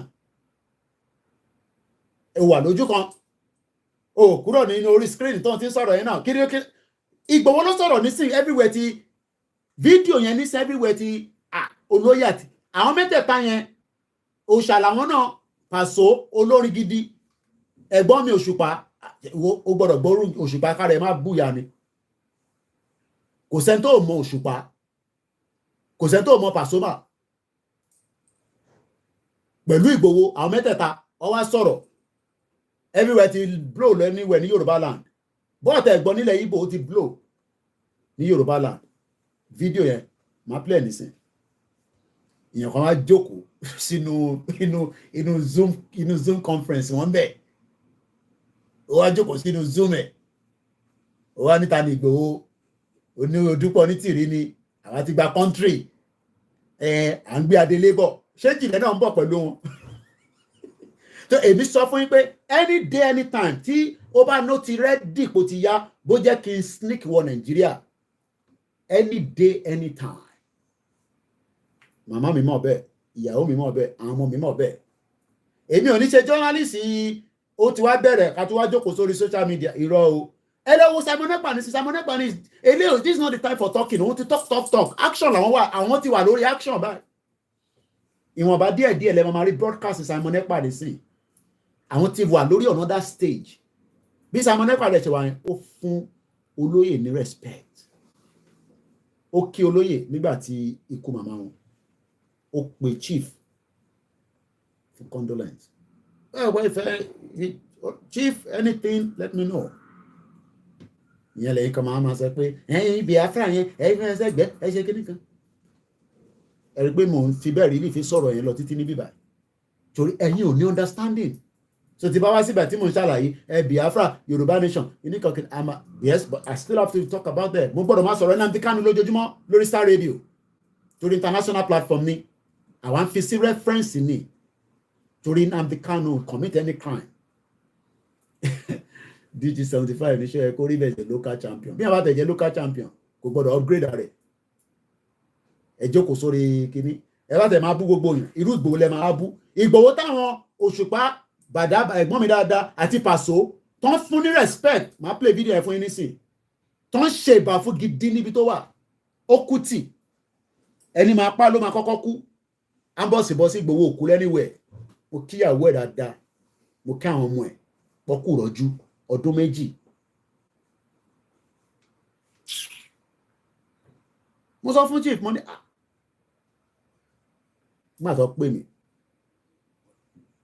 àmọ́ ẹ̀yin ò sí ẹ̀yẹ máa lọ ọtún ní coordinator trust mi ní mo gbọ́dọ̀ má trust yín kẹ̀ ó tún padà lọ sínú airport kí ṣebí kí gbogbo yín tó gbọ́ láwa tí mọ tó ṣẹlẹ̀ and the rest is history like they say orí flight ni mo ti gbọ́ pé ó dà pé heritage ti announce pé wọ́n ti mú bọ̀ bàbá kí tó ṣe nǹkan kan níjọ́ yẹn tí mo ní ẹ bá gbàgbé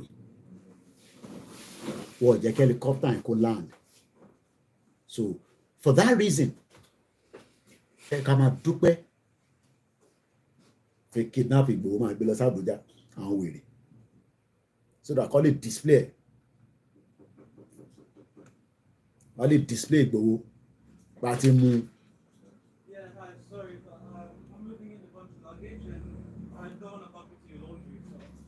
So, move on.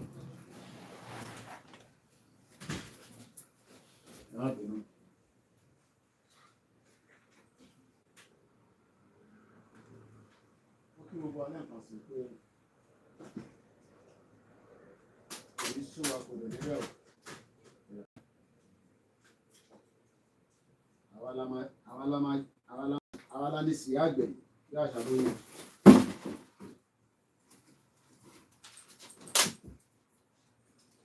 Àwa la ní sí àgbẹ̀yìn bẹ́ẹ̀ fẹ́ bẹ́ẹ̀ kọ̀ Yorùbá nation ti dúró ó kọ̀ kù díẹ̀ náà ni. A ṣe ń gba question and answer máa play video ẹ̀ nísìn. So ó kù díẹ̀ náà ni. Ọ̀nbùlá mú kí ẹ òun rẹ látẹ̀kan ó yẹ já gbọ́ fídíò ẹ̀.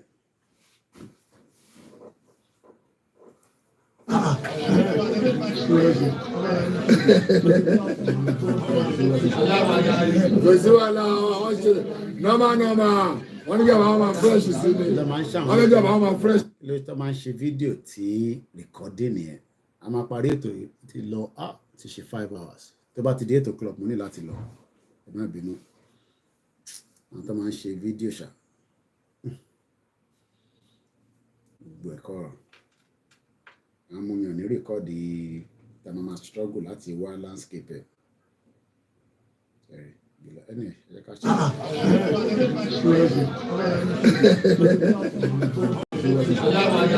Kò sí wàhálà àwọn ṣe nọ́mà wọ́n ní kí àwọn máa fresh sí ni wọ́n ní kí àwọn máa fresh sí ni gbogbo ìtọ́ ṣe yẹn kí àwọn máa fresh sí ni bàtí wọ́n máa máa dé ojú wọn á tún ṣe kí ni.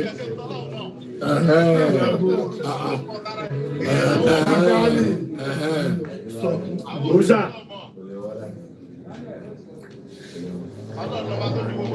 Bẹ́ẹ̀ni o bẹ́ẹ̀ni o ọ̀gá kan ọmọọṣẹ́ mi tírílíọ̀n ọmọọṣẹ́ ọ̀gá ṣe wọ́n pọ̀ gan. Alápájí wọ́n pápá kò kú. Wọ́n yí ń bọ̀ tẹ̀ ó tún dìde Alápájí. Ọ̀kútẹ́bù.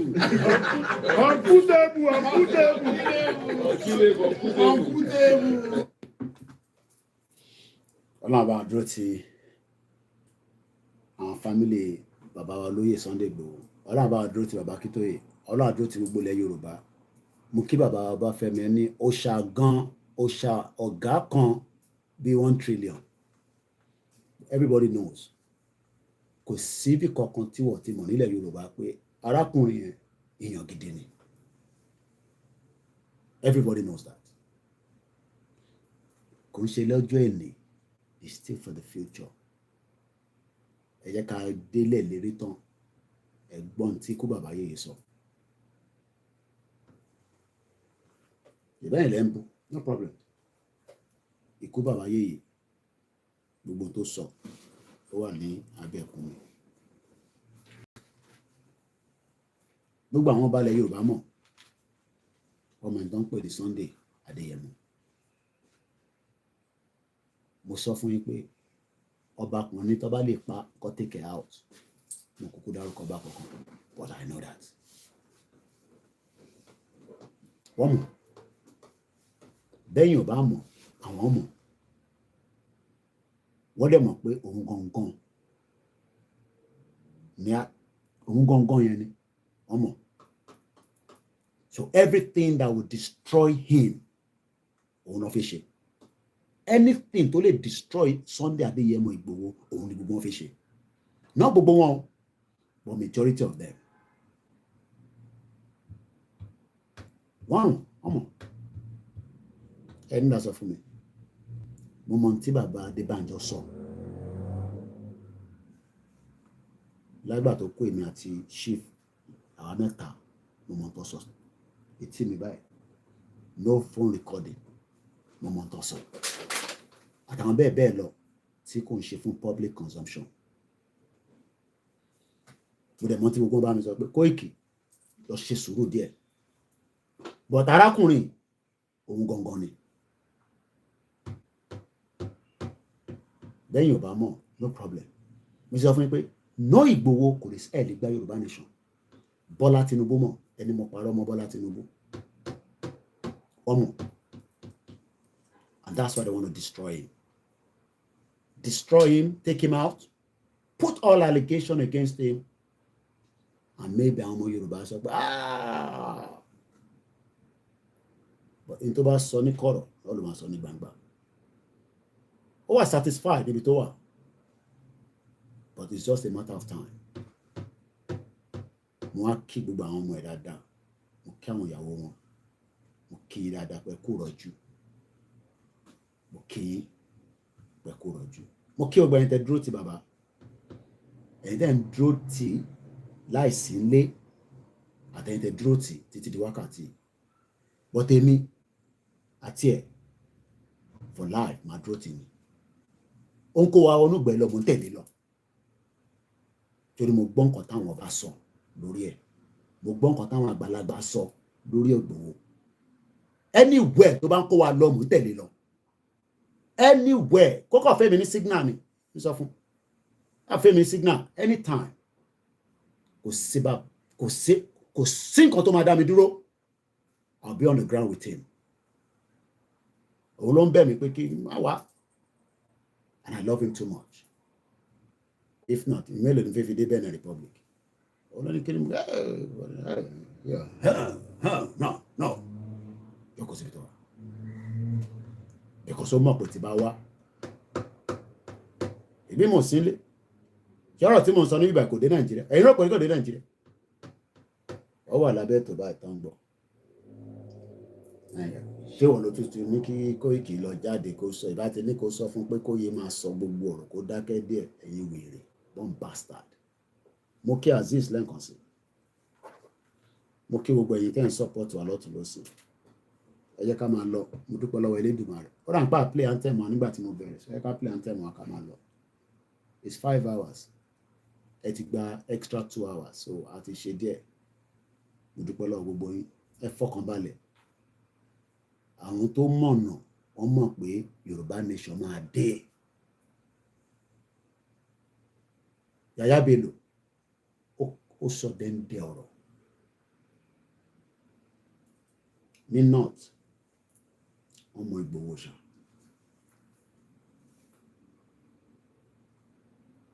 bàbá ṣe fẹ́ take it out ni kò yé wọn but wọ́n try ẹ ṣe gan-an bàbá mi ayẹ ni mo kí gbogbo yín mo kí ọmọdé ẹ̀ tá bá ṣẹ̀ foríjì wa náà ni sí nǹkan tá máa sọ jù yẹn lọ ní tó bá dẹ̀wọ̀n ẹni kò sọ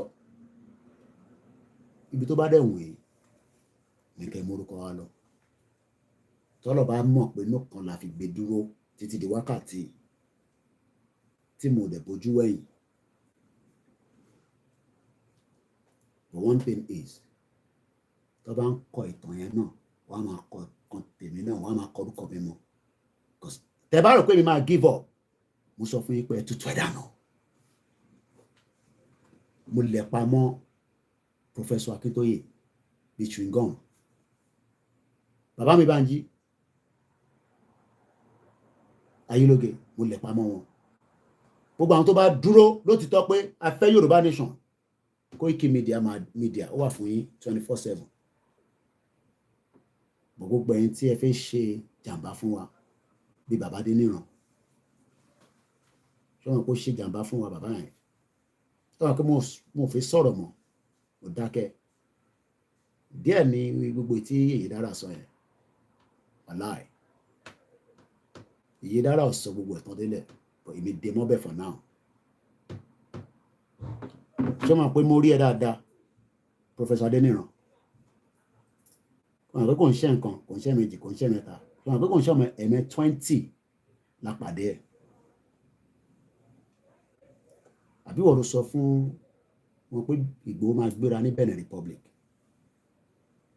Mo rò pé wọ́n kọ́ ló sọ fún wọn tó fi lọ dá dúró, torí it was never meant to go like that. Mo rò pé wọ́n kọ́ ló lọ sọ fún wọn ahead pé Ìgbòho máa travel kúrò ní Benin Republic. Mo dé ọ̀rọ̀ ẹ, mo dé mọ́lẹ̀. Ṣé wọ́n pè mí súnmọ́ ẹ dáadáa? Wọ́n pè mí wá on the ground. Professor Adeniran, Ọlọ́run dájọ́ yín, àfàìn lọ́lọ́run lọ́wọ́. Tó bá yẹ pé burúkú ni Ìgbòho ṣe fún yín, àfàìn lọ́lọ́run lọ́wọ́. Díẹ̀ lẹ gbọ́ tí èyí dára sọ nípa bàbá yẹn, gbọ̀dé dé tó kò mọ́ kúlà, kò tún ṣe time láti sọ̀rọ̀ nísìn. Tásìkò àti sọ̀rọ̀ bá tó, Professor Adeniran, I bet my life wà lọ commit suicide. Tí bá jáde, tí bá sọ̀rọ̀ tó kù, ó máa parẹ́ ni. Torí àgbàlagbà tó bá ṣe láńgbáláńgbá, wà wọlé lọ bí ọba àwọn ti tẹ́lẹ̀, wà á ṣe adé lórí, wà á parẹ́ dànù bó ṣe máa ṣẹlẹ̀ sí ẹ. Ṣé báyẹ̀ kí n sọ̀rọ̀ yàrá dákẹ́ bẹ́ẹ̀ yẹn? Torí you almost killed us, èmi àti Ìgbòho. Wà á dúpẹ́ fọlọ́run. Báwọn tó nílẹ̀ wọ́n dúró tì èmi àti Ìgbòho. Wọn pa àwọn méjèèjì ló gbé rìnrìn àjò. Ṣé rántí èmi àti Ìgbòho ló wà rìnrìn àjò? They could have killed us. Mo kí gbogbo ọmọ Yorùbá lẹ́ẹ̀kan sí àwọn èrèjì bẹ́ẹ̀ lọ. Thank you so much. Mo dúpẹ́ lọ́wọ́ àwọn ọmọ lálùbáríkà, mo dúpẹ́ lọ́wọ́ ìyàwó mi, mo dúpẹ́ lọ́wọ́ ìyá dára tó bí mi. Mo kí gbogbo ilé nǹkan sí. Ó tún dọ̀la. Le ṣe Star Radio láàárọ̀ yìí. There was a technical glitch. We hope we'll be back tomorrow. Thank you so much all the TikTok. Ọ̀rọ̀ ìrìn ká sùn. Ẹ darapọ̀ mọ́ wa lórí Twitter náà. Ẹ dẹ̀ follow wa lórí new page wa. Ẹ jẹ́ kí n share link yẹn ká tó máa lọ. Kí ló dé? Ẹ ń bá wa jà ni. Ẹ bá wa tẹ̀lé. Kí ló dé tẹ́ fi tẹ̀lé? Ẹ jẹ́ n share link yẹn lẹ́ẹ̀kan sí. Méjì ni. A ní kan ta sọ fún yín pé gbogbo fídíò bẹ̀ kò ní ju 10 minutes lọ. 10 minutes maximum. But lọ click lé lórí. Kí ló dé? Ẹ má ṣe yẹn. Ẹ dàgbà pé mi ò dẹ̀ ń sọ pé ẹ lọ follow. Mo tún wá ń sọ fún yín nísìnyí pé kẹ́ tẹ̀lé wa. Ẹ refuse ẹ tẹ̀lé wa. Ẹ má ṣe yẹn náà. We have 286 subscribers. Kí ló dé? Ẹ bá lọ add ẹ, kẹ́ follow ẹ. Content tó dá ló wà ń bẹ̀. So ẹ jẹ́ kí n share link ẹ síta. Ẹnikẹ́ni tó bá ti bá wa subscribe, ẹ lọ subscribe lé lórí. Ẹ mọ̀ pé I don't normally even say that, but ó níṣẹ́ tó fi ṣe. You will be surprised. This time next year, ẹ máa bẹ̀rẹ̀ pé Koiki, ó dà pé in tó sọ yẹn, ó máa tuntun rí bẹ́ẹ̀. So link yẹn mo ti fi sí orí YouTube yẹn. Ẹ̀yin tó bá jẹ́ staff wa tó bá ṣì wà on, mo ti post ẹ̀ sínú ilé. Ẹ bá mi fi link yẹn sínú comment section straight away please. Torí pé mi ò lè ṣe wọ́n ti block mi lórí Facebook. Ẹni tó bá ṣì ń gbọ́ mi láàrin yín. So ẹni tó bá dẹ̀ ń wá YouTube channel yẹn, ẹ bá ti type Ọláyọmí Ọlákúnlé Koiki agbèjáde or Koikimedia TV. Ẹ má bínú mọ́ bọ̀. Hello. Hello. What if I think to come off.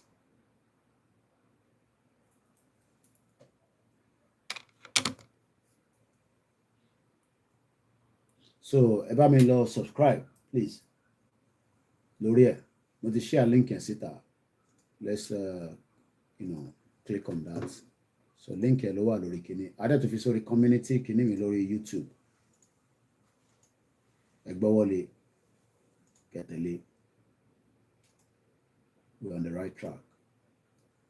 Yoruba nation, no going back.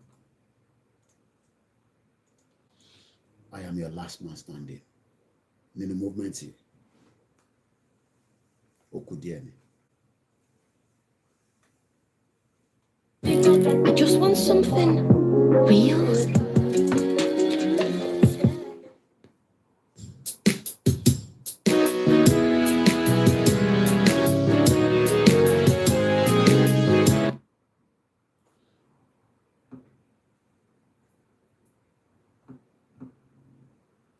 Somebody's trying to call, that's why. àgbà kọ̀ọ̀kan mọ́ kí nǹkan máa pè. Sorry, àti parí program láti àjọ. Sorry about that. I have to go now.